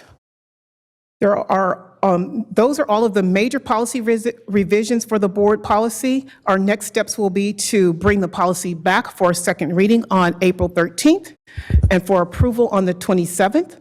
We will continue to update the administrative regulations for this policy. Thank you so much. Do we have any public comment? We do not. Okay, hopping right into board discussion. Member Kayada. So I'm still traumatized on behalf of my son, who is in the special ed department, with how independent study was handled for him. We were forced to sign IEPs saying that we could provide these services virtually that we were previously told could never be provided virtually. When schools reopened, we were told, you now need to re-engage those. You cannot give them virtually anymore, even though apparently it was FAPE for us to have them for the previous year. This policy does make amendments to our independent study for students with an IEP. I don't think it goes far enough to protect the interests of these children. I think requiring essentially the full team or the IEP to specifically provide for participation makes it too easy to deny these students with disabilities the services they need if they choose for whatever reason to be in an independent study program. I think we need language that essentially gives parents the option to accept certain things, certain parts of the offer of FAPE in a manner that still allows them to do independent study. It seems the way it's written here is it's basically bipolar or bimodal, where you're essentially an in-person student and you do in-person special ed, or you're an independent student and some things are available to you but some aren't, and if you don't like it, you don't have to sign the IEP, and that's unacceptable. I use that word too much, I'm sorry, but it really is in this case. So I think we need to build in some flexibility, some protection for parents in this area. This is not a criticism, of course, at all. This is our first reading, so this is where I'd like to see this go. I'm sure some district in the country has figured out a way to protect students with disabilities while also having independent study programs and not making it a choice between learning the way you want to learn and getting the independent or the special ed services you need.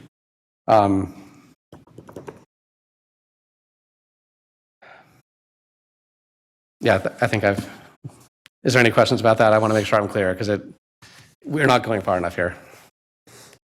Okay, thank you. I understood that. Thank you, Member Kayada. Seeing that there's no other board comment, and this is a first reading, this will be coming back to us in consecutive meetings in April. Thank you so much. We're going to move to item 11.6, review and approval of amendment number 1. That's going to be Ms. Ramos. Hello.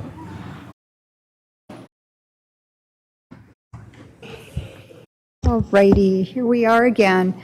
Here's a contract before you for the Lozano Smith, the legal contract to increase it by $800,000 for the 22-23 school year.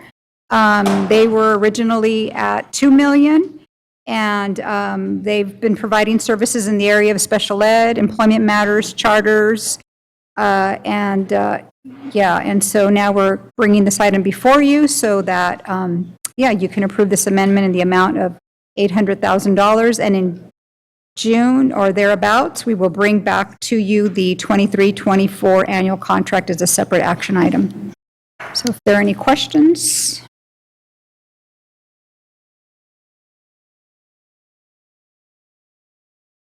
Do we have public comment? We do. We have Nikki Malevsky, and John Borsos has given her 2 minutes as well, so she has 4 minutes. I know you guys are surprised to hear from me. No, not at all. No, it's Not not. at all, not at all. Welcome. Hi again. Here to speak about increasing Lozano Smith contract from $2 million to $2.8 million for the remainder of the 22-23 school year. Superintendent Aguilar and Lozano Smith has pulled the same stunt in the last 2 years when he increased the Lozano Smith contract to the same $800,000 from $2 million to $2.8 million related to, and I quote, numerous pending and recent matters primarily with its labor associations. Only in previous years that was slid into the consent agenda and never came before the board for any kind of discussion. While we appreciate Ann Collins maybe providing satisfactory counsel to the school board on parliamentary procedures and other governance issues, the primary expense from Lozano Smith has been contract negotiations and labor relations. Lozano Smith, along with its outside consultant, Pam Manweller, and Superintendent Aguilar, were the primary strategists of the district's labor strategy that led to the California Public Employee Relations Board issuing 22 unfair labor practices against SCUSD. That makes it, as you know, number one in the whole state of California for the number of complaints that have been issued against it. The 22nd one was just issued this Tuesday about Mr. Aguilar's refusal to bargain and discuss community schools. The same labor strategy team of Lozano Smith, Manweller, and Aguilar are responsible for the 8-day strike by classified and certificated staff in the spring of 2022. It's also responsible for the decision to walk away from the table, which led to a $47 million penalty for lost instructional days. Lozano Smith's shoddy legal work has resulted in extraordinary remedies of having to pay SCTA's legal fees as punitive measures. In one instance, after losing a decision regarding the employee's termination and having to pay SCTA's attorney fees, Lozano Smith actually contested the amount of money for those attorney fees that the district owed, and in the appeal, Lozano Smith racked up another $1 million or more in attorney's fees, and then the district was forced to pay an additional $600,000 to compensate SCTA for defending ourselves against your frivolous lawsuit. In another instance, the labor relations teams sued the teachers for enforcing a 2017 contract, which included restructuring the salary schedule. The district's lawsuit was thrown out of court. SCTA won the $14 million arbitration decision, and then PERB ruled that the district's lawsuit against the union had been unlawful and awarded SCTA legal fees. We should also mention that over $500,000 the district has had to pay to strikers during the one-day 2019 strike because of the rotten legal advice from Lozano Smith. The contract with SCUSD requires Lozano Smith to provide on a monthly basis a matrix and brief description of the matters assigned to Lozano Smith. Has that matrix been provided? Have you seen it? If so, why isn't it shared with the public? Understanding that certain information identifying students, of course, would need to be blocked out, right? But the contract says that SCUSD's in-house counsel will monitor periodically, at least quarterly, those statements and invoices from Lozano Smith. Who's monitoring those? Lozano Smith? Moreover, extending this contract is a continuation of the failed labor relations policy of Aguilar, Manweller, and Lozano Smith. We urge you to reject increasing this contract and then immediately begin the process for interviewing other firms to take over when Lozano Smith's full contract expires in June of 2023. As part of that review process, we strongly recommend reaching out to families and students with disabilities to understand their experience in dealing with Lozano Smith when it comes to ensuring that their students get the services that they need and are entitled to, which has been a huge problem with your district's legal firm. Thank you very much. Thank you, Nikki. Is there any other public comment? There is not. Okay, we're going to go into board discussion, first starting with Member Singh. All right, thank you. So I have a comment, but before I give a comment, I also want to state that I'm prepared to make a motion once everybody's conversations have been had first. I know there's a process. I want to make sure everybody's heard. So please do come back to me since I'm prepared to provide some level of a motion. So this contract extension amount to me seems excessive, not because I don't understand what legal work is and the fact that it does cost money, but because of the ask for an additional $800,000 while we are still looking to fill an open position for in-house counsel. I'm also not comfortable providing this additional funding until it is truly or absolutely needed. At the last board meeting, I requested an audit of Lozano Smith to better understand what legal areas the firm is working in. And yes, I'm already aware that this includes special education and labor negotiations, for example, but I would like this to be broken out so we as a board can begin to understand how our contracts are done, especially with legal. It's my understanding that this contract does expire in June of this year. So in addition to my request from last week, I'd like to know the process on what we do as a board to hire contractors, including outside legal counsel. So is there a bidding process? If so, how do we go about doing that? How do you go about building out that decision, Superintendent? Finally, I'm asking you, Mr. Superintendent, that our HR team present the hiring woes for this position that we've had thus far and offer solutions to this board.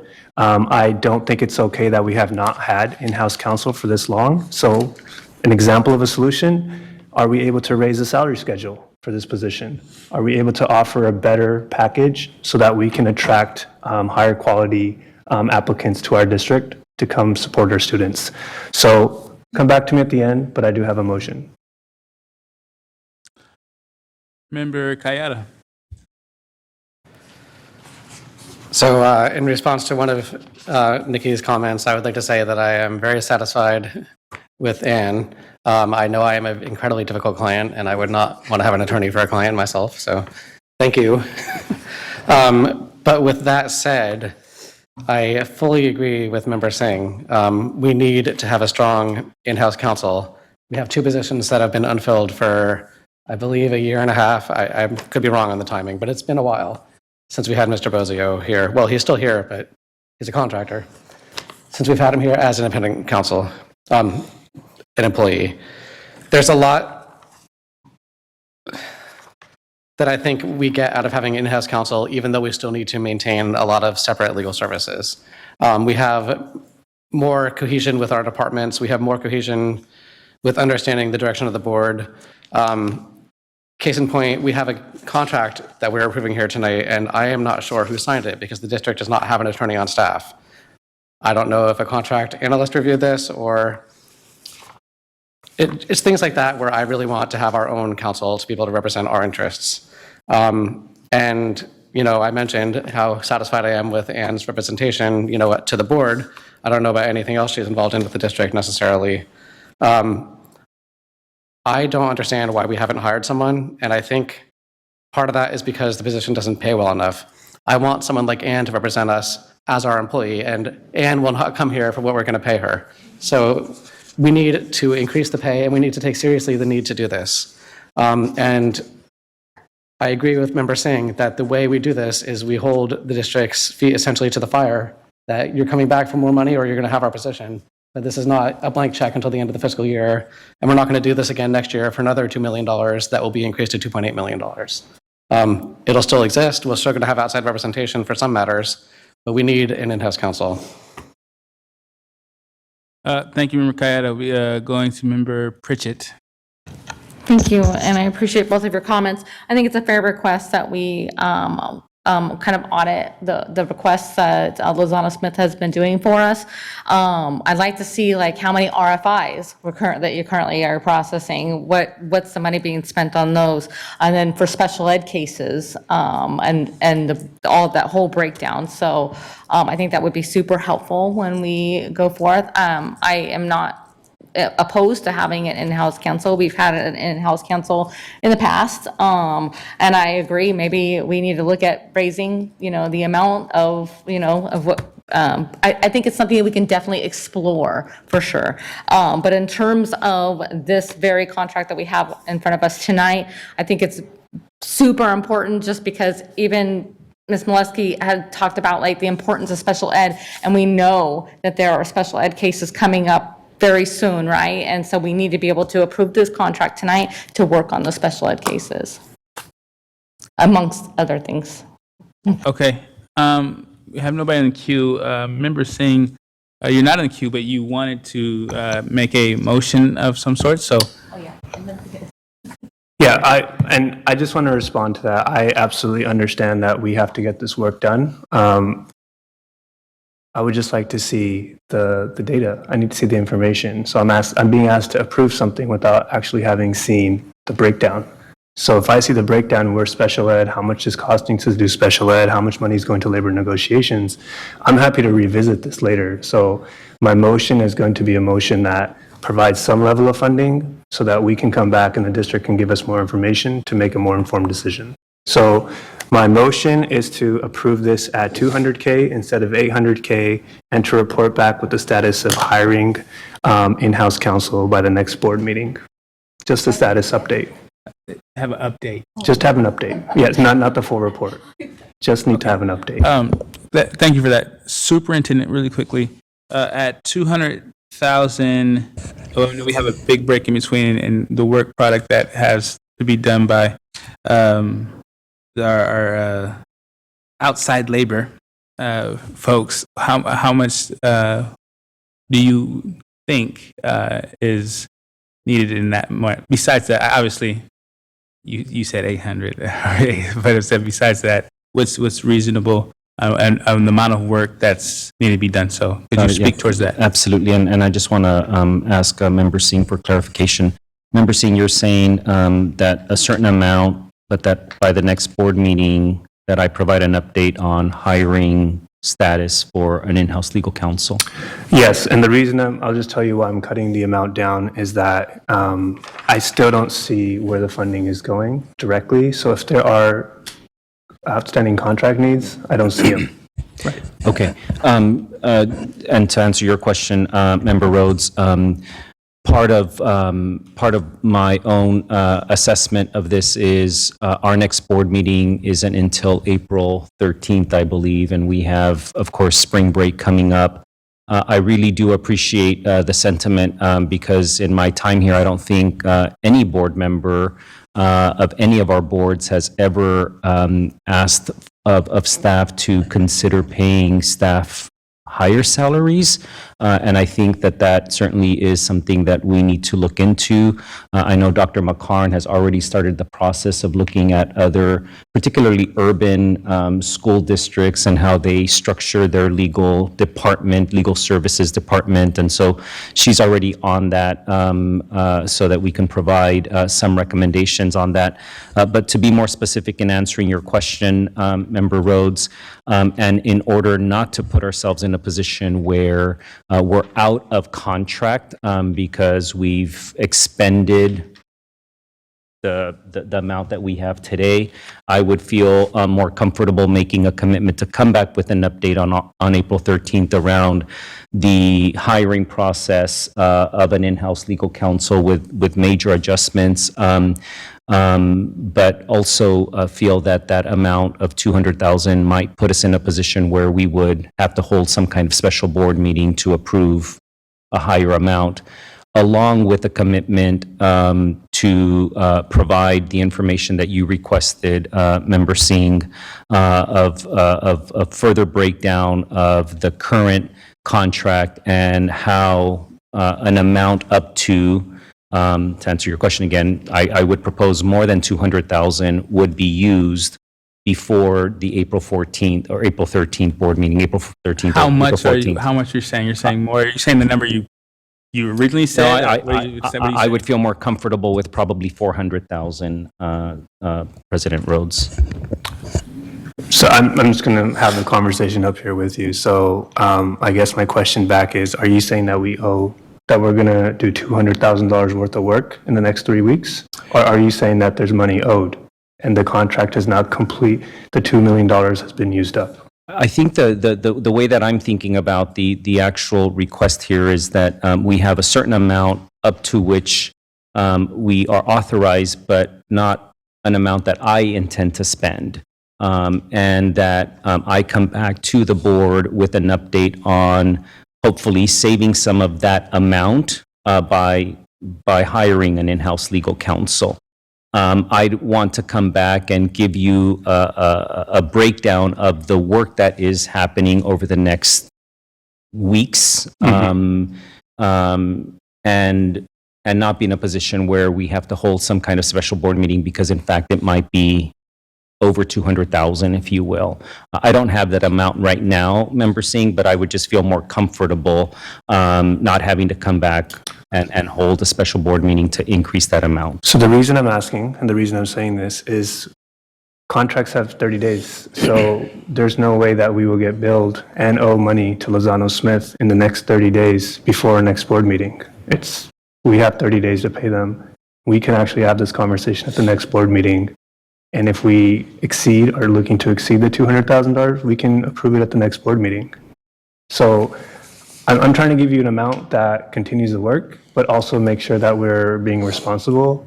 And I don't see our work stopping because we actually, we can't get billed and we can't get docked for not turning something in or paying someone.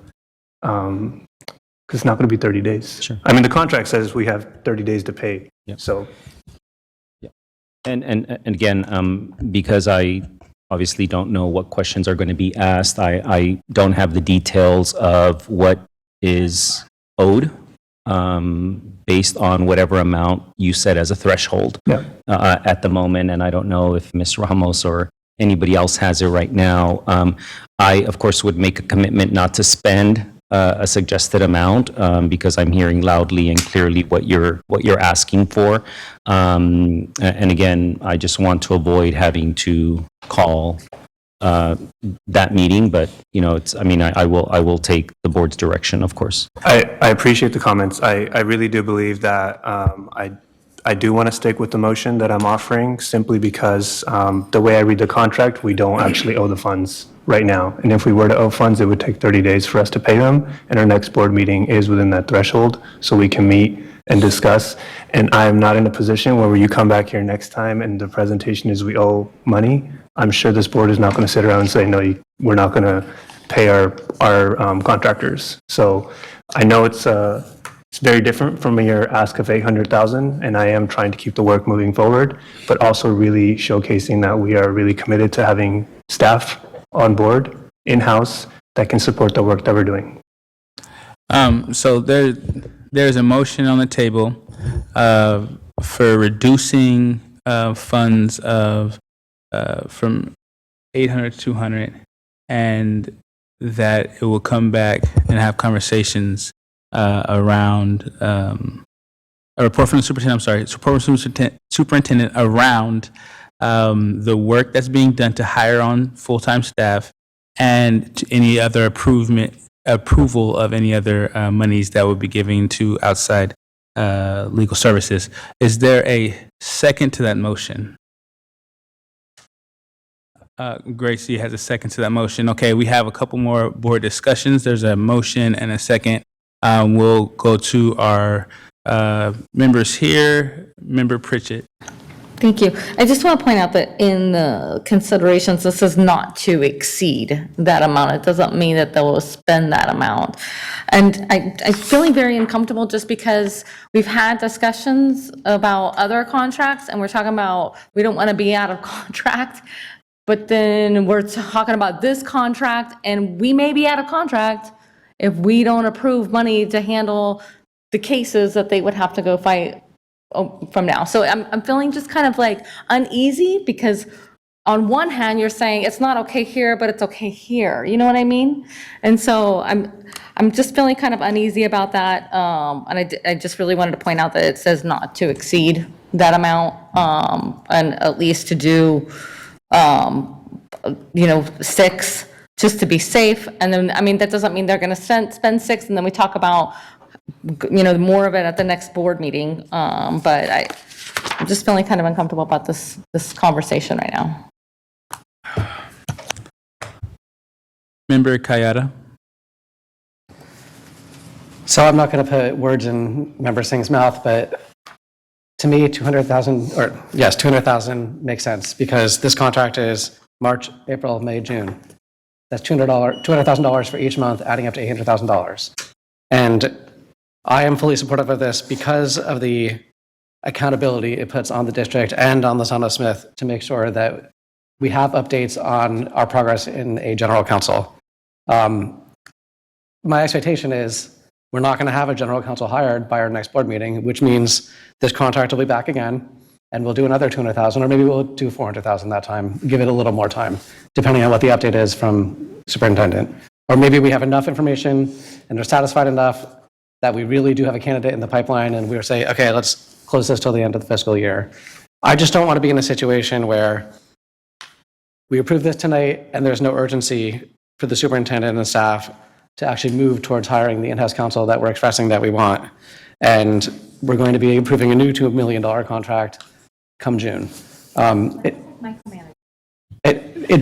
She said it sounds like micromanaging, and it does, because I have been asking for board policy 3100 to be changed for months now, and it hasn't, and there's no urgency, and I think this calls for urgency because we have one employee right now, the superintendent. We could have a general counsel who directly assists the board.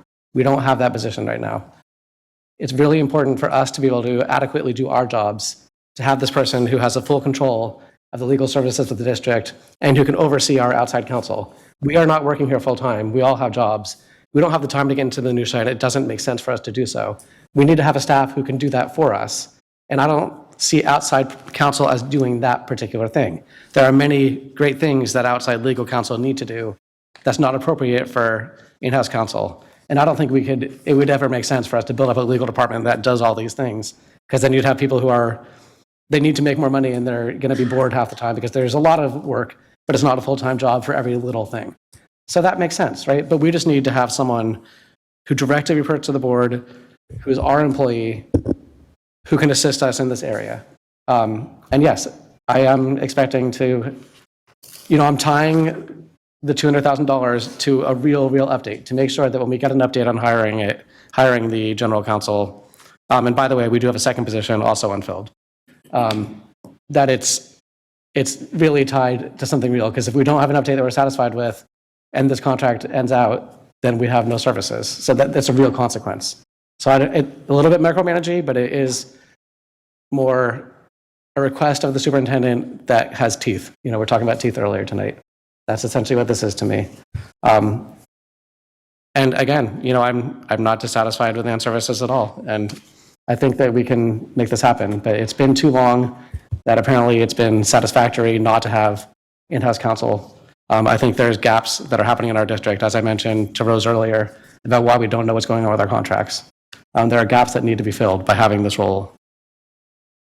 Side note, Member Kayada, you're talking about teeth and gaps and all kind of things. You sound like a dentist, FYI. So just a little bit levity in the space. We are going to go to Member Villa. It is late and I am tired, so my apologies in advance. But yes, I would absolutely love to have in-counsel here again. I love Anne for the work she's doing. It's a lot of work. And in-house counsel would be wonderful. And I think that this board can all get behind, yes, that's what we want to have. But let's be honest and let's be realistic with the amount of work that is coming at us that our legal counsel has to digest on a daily basis. It is so much work. And we see these things that come in. So we need to be honest with ourselves as much as we want these things. And we think 800 to 200 to 4 to 6. For me personally, I would rather have more of a cushion to get the work done, knowing the amount of requests that come in for our legal counsel versus, well, this is just what, I'm just going to say this. There's a lot of work that needs to be done. Thanks. But I'll go ahead and just move on and just say that I'd rather maybe meet in the middle between 4 and 6. And yeah, let's get legal counsel in-house. Absolutely. That's what y'all want to do. I'm in for it 100%. But let's also acknowledge the amount of work that has to be done on a daily basis in this district. So were you offering an amendment to his motion? Yeah, I would like to go back to 4. That's what the superintendent is recommending. I would like to do the 400,000, and then we can look at that again, but I would rather go with a recommendation versus, again, this is not my wheelhouse, nor is it anybody on this dais of understanding the amount of work and the budget that goes into this process. So we need to also respect that. Okay, so there's a friendly amendment on the table, and then member Singh has to actually accept the friendly. He's going to tell us right now. So, member Singh, floor is yours, sir. Friendly's really nice, but I'm going to sound unfriendly, but I'm going to say no. And I can chat with you afterwards, Christina, and I'm happy to chat with superintendent as well. I really want to make the point that we can increase this $200,000 at a time. We meet every 2 weeks. I have no issue having this conversation again. We have one break coming up, but this money will get us through to the next conversation. And in terms of what do we do, I mean, everybody can feel what they do, but we're up here, we literally talked about this for an hour with the earlier resolution about how we're here to make a difference. We're here to push things forward, to move things forward. It is not comfortable because it's different from what has been done in the past. And also, I mean, I can say it out loud. I mean, I gave the superintendent a heads up. You know, I made it clear that these are concerns to me. And it's not a surprise. I'm not up here to get someone hit out of left field about this. It's just how I feel about us moving that direction. It's not about us wanting in-house counsel and us moving towards that world. We have had in-house counsel. Our in-house counsel is a consultant for our district now. Didn't go anywhere, just came back to us as a consultant. This goes back to the staffing woes of our district. Trying to build out a cabinet so the superintendent can actually get his job done to support him. So by saying, get yourself an in-house counsel, it's actually to support the superintendent. So either way, I would first like to vote on my motion since I didn't accept the friendly, so I'd like to see where that goes first. We're going to go ahead and vote on the motion. Student preferential. Their motion to cut it to $200,000 and come back with recommendations or hear what superintendent has done to hire in-house counsel. Is that right? Okay. Sustain is where it's just. Abstain. I abstain. Like you're new. I'm neutral. There you go. Okay. He's neutral. Okay, can you have a roll call vote, please? Member Jean. Aye. Member Kayada. Aye. Member Phillips. Yes. Member Pritchett. I'm going to say yes, just to get some of this off the table right now so we can start moving on with these discussions and we can keep moving with our special ed cases. But that is the only reason why I'm voting yes right now. I'm just going to put that on the Member Rhodes. Aye. Member Singh. Aye. Member Villa. No. Okay, motion passes. Thank you, everyone. Now we're going to 11.7. We still have stuff? We still. Last one. No. Hi again, it's my night, I guess. All right, I'll make this brief. We're bringing to you our contract for annual audit. This is required by Ed Code. It's not an option, and they are auditing our 22-23 fiscal year. They're scheduled to come out, assuming the contract gets approved tonight, mid-May.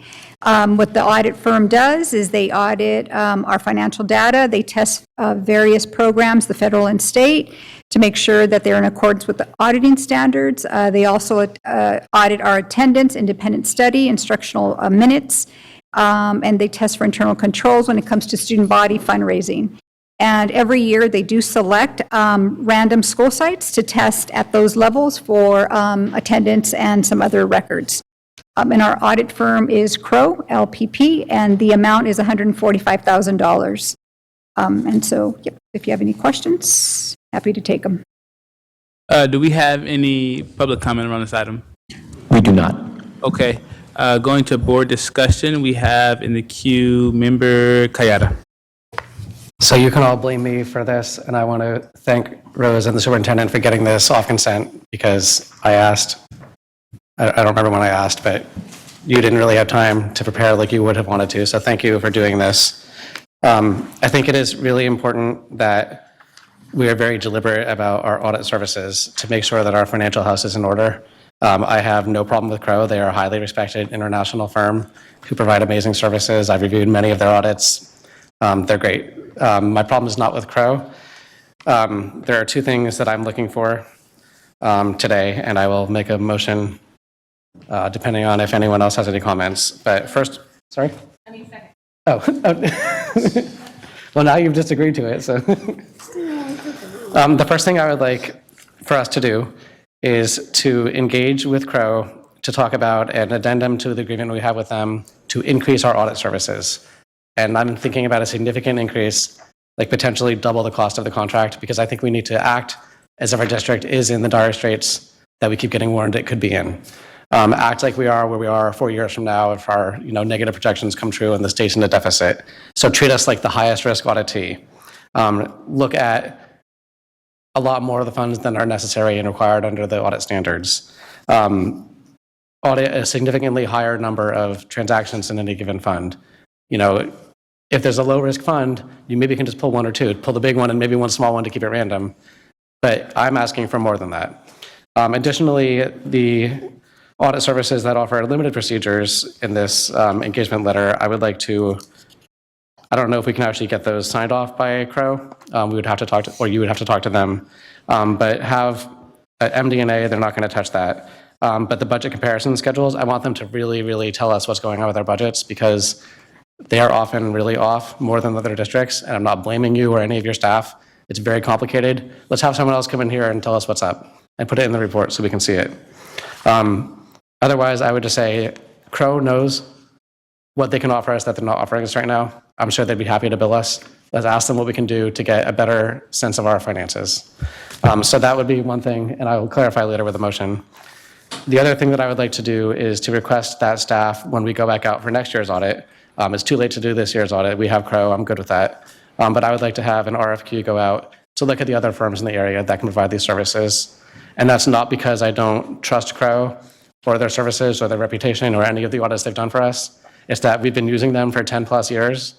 Even if the audit team, the audit lead changes and rotates, I'm sure they have a basic standard template that they use when they audit school districts. And I'd just like to have a set of fresh eyes come in there.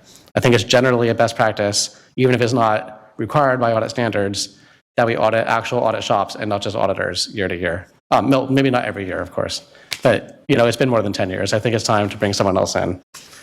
So did anyone else want to talk? They don't. What is your? I'm going to make the motion. Okay. So my motion is three things. One is to approve this contract. Two is to have Rose work with Crow to come back at the next board meeting or the subsequent one. I think that should be enough time, with a supplemental agreement that we can sign to increase services. And then the third thing is to make plans for next year that we solicit bids from other firms. Okay, so is there a second for Member Kayada's motion?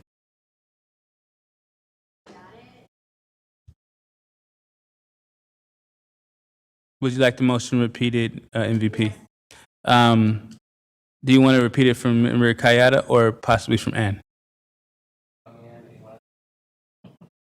I think I got it. All right. Approve, Actions only to three parts. trying to do. Number one, approve the contract. They trying to Number two, have Rose come back at the next meeting or at the subsequent meeting with a supplemental to increase services. Okay. Number three, make plans for in future years to solicit new firms to do this work. Did I get that right? There you go. Okay. So there's a motion and second on the floor. We have also Member Jean in the queue. Member Jean, go ahead. Just wanted to confirm, are they responsible for auditing our unaudited actuals? Yes, they audit, all of our financial statements. Thank you. Okay. Thank you, Member Jean. All right. My time is up, guys.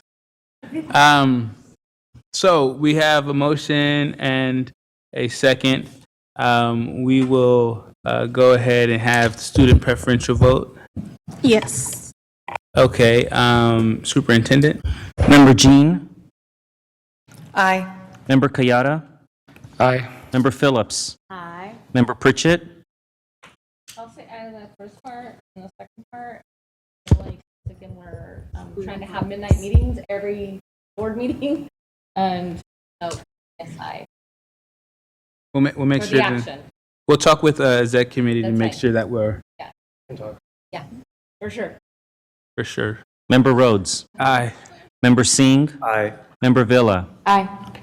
Okay, and then side note, if you ever get a chance to talk to Crow, Member Kayada has a great tagline. He said, "Crow knows," and I think that should be a tagline for their company going forward. You get interviewed by them. Here's 11:30. This is your second dad joke. Dad jokes. I'm trying to add some levity here. Okay, so now we're moving on to communication superintendent report, item 12.1. No report this evening, Member Rhodes. You didn't hear them say no. Okay. President report. I will forego my report in this late hour. Information sharing by board members. We are going to go ahead. Everybody, queue up. That's beautiful. Member Villa. I just wanted to share a few things that are coming. Project Lifelong is an amazing skateboarding camp that'll be on Tuesday nights at Will C. Wood. That'll be starting in April, and it's going to be awesome. I talked to them today, and we have so many great opportunities with this starter. It feeds from middle school to high school, so it'll also work with Hiram Johnson. And the goal, obviously, is to roll this out district-wide, but skateboarding out at Will C. Wood, you'll be able to see it from the street. I'm really excited about that. Also, students from McClatchy, West Campus, and John F. Kennedy at the CKM Theater on March 21st from 6 to 9 for the Sacramento Urban Debate League, the public debate fundraiser. My daughter's debate teacher actually sent this to me before I even found out here. But it will be, the students will be the debaters going against elected officials, Assemblymember McCarty, our Lieutenant Governor. So that's really exciting. Again, it's a fundraiser for them to be able to travel to go to different debate leagues. I just want to acknowledge our district communications team, Mr. Heap, and all of our wonderful staff who won 4 awards for their work in communications. So just kudos to you and your team. I want to make sure we acknowledge you. And of course, I know everybody else is going to say it too, but John Cabrillo on Saturday, you know, my baby wide open walls. I love it. I'm so excited. Free brake light repairs from 12 to 2. But the event from is 12 to 4, so I will be there. Okay. Free brake light repairs, yeah. Isn't Free that brake awesome? light repairs. From 12 to 2. Yes, we need to get free brake repairs too, because I would love to get my brakes looked at. That would be nice. I'm just saying, if we're gonna do something. Okay. Sorry, Member Pritchett. Sorry, only because I promised. I just want to say congratulations to Mr. Stafford and the Rosemont Robotics team for an amazing performance last weekend at the Ventura County Regional Robotics Competition. There's 12 students, and they were assisted by 3 mentors and an alumni coach, and they were invited to join the number 2 Alliance team and took second place in the finals. And that means they've qualified for the 2023 First Championships presented by the BAE system in Houston, Texas. So they're headed for the second time to the championship. So just go Big Blue. Congratulations. And that is it for me. Oh, and sorry, you stole my thunder. Congratulations to our communications team. All right, go Big Blue. All right, party foul. Member Kayada. So first of all, I would like to send well wishes to my UCLA Bruins in March Madness, and I do have them winning the tournament in my bracket. I don't know, it hasn't worked out well for me, but maybe this year. Also, I would like to encourage everyone to come to the community fair at John Cabrillo and the Wide Open Walls. Thank you, Member Villa, for bringing that up, because the meeting you weren't here, I informally challenged you to a contest to see if we can get more people than you had at Elder Creek. So it's not going to happen, but it'd be great if everyone can show up. And it's going to be amazing and very, right on a big thoroughfare right by the freeway. It's going to really brighten up the whole community and the school. So really looking forward to that. And then finally, Member Rhodes and I will be hosting a community forum on school safety, and that is scheduled for April 1st. And details are to come, but we will have district staff there. You're welcome. Everyone is welcome to come. We wanted to keep it focused on kind of Pocket and our areas because there was a lot of specific concerns there, but it's something that I hope we can roll out, in all the other areas as well. I didn't want it to get too out of hand and be district-wide. I thought it makes sense. We have different security needs in different areas of the city. This is something this is something that we will, for board members who are anxious to do the same, this is something that we can talk about and collaborate to do something specific for your trustee area. All trustees are invited, but this is actually specifically for the area at Kennedy High School. We will get information out to board and community members when the time is appropriate. Thank you, Member Kayada. Member Jean. Member Villa covered it. Perfect. Member Singh. All right, try to make this quick. Tahoe Elementary continues to win in basketball, so watch out for them. So on, I believe it was Monday or Tuesday, was Sikh New Year. So Happy New Year to me, and Happy New Year to you all. I'm happy to talk about that at a later time. I also want to mention that I had talked about the Know Your Rights earlier, and I brought it up earlier during the presentation that was going on. The meeting with Black Parallel School Board, NAACP, Sacramento Public Defender's Office is on Tuesday. If anyone wants to hop in on that Zoom, let me know. We still have not finalized the date because I want to make sure everybody's actually getting their voice in. I didn't want to kind of rush to a decision. So if you're free, I'll send you a message. Just shoot me an email or something if you want to join. And lastly, I just want to reiterate that I'm really glad that we were able to pass the resolution tonight. And I'm hoping that the community sees the great work that this district does and will continue to do for our students, especially our trans students. So thank you so much. Thank you. Nope. No? Okay. MVP, Member Phillips. I just want to report out that I read some stories this week to students, and one of them included Walter the Farting Dog, which was a fantastic read. Where were we at? John Still? John Still. And Edward Fuddwupper, Fibbed Big. These are very important books in my life with my son. I just wanted to share that one happy thing before I get into some semi-negative elephant in the room stuff. I think there are some bigger issues that we still need to be working on with regard to anti-racism and anti-bias regarding a specific incident that happened this last week. I have concerns maybe about how it was handled. I'm not necessarily in charge of all that, but I want to make sure that we are championing healing and not punishment.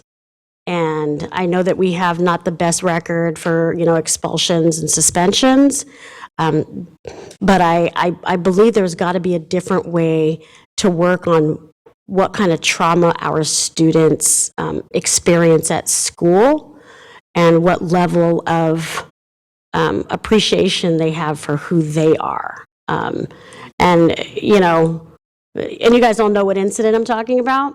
Okay, so I'm going to try not to say the word because, I really want to just say it. Y'all ready? Okay, so the word of the week is nigger bucks. And that is a word that has so many negative connotations behind it. And I think that any student who uses that type of language has trauma. If it's trauma fed by parents who might be teaching them racist kind of ways to act, if it is children of color who maybe don't have as much knowledge about who they are and how to defend themselves, we as a district really need to look into not penalizing our students for maybe not knowing, and as a social worker, sometimes you can talk to your kid and you have to give them 2 and 3 warnings. And I think when it comes to racial injustices in our schools perpetuated by students, we have a bigger responsibility to make sure that we're leading the effort in that as well. So I did want to get that word on the record. Again, it is nigger bucks, and it makes people feel uncomfortable. And I really think that we need to come from a trauma-informed perspective when we're dealing with students and racial types of issues. Thanks. Thank you, MVP. With that, we're going to move to, sorry, finding my place, apologize. Okay, we're back. We're going to go to the consent agenda, I believe. Yes. Say it again. Consent agenda. Do we have a motion to approve the consent agenda? Motion.